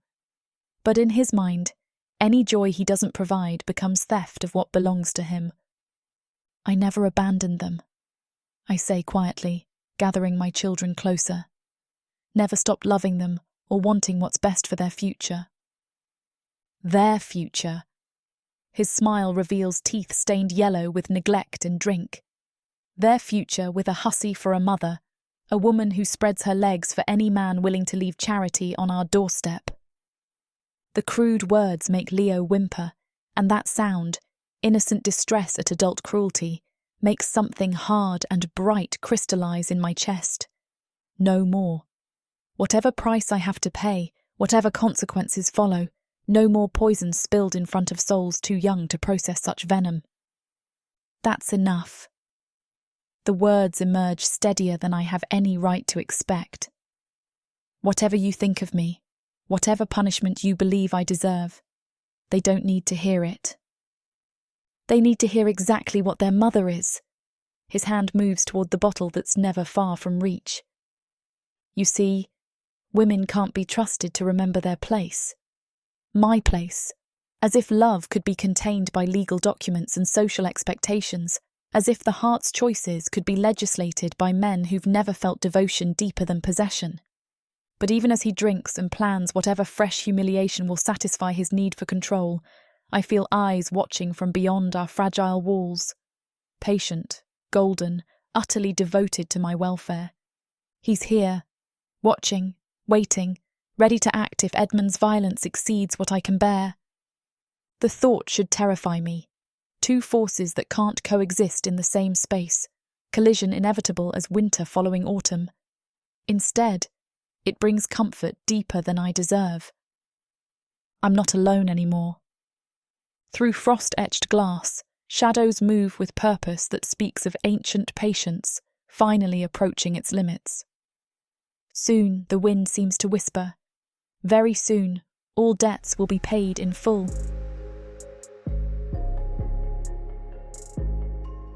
Chapter 32. Fenris. The scent of her fear drifts through winter air like smoke from sacrificial fires, sharp with the metallic tang of fresh terror. Through frost-etched glass, I watch Edmund circle my mate like a predator who's finally cornered prey that's eluded him too long. 3 days. 3 days she's been healing from wounds he inflicted, and still he hungers for more violence. His hand moves toward the bottle with practiced ease, but his bloodshot eyes never leave her face, searching for weakness for the perfect moment to strike. The children huddle against her like small shields, their presence the only thing that's kept his fists in check thus far. But patience has limits. Even his restraint will eventually break against the need to punish what he cannot control. Her voice carries out to me, steady despite the tremor that speaks of someone walking carefully across thin ice. I never abandoned them, never stopped loving them, or wanting what's best for their future. Their future. He sees corruption where others would recognize sacrifice, betrayal where any reasonable soul would find devotion. Their future with a mother like that. His snarl makes every muscle in my massive frame coil like steel springs. A woman who spreads her legs for any man willing to leave charity on our doorstep. The crude assumption reduces something sacred to base transaction, paints our perfect union with filth drawn from his own poisoned well. But worse than the insult is the way little Leo whimpers at words no innocent ears should hear. My cubs' possessive fury blazes hotter than forge fire. He poisons my cubs with his diseased understanding of love. Through the window, I watch her gather them closer. "That's enough," she says, with strength I didn't know still lived in her damaged throat. "Whatever you think of me, whatever punishment you believe I deserve, they don't need to hear it." Brave admiration wars with terror as I recognize the steel beneath silk that makes her capable of defying him, despite everything his fists have taught. Magnificent and utterly unaware of how close she stands to triggering violence beyond what mortal flesh can endure. Edmund's face darkens like storm clouds gathering on the horizon. "They need to hear exactly what their mother is," he snarls, rising from his chair with movements too controlled for true drunkenness. "A woman should know her place." Her place, as if love could be contained by laws written by men who've never felt devotion deeper than ownership, as if the heart's choices could be legislated by those who mistake possession for affection. But then his hand moves, not toward the bottle this time, but toward her throat. Thick fingers wrapping around damage still healing from his previous lesson, ready to finish what snow and cold could not. The growl that tears from my chest is pure death given voice, but I'm already moving before sound disturbs the winter air. The cabin door explodes inward under pressure that splinters oak like matchwood, and suddenly I'm flowing through the gap in a blur of midnight fury and gleaming claws. Mine. The possessive roar echoes through their small sanctuary as I rise to my full 7 feet of ancient rage. "You touch what is mine." The children's screams pierce the cabin's close air, high, terrified, utterly helpless. But beneath their cries I hear something else, something that stops my heart mid-beat. "Fenris." Her voice, breathless with wonder instead of fear. My name on her lips like benediction, like recognition of salvation, wearing its most fearsome face. Edmund releases her throat with movements clumsy from shock and drink, his mouth opening in soundless denial of what his eyes cannot reject. "Impossible," he whispers. You're not real. You can't be real." His eyes dart between me and my family, calculation flickering behind the terror. Not the look of someone planning to win, but someone choosing how to lose. Real as winter, I don't bother to speak aloud. Real as the death you've earned through systematic cruelty. The axe hangs beside the door, and he lunges for it with movements born of pure terror. But terror makes mortals clumsy, and I move like flowing water through space, suddenly too small for what I've become. One casual swipe of clawed hand, and his weapon becomes kindling scattered across rough boards. Another, and he finds himself pinned against timber that groans under the pressure of my grip. Steel-sharp talons pressed to his throat, not quite deep enough to open arteries, but close enough to let him feel how easily flesh parts when superior force applies itself with purpose. "Please," he whimpers, and the sound should satisfy something dark in my chest. Should feed the hunger for retribution that's grown stronger with each bruise painting her skin. Instead, I find my attention drawn to the small faces that peer around their mother's protective form. Amelie's green eyes, so like her mother's, wide with terror and fascination. Leo clutching his wooden horse like a talisman against nightmare made manifest. They're seeing me. The realization hits like winter wind. Seeing their shadow friend revealed as something that could tear their world apart with casual violence. "Don't kill him!" Her voice cuts through rage that threatens to consume rational thought. "Please, for the children's sake, don't let them wake from dreams to find their home painted with blood and death." "Why? Why do you protect the one who nearly murdered you?" But I know the answer before it forms fully, not for his sake, never that. She's right. Wisdom cuts through rage like blade through silk. Some prices are too high, some victories purchased with currencies that bankrupt the soul. Slowly, deliberately, I release Edmund's throat and step back. But the message in my movement is clear as winter starlight. Mercy granted once will not be offered again. He collapses to the floor, sobbing with relief and terror, and the profound understanding that death just brushed him with fingers made of ice and shadow. The children still cling to their mother, but something in their posture has shifted. Not just fear now, but recognition. Their shadow friend, revealed at last in all his terrible glory. "The big shadow friend!" Amelie whispers, voice carrying wonder alongside terror. "Mama, the big shadow friend came inside!" Yes, I want to rumble across the space that separates predator from innocence. Came inside to save what belongs to him, to show a worthless drunk what happens when inadequate men threaten superior beings' claims. But words feel insufficient for this moment, for the collision of two worlds that should never have met. Instead, I turn toward her. Her eyes hold no fear, only the profound relief of someone who's finally stopped carrying burdens alone. "You came," she breathes, as if my presence were miracle instead of inevitability. "Always, I promise silently. We'll always come when you need me. We'll always answer when love calls." The monster is here to save her, to protect what he's claimed, to guard what he's learned to cherish above his own existence. And this time, nothing, not laws or custom or the pathetic struggles of inadequate men, will stand between devotion and its object. The revolution starts now. Chapter 33. Wendy. Edmund's shouting grew louder outside. I heard the crash of the woodpile being overturned. He'd found the fresh meat, was working himself into a rage about where it came from. "Amelie, Leo," I said with forced calm, keeping my voice steady despite the ice flooding my veins. "Remember the game we practiced?" "The hiding game." Amelie's eyes went wide with understanding. "Under the floorboards?" "Yes, sweetling." "Take your brother.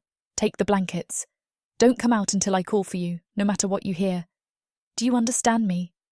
"But Mama!" "Now." My voice left no room for argument. She grabbed Leo's hand, and they scrambled to the loose boards in the corner, the small space beneath just large enough for two frightened children. I helped them down, tucked the blankets around them, then covered the opening with the rug and arranged it to look undisturbed. I turned to face the door just as Edmund kicked it open. Edmund stumbles backward, and that's when I see him. Fenris, filling the doorway like winter's wrath made flesh. Blood already trickles from shallow claw marks on Edmund's throat, where my guardian warned him once. "Monster!" The word tears from his throat like a battle cry, raw with terror transformed into desperate rage. "Demon! I'll send you back to whatever hell spawned you. You won't take anything else from me." The words tear from his throat, roar with the desperate fury of a man who knows he's already lost everything. Won't let you have them without a fight. No, horror floods my system as understanding blazes through consciousness. He's going to fight. Actually going to attack something that could tear him apart without effort. From beneath the floorboards, I heard Leo's muffled whimper, quickly silenced by Amelie's hand over his mouth. They couldn't see. They wouldn't see what was about to happen. Beneath us, I hear Amelie's whispered prayer, barely audible, protecting her brother from the sounds of violence above. The blade catches torchlight as it falls, aimed at Fenris's massive skull with the kind of precision that speaks of years chopping wood. He's going to die. The thought cuts like winter wind. My beautiful guardian is going to fall because I begged mercy for the man trying to kill him. But Fenris moves like flowing water, like death dancing just beyond mortality's reach. The axe whistles past his head, missing by inches that might as well be miles, and suddenly Edmund is off balance, stumbling forward into range of claws designed for more than mere intimidation. Steel meets flesh with wet finality, not deep enough to kill, but precise enough to send the axe spinning from nerveless fingers. Edmund screams as shallow cuts bloom across his chest, marking him with the same careful precision a master swordsman might use to disarm an opponent. Warning, I realise with dawning understanding, as Edmund staggers backward, clutching wounds that bleed freely but avoid anything vital. He's giving Edmund one final chance to choose surrender over suicide. For a heartbeat that stretches into eternity, they face each other across space suddenly charged with possibility. Fenris patient as winter itself, golden eyes holding no mercy, but not yet committed to killing. Edmund painting the cabin floor with droplets that speak of mortality, finally acknowledged. Choose wisdom. I find myself praying to whatever gods might be listening. For once in your miserable life, choose to live over the pride that's destroying everything you touch. But Edmund's bloodshot gaze fixes on the second axe lying near the door, backup weapon for a man who's learned that winter can kill the unprepared. His face transforms with something beyond terror, beyond rational thought. This is madness, pure and simple, the desperate fury of inadequate men finally confronting consequences they've spent lifetimes avoiding. I won't let you take them. His voice breaks on the words, thick with blood and bitter recognition as he lunges for the fallen weapon. Won't let some monster steal what belongs to me. What belongs to him? As if we were property instead of people, possessions instead of souls capable of choosing our own destinies. This is it. Cold certainty floods my consciousness as Edmund's shaking hands close around the axe handle. His final choice. Death or defeat, with no middle ground remaining. He rises like a broken scarecrow, weapon raised in hands that tremble with more than fear. Blood from Fenris's warning cuts paints his shirt crimson, but his eyes burn with the terrible clarity of someone who's chosen annihilation over surrender. This is my family. The words emerge as roar, as prayer, as the final declaration of a man who's mistaken ownership for love so completely that losing control feels like death itself. Mine! The axe descends with all the force his failing body can summon, not the precise strike of his first attack, but the wild swing of someone choosing oblivion over defeat. Fenris catches the handle mid-arc with casual ease, his massive hand closing around wood with pressure that makes timber groan like a living thing. For one perfect moment, they're frozen in tableau, man and monster locked in contest that has only one possible outcome. Edmund's face contorts with effort as he tries to drive steel into flesh that refuses to yield, while Fenris simply holds the weapon motionless with strength that makes such struggles meaningless. Then my guardian's claws close, and the axe handle snaps like dry kindling. Edmund staggers backward, empty hands grasping at air suddenly filled with splinters. Blood runs down his face from wounds that speak of claws, moving faster than human eyes can follow, painting his features in shades of justice long overdue. But in his eyes, those bloodshot, hate-filled eyes that have haunted my nightmares for years, I see no wisdom, no acceptance of defeat, only the burning determination of someone who would rather die than admit he was wrong. He's going to keep fighting. The knowledge settles cold as winter in my chest. We'll keep attacking until one of them is dead, because surrender means acknowledging that love isn't built from violence and fear. Through it all, Fenris watches Edmund. No rage in his golden eyes now, no fury, just the calm certainty of someone who's made peace with necessary choices. He's waiting for permission, for some sign that mercy has finally exhausted itself. The realization should terrify me, should send me pleading for Edmund's worthless life, begging clemency for the man whose name I've worn like chains around my soul. Instead, I find myself studying his bloated features, cataloguing the cruelty that's shaped them into something barely recognizable as human. The hands that taught violence as education. The voice that poisoned innocent minds with assumptions drawn from his own diseased well. He tried to kill me. Memory supplies what emotion threatens to obscure. Beat me unconscious and threw me into snow that should have become my grave. More than that, he terrorized my children, my precious ones who've learned to flinch at sudden movements, who've discovered that fathers can be monsters wearing familiar faces. No more.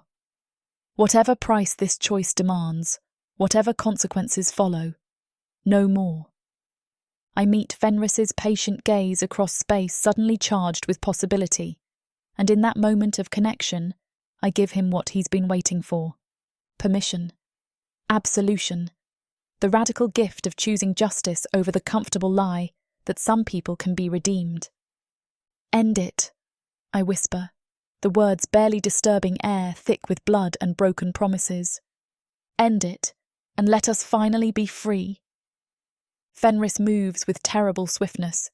Edmund's scream cuts short, and then there is only silence, heavy, complete, final.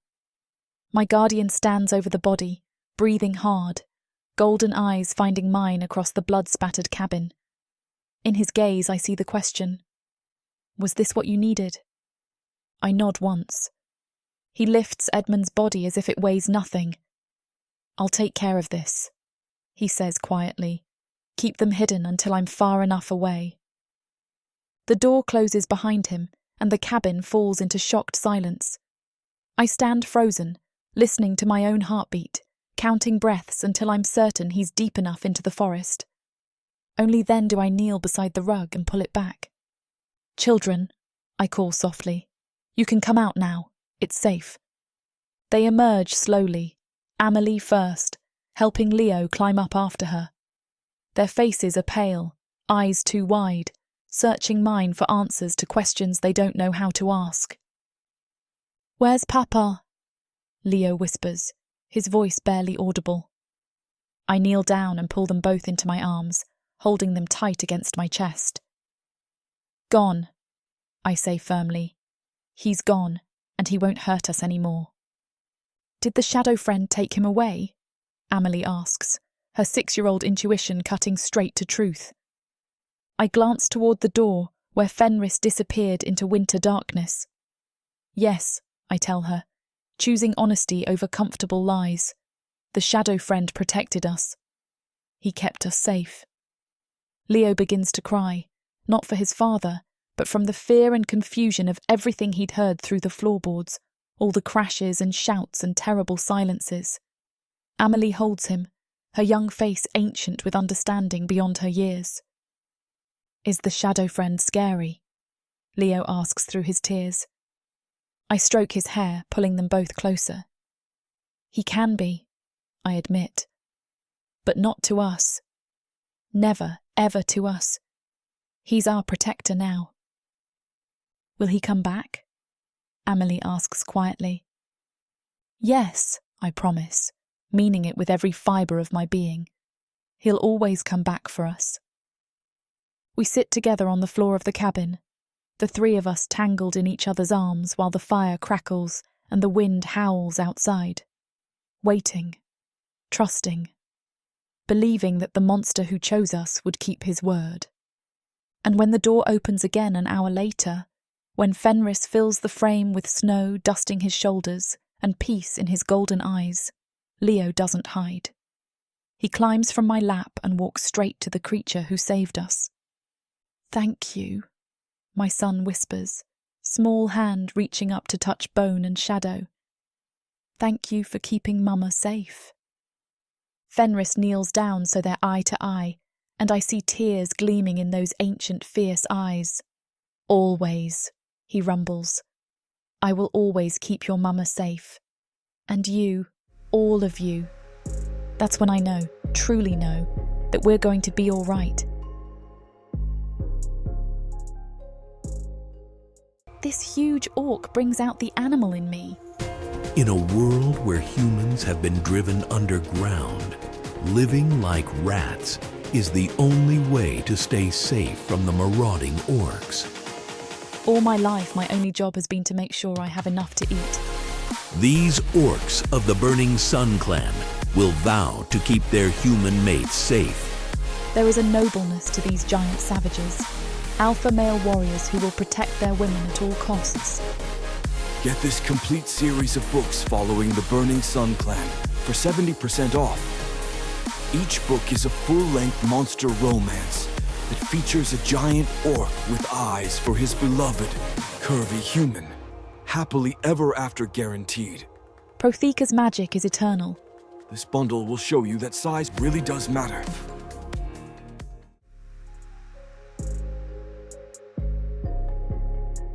Chapter 34. Fenris.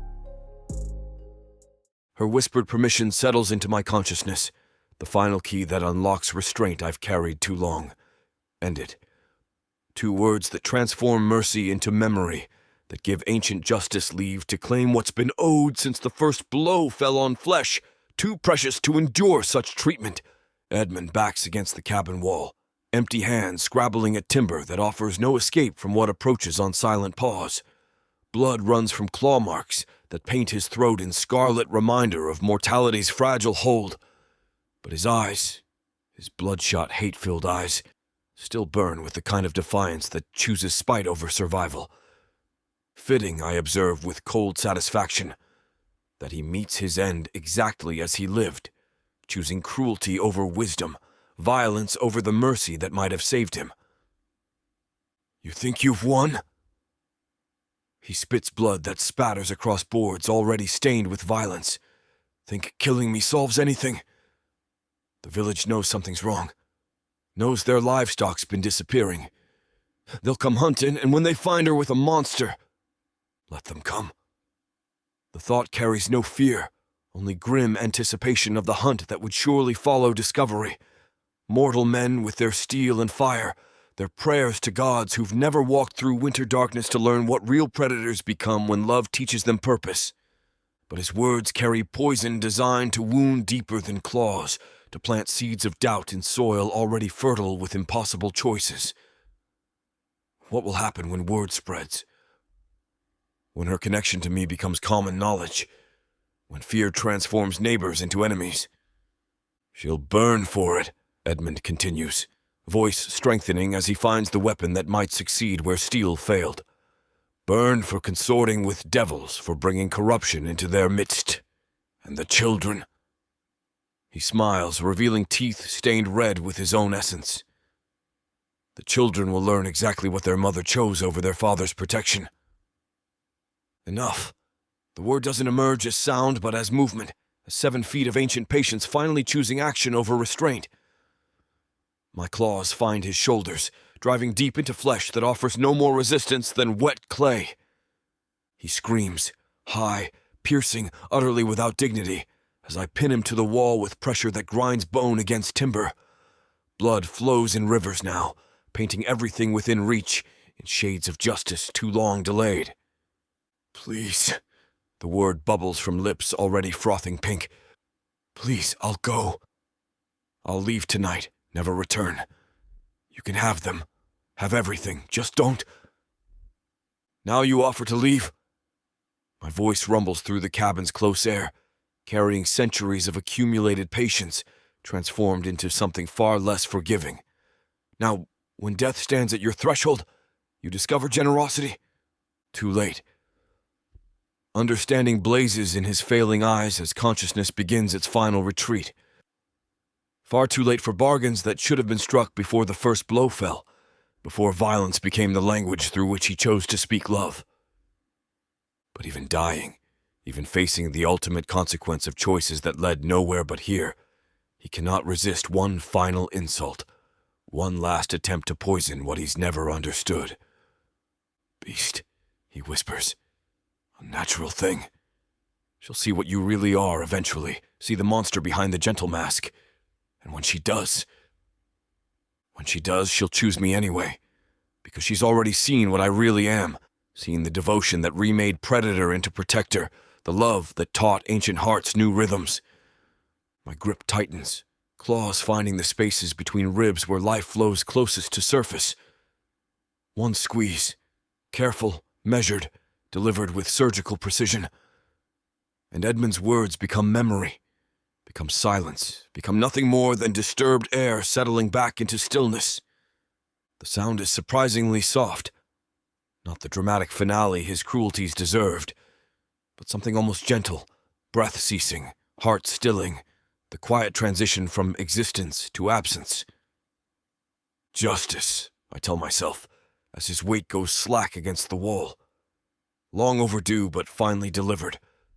But even as satisfaction floods my consciousness, I hear soft weeping from the corner where she shelters our cubs, the whispered prayers that follow violence like smoke after fire. They heard everything. The knowledge cuts deeper than Edmund's axe ever could. Heard their fathers.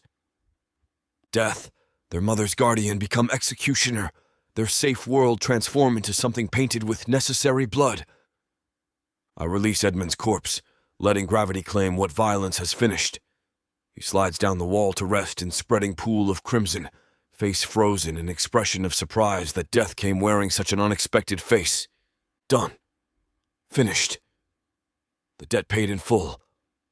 But completion brings no triumph, no surge of victorious satisfaction. Only the terrible quiet that follows storms, the kind of silence that speaks of damage assessed and consequences weighed.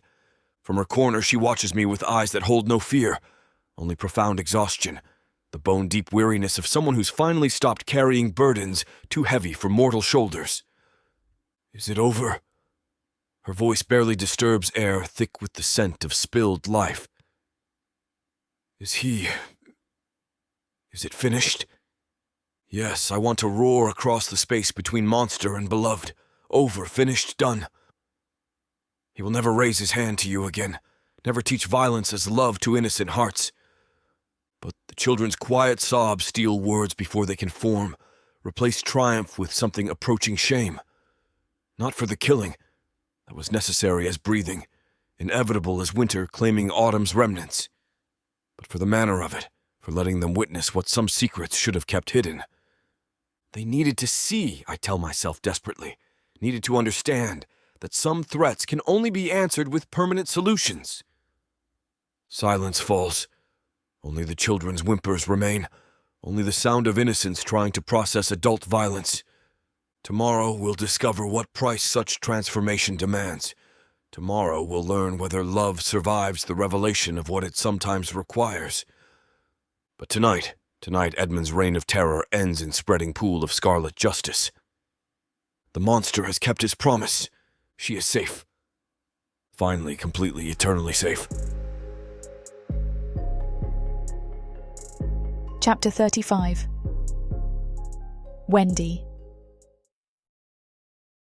My children sleep at last, cocooned in blankets, their small forms shielded from the night's horrors by my whispered lies of peace. The fire roars, casting flickering shadows across the cabin, banishing the chill that clings to the memory of Edmund's body, now cold and lifeless in a pool of his own blood.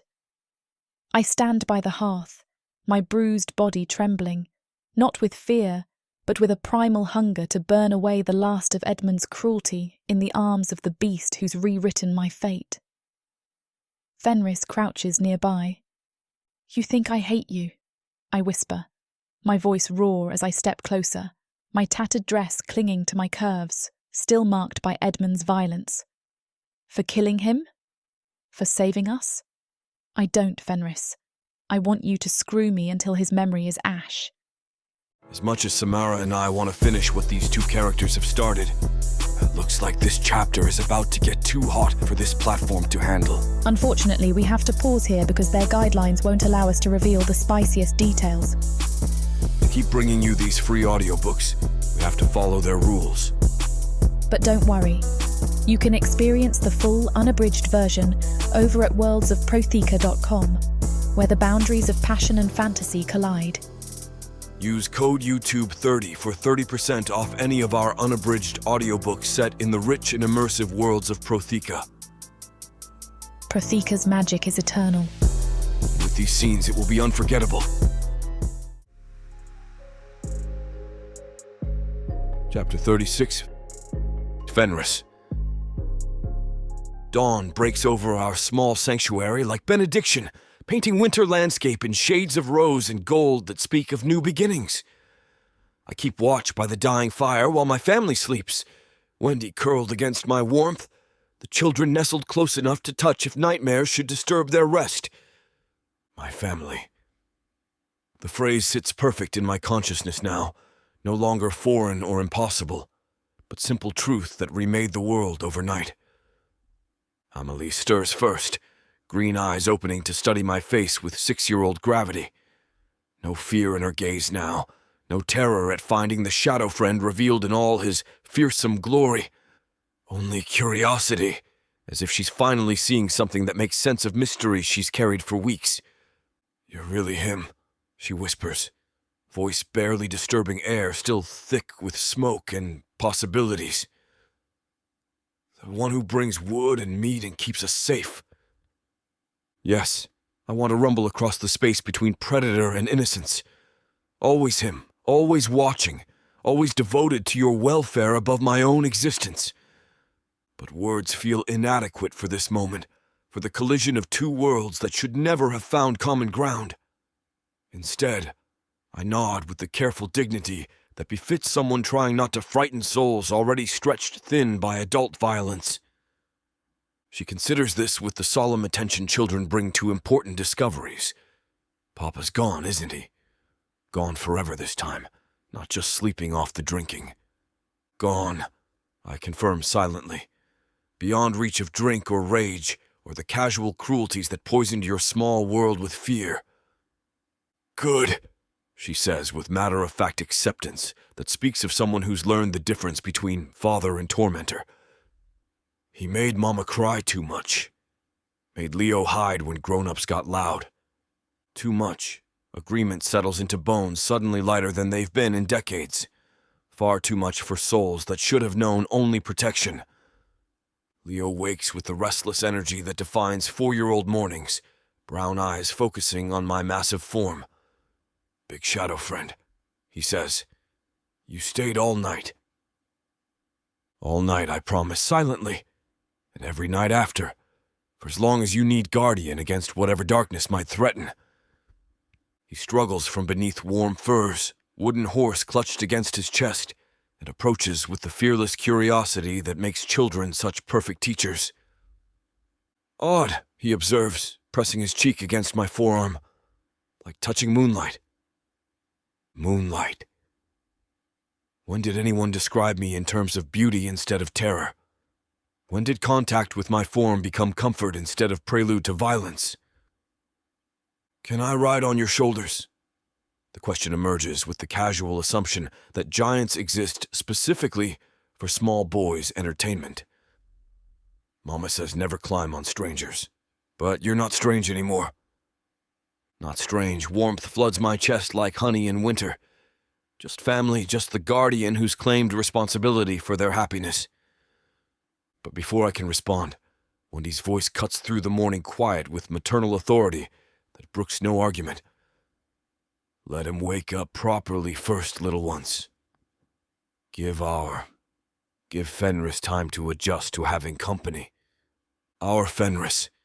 The possessive pronoun makes something fundamental shift in my chest, transforms isolation into belonging with two simple words. She sits up with movements careful of ribs still healing, hair catching dawn light. Her eyes hold none of yesterday's terror, only profound peace, the kind that comes when chronic fear finally ends. "How do you feel?" she asks, and I know she's not inquiring about physical comfort. About all of this, about what we've become. What we've become. A family forged from love instead of law, from choice instead of circumstance. The children accepting their monster guardian with easier grace than most adults show to perfectly ordinary strangers. Bewildered, I admit, because honesty seems appropriate for moments that reshape the foundations of existence. I've spent centuries alone, measuring time in seasons rather than heartbeats. I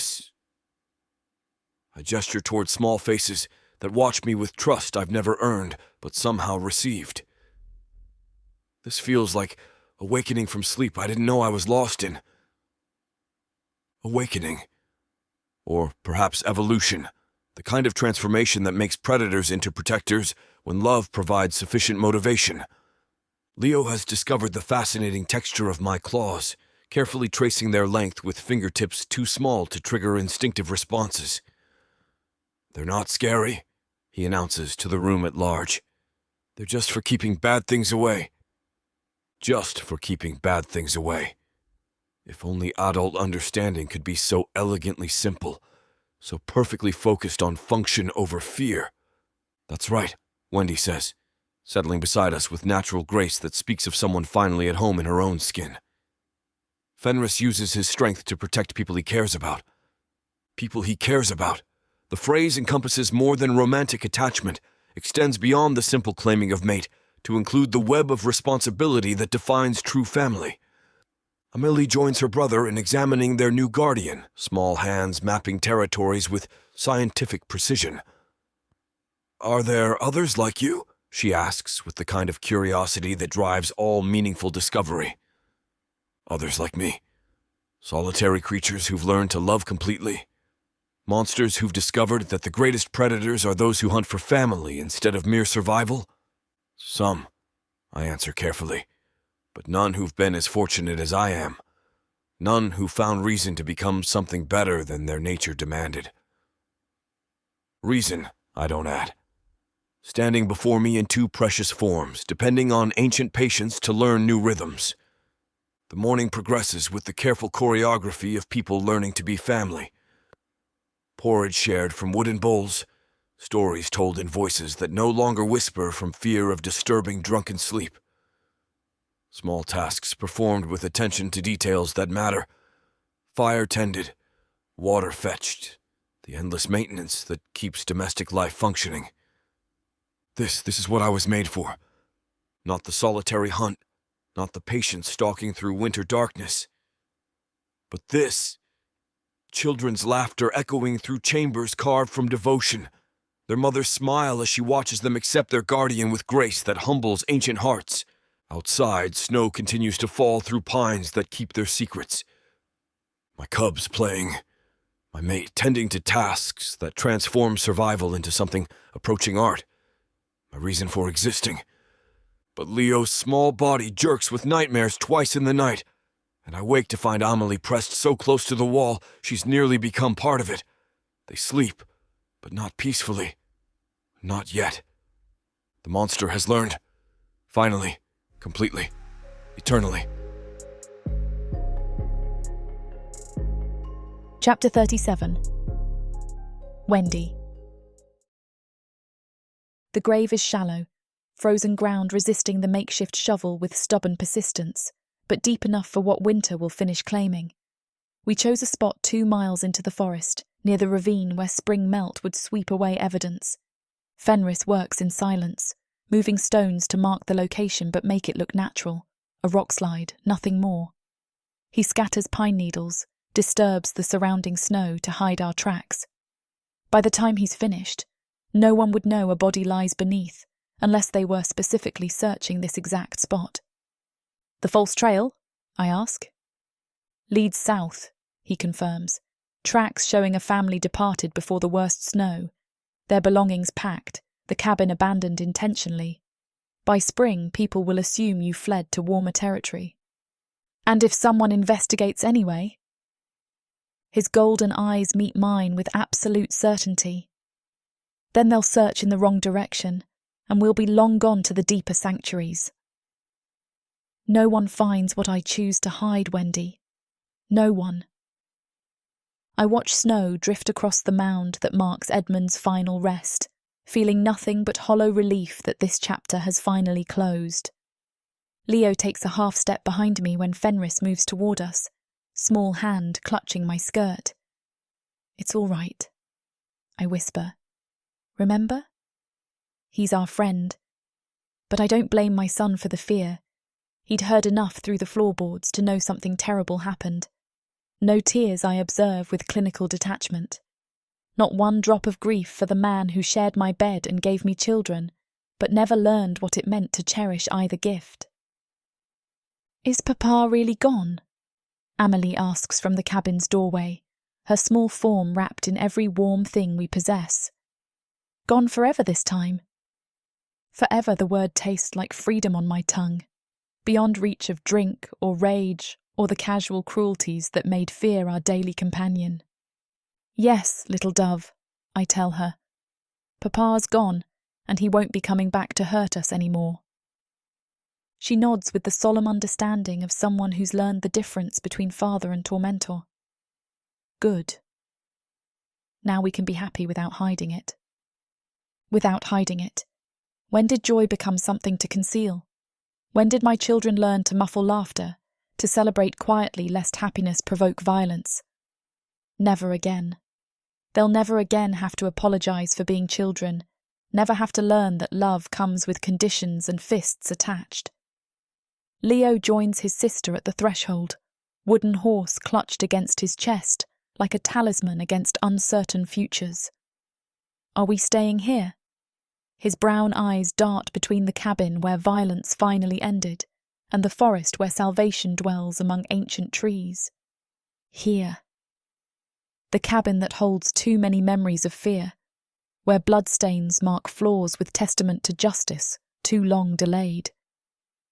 Can such places ever truly feel like home?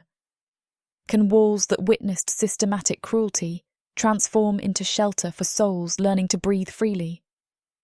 For now, I tell him, because honesty serves children better than comfortable lies.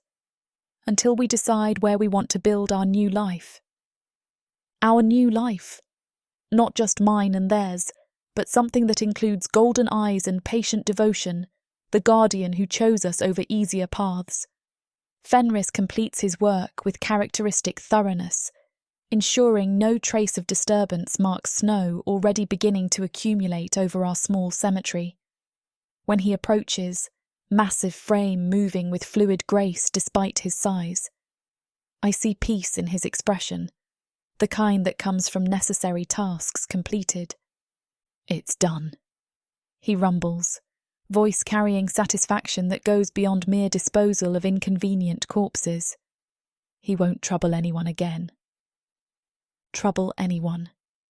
Such gentle language for death delivered with surgical precision, for violence that freed us from slow destruction by degrees. Thank you, I breathe, for ending what needed ending, for giving us chance to discover what we might become, without fear shaping every choice. His arms encircle me with strength that could shatter mountains but holds me like spun glass, and I feel the contentment that radiates from him like warmth from banked coals.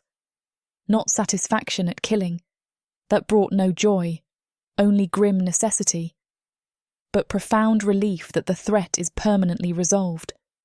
This is what safety feels like. Recognition blooms warm in my chest. Not just the absence of immediate danger, but the certain knowledge that someone stronger stands between us and whatever storms might come. The children venture closer, their natural curiosity overcoming caution learned through too many harsh lessons. Within moments, Leo is tugging at Fenris's tunic with 4-year-old determination, while Amelie peppers him with questions about forest life and winter survival. They love him already. Wonder makes breathing difficult. Accept their monster guardian with grace that shames adult prejudice. "Will you teach us things?" Amelie asks with the serious attention she brings to important matters. "Forest things, like how to find food and stay warm when snow falls." "Teach them." The concept, when applied to creature whose education came through centuries of solitary survival, feels alien to me. But watching him consider her question with genuine attention, I see the transformation that's already begun. Father. Not by blood, but by choice, by the love that makes responsibility feel like privilege. "Yes," he tells her, voice gentling in ways I never heard during our stolen forest meetings. "I'll teach you to read the wood's moods, to move silent as ghosts when silence serves, to survive anything winter throws at you. Survive anything." Skills Edmund never possessed, despite years of boasting about his woodcraft, knowledge that might have kept us all alive if pride hadn't prevented him from learning. But more than survival techniques, I see him offering something infinitely more precious: attention without conditions and patience. This is what children need. Not perfection, not the absence of difficulty, but someone who sees their worth and commits to nurturing whatever gifts they possess. The morning progresses with the careful choreography of people learning new rhythms. Wood gathered from supplies Fenris has stockpiled throughout our courtship. Game prepared with expertise that transforms necessity into abundance. Tasks performed with attention to comfort instead of mere survival. Abundance. When did we last eat without calculating portions, without saving every scrap against uncertain tomorrows? When did the children last request seconds without fear they were taking food from someone else's mouth? "There's enough for everyone," I tell Leo when he eyes the roasted eye-pin with obvious hunger. "Eat until you're satisfied, sweetheart." We don't have to ration anymore.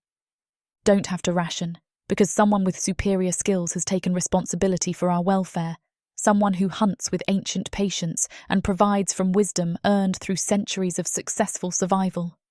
Amelie approaches our guardian with the kind of careful respect she might show a beloved but powerful uncle. "Will you stay with us always?" she asks, green eyes serious as judges weighing evidence. "Even when spring comes and travelling gets easier?" "Always." The promise hangs in air warmed by more than fire, weighted with implications I'm only beginning to understand. Not just romantic attachment, but family bond. "Always," he confirms, massive hand settling gently on her small shoulder, "for as long as you need guardian against whatever darkness might threaten." Guardian. Not father by law, but something potentially more precious. Someone who chose us completely, who claimed responsibility for our happiness, despite having no obligation beyond love.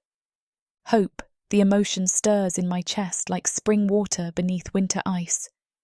Actual hope for better days, for children who grow strong and fearless, for love that shapes daily existence into something approaching joy. For the first time in years, perhaps the first time ever, I allow myself to imagine future that holds more than mere survival. Amelie learning to read forest signs with patient tutelage. Leo growing strong in arms that would die before letting harm approach.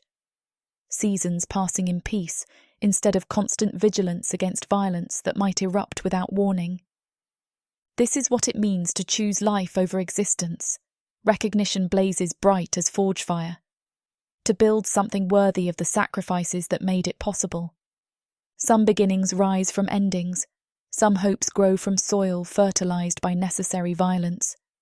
What we're building here, this strange family, may be the most precious thing any of us will ever create. Hope, I whisper into air thick with possibilities. Finally, completely, eternally hope. The future stretches before us like unwritten pages, blank and beautiful and full of promise. For the first time in years, I can't wait to discover what tomorrow might bring.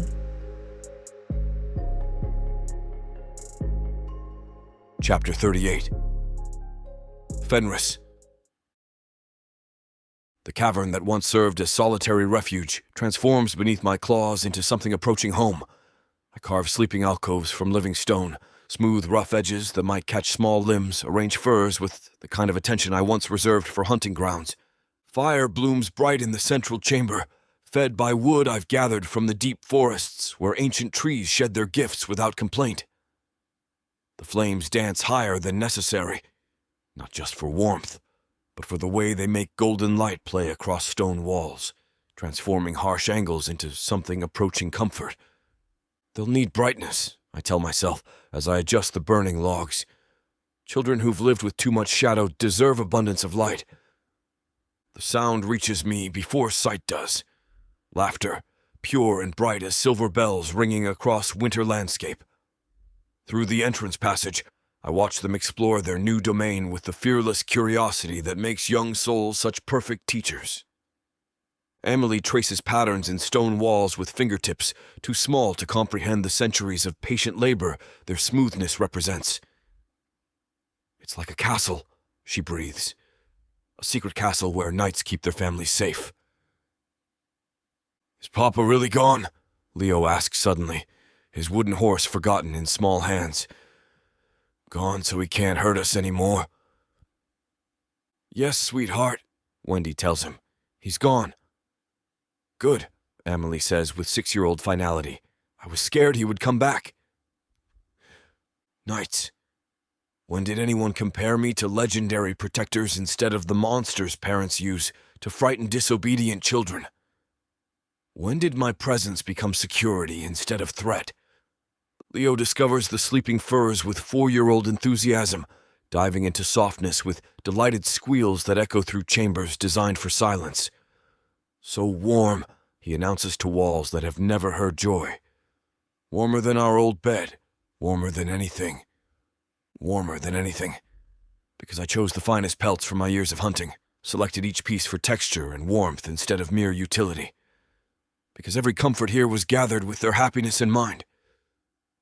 But it's Wendy's expression that stops my breath entirely. She stands in the chamber's entrance, taking in stone walls made smooth, fires that burn without smoke, the careful arrangement of space designed around a family's needs rather than solitary survival. Tears, I realize with something approaching panic. She's weeping at the sight of what I've built. Have I misjudged?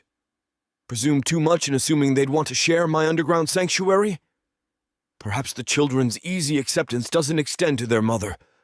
Perhaps the reality of living with a creature like me feels too overwhelming when faced directly. But when she approaches, when her palm finds my face with reverence that makes breathing difficult, I see joy painted across features still healing from Edmund's final lesson. You did this for us, she whispers. All of this. You prepared it hoping we might someday share your home. Hoping I want to correct.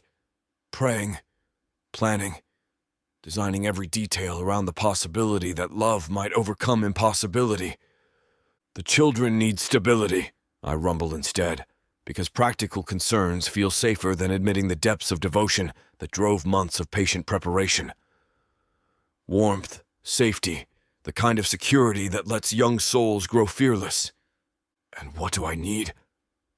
Her green eyes hold challenge alongside gratitude, as if she's testing whether I see her as individual worthy of consideration rather than mere appendage to maternal responsibility. You need to be cherished, I don't say aloud. Need someone who sees your worth instead of taking it for granted, who understands that love means choosing your happiness above personal comfort. But words feel inadequate for this moment, for the collision of hope and reality in chambers carved from stone and devotion. Instead, I gather her against warmth that speaks of fires tended through long nights, of someone who kept faith burning even when proof seemed impossible. You need to be home, I tell her finally. To belong somewhere without reservation, without the constant vigilance that shapes existence into endurance. Home. The word settles between us like promise, like benediction, like the foundation upon which everything else will be built. Leo's laughter interrupts before she can respond, bright sound that transforms contemplation into action. You're bigger than trees, he observes with matter-of-fact acceptance. Bigger than Papa ever was, bigger than anyone. Bigger than Papa. The comparison should trouble me, should remind me that I'm replacing someone whose methods I despise but whose position I can never fully fill. Instead, it brings satisfaction deeper than mere triumph. Better than him. The truth burns bright as forge fire. Stronger, gentler, more devoted to their welfare than he ever dreamed of being. Amelie joins her brother in treating my body like personal playground. "Do you have claws like cats?" she asks, taking my left hand in both of hers to examine fingers that could shred steel. Like cats, I consider the comparison, but designed for protection instead of predation, for building homes instead of claiming territory. I extend one claw with careful precision, letting her study its length and sharpness while keeping deadly edges well clear of fragile skin. For climbing, I tell her, which is truth as far as it goes, and for carving stone for making rough places smooth. For killing those who threaten what I love, I don't add. For ensuring no harm reaches the family I've claimed as mine. But perhaps she reads something in my expression, because her small face grows serious with 6-year-old wisdom. "And for keeping bad things away," she says with confidence that makes my chest tight with emotion. Bad things. As if the world's casual cruelties were merely obstacles to overcome rather than fundamental realities that shape existence into trial by endurance. Perhaps they are. Hope stirs in consciousness suddenly too large for cynicism. Perhaps love really can build walls that keep darkness at bay. Perhaps devotion really can transform monsters into guardians. The afternoon progresses with the careful choreography of people learning to be family. Games invented from imagination and necessity. Stories told in voices that no longer whisper from fear of waking violent sleepers. Tasks shared with attention to teaching rather than mere efficiency. This recognition blazes through awareness suddenly clear despite everything we've endured. This is what I was made for. But as contentment settles over our small sanctuary, a new worry asserts itself. Edmund's disappearance will not go unnoticed forever. Come spring, when travel becomes easier, questions will be asked, search parties organized. The peaceful isolation we've built here could become a trap if discovery brings the wrong kind of attention. Time to address what threatens our happiness, I decide, settling beside the fire where warmth makes difficult conversations easier. "There's something we need to discuss," I tell Wendy as the children play with toys carved from necessity and love. Edmund's absence. The village will notice eventually, especially when an entire family seems to have vanished without trace. Her face grows serious, maternal protectiveness warring with the hope I've seen growing stronger each day. "What do you suggest?" "Preparation, planning. The kind of careful work that keeps families safe when the world would tear them apart." "I've already begun laying false trails," I explain, voice carrying certainty earned through centuries of avoiding human attention. Tracks leading south suggesting the family left for warmer regions before the worst of winter set in. Signs that point away from these mountains entirely. More than that, understanding builds as I speak. The Wera network established during the night of first breath. Others of my kind who understand what it means to love completely. They can help hide us if human persistence grows too troublesome. "Come spring, we may need to move deeper into the mountains," I continue, watching her face for signs of disappointment or fear. "I have other sanctuaries prepared, places where even the most determined searchers won't think to look." But instead of dismay, I see something approaching relief bloom in those remarkable eyes. "You've thought of everything," she breathes, "planned for contingencies I didn't even consider. Because protecting you has become my life's work, I don't say aloud. Because keeping this family safe matters more than my own comfort or the convenience of staying in one place. The Wira aren't solitary by choice," I tell her, sharing truths I've never voiced before. "We're scattered by necessity, by the need to avoid human attention. But we look after our own, and you are mine now, which makes you theirs as well." Family within family, the concept expands to encompass more than our small circle. Protection that extends beyond individual devotion to something approaching community. Will they accept us? She asks, and I hear the uncertainty that speaks of someone who's learned that belonging often comes with conditions. Human children and their mother, living among creatures they've been taught to fear, accept you? The question almost makes me laugh, because she doesn't understand what she represents. You're proof that love transcends species, that devotion can bridge any gap. They'll see you as I do, precious beyond measure. They'll see what I see, I tell her, gathering our small family close as shadows lengthen toward evening.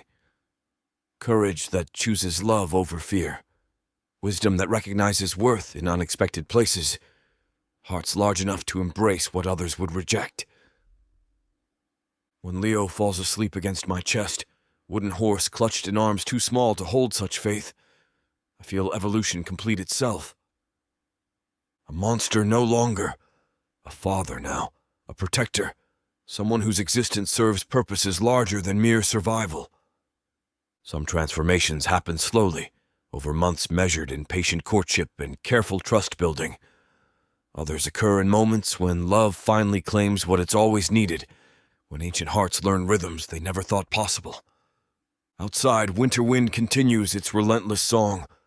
My family safe and warm. The fire burns bright and warm, casting dancing shadows that speak of light rather than darkness, of hope instead of the patient predation that once defined my purpose. A monster no longer, but a father. The sound of it makes my ancient heart sing with joy I never thought to know, protected by wisdom earned through centuries of survival and love that's learned to plan for whatever storms might come. Chapter 39. Wendy. Tonight is special, Fenris announces, as evening settles over our mountain refuge like a soft blanket embroidered with stars. His golden eyes hold mystery alongside warmth, the expression of someone preparing to share treasures long kept hidden. The children look up from their evening meal with immediate attention.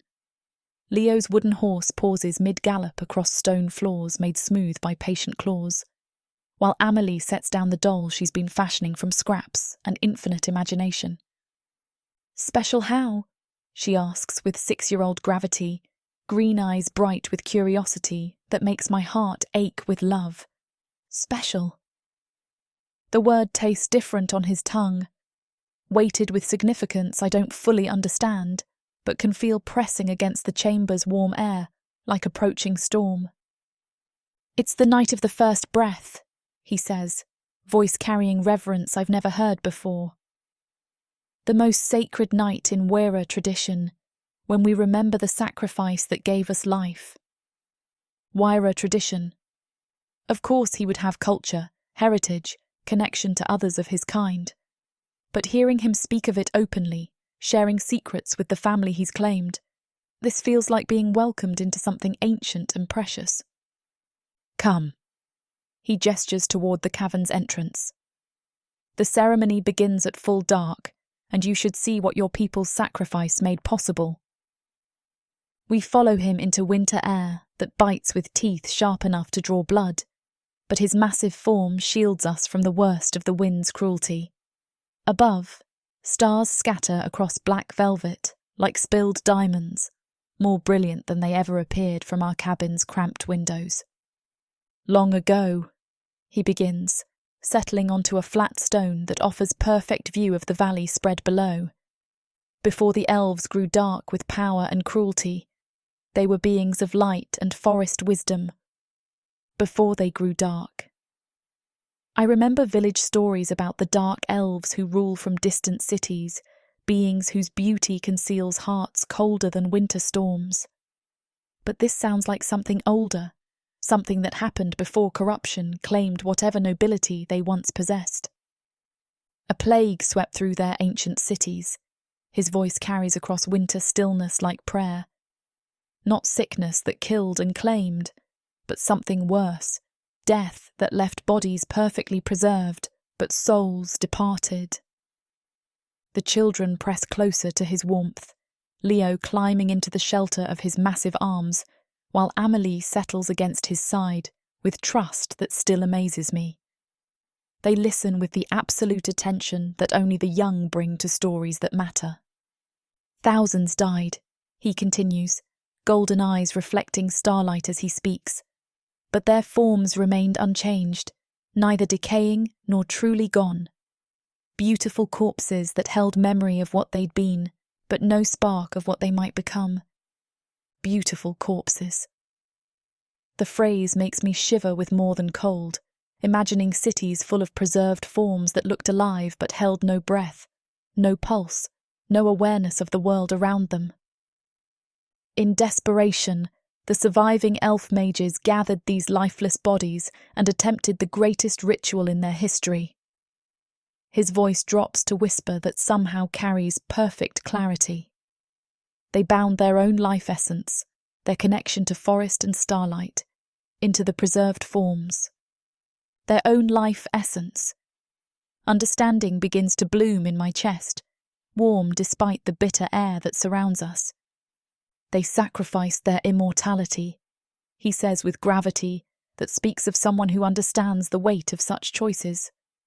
Gave up eternal life to create something new, something that could endure in a world grown harsher than their gentle souls could bear.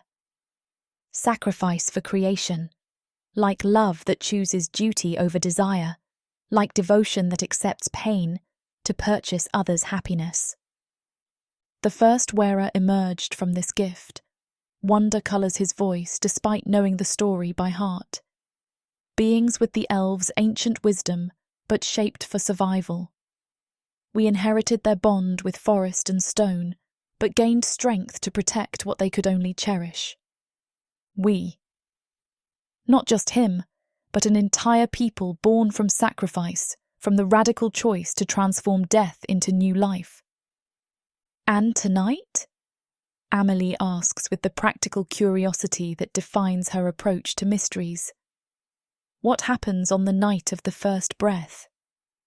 His smile could light the darkest winter evening, could melt glaciers with its radiance. Tonight, we remember. We honour the elves who chose transformation over mere survival. And we celebrate the family, blood and chosen, that makes existence meaningful. Chosen family. Watch, he breathes, pointing toward the valley where shadows move. It begins. At first I see nothing but winter landscape painted silver by moonlight. Then, movement, light. A single golden flame rises from forest depths, ascending toward star-drunk sky with the slow grace of something weightless. Oh! Leo gasps. More lights follow, silver and green and blue and purple, each one distinct yet part of something larger. They rise from every direction, near and far, until the entire world seems touched by magic more beautiful than any dream. Each light represents a wearer, Fenris explains, voice soft with reverence. Wherever they dwell, whatever circumstances shape their existence, tonight we all participate in remembering who we are. Who we are. Not monsters or nightmares, or the creatures parents use to frighten disobedient children, but people, souls, beings capable of love and loss, and the kind of gratitude that transforms survival into celebration. The lights dance higher, weaving patterns that speak of intention rather than mere chaos. Some flicker like candle flames in gentle breeze, others burn steady as forge fire, but all ascend toward darkness that suddenly feels less empty. It's like the harvest festivals, Amelie whispers, and the comparison makes perfect sense. Like the whole world is celebrating something beautiful together. Harvest festivals, the times when our village would gather to mark the end of growing seasons, when families shared food and stories, and gratitude for abundance earned through patient work. Your turn now, I tell Fenris, because tradition demands participation from all who claim belonging. His eyes widen slightly, as if the idea hadn't occurred to him. You want to see? See him participate in something that defines his heritage. See him claim his place among the lights that paint winter sky with beauty. Yes, I breathe, meaning it completely. Show us who you really are. He rises with fluid grace, positioning himself where moonlight can catch and amplify whatever magic flows through wearer veins. His massive hands cup empty air, and suddenly golden light blooms between his palms, warm, brilliant, alive with possibilities I can barely comprehend. The flame grows larger, brighter, fed by something deeper than mere magic. Love, perhaps.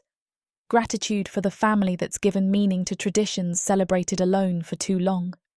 When he releases it, when golden fire ascends to join its siblings in their ancient dance, the children gasp with delight that makes my eyes burn with unshed tears. Beautiful. The word feels inadequate but necessary. My guardian, my love, my impossible miracle of a man. Absolutely beautiful. The light carries our gratitude upward, joins the constellation of remembrance that transforms winter sky into something approaching heaven. This is what magic looks like when it chooses to bless instead of curse. Some celebrations honor the past while embracing the future. Some traditions transform to include new voices, new hearts, new definitions of what family can become. Tonight, under stars painted with ancestral gratitude, we've learned that wonder still exists in a world that tries so hard to extinguish it. Home, the word tastes like starlight and ancient wisdom. Finally, completely, eternally home. The lights continue their eternal dance, and we watch in silence that holds no loneliness, only the profound peace of souls that have finally found where they belong.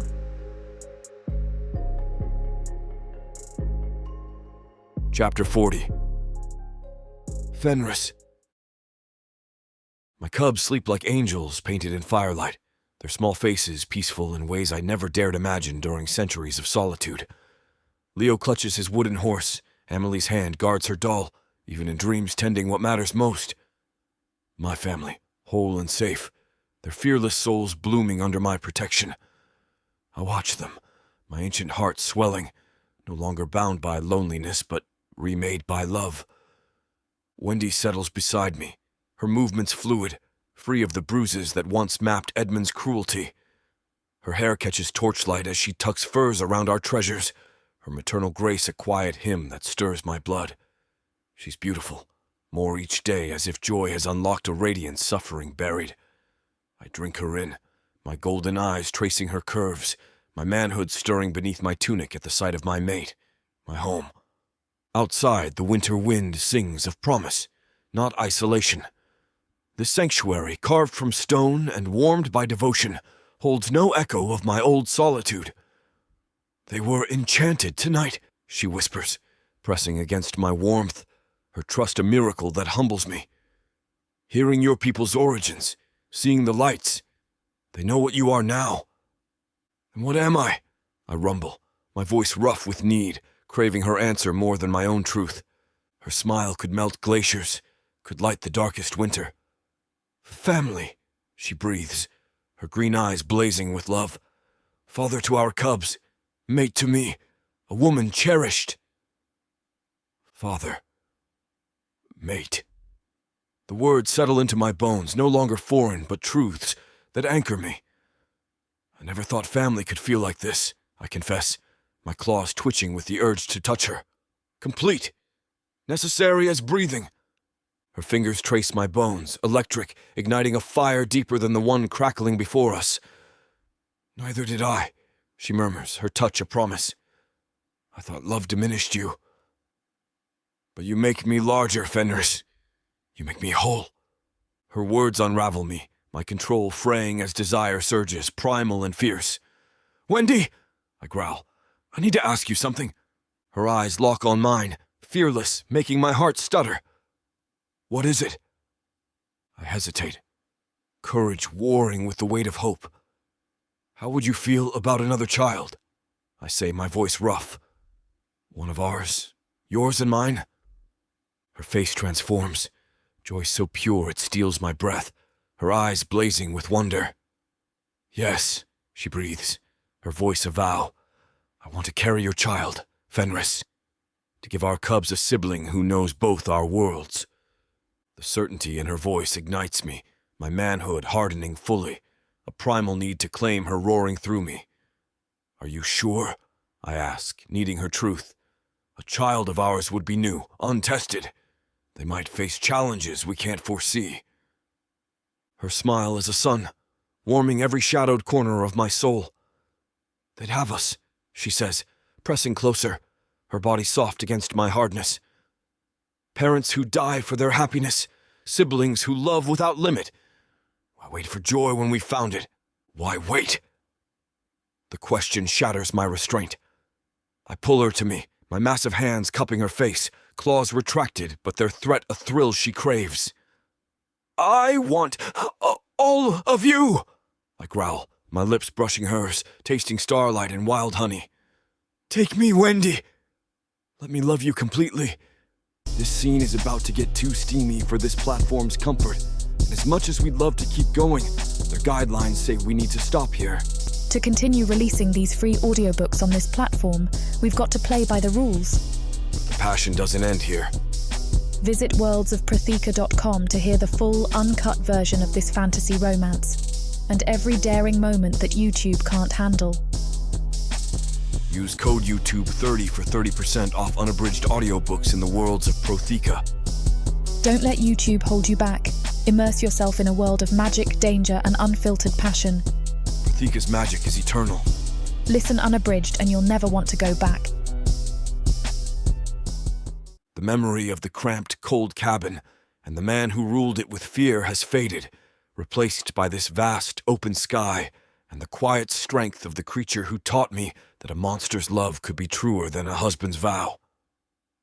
I rest a hand on my own rounding belly, a silent promise of the new life that bridges our two worlds, and know that we are not just survivors. We are at the beginning.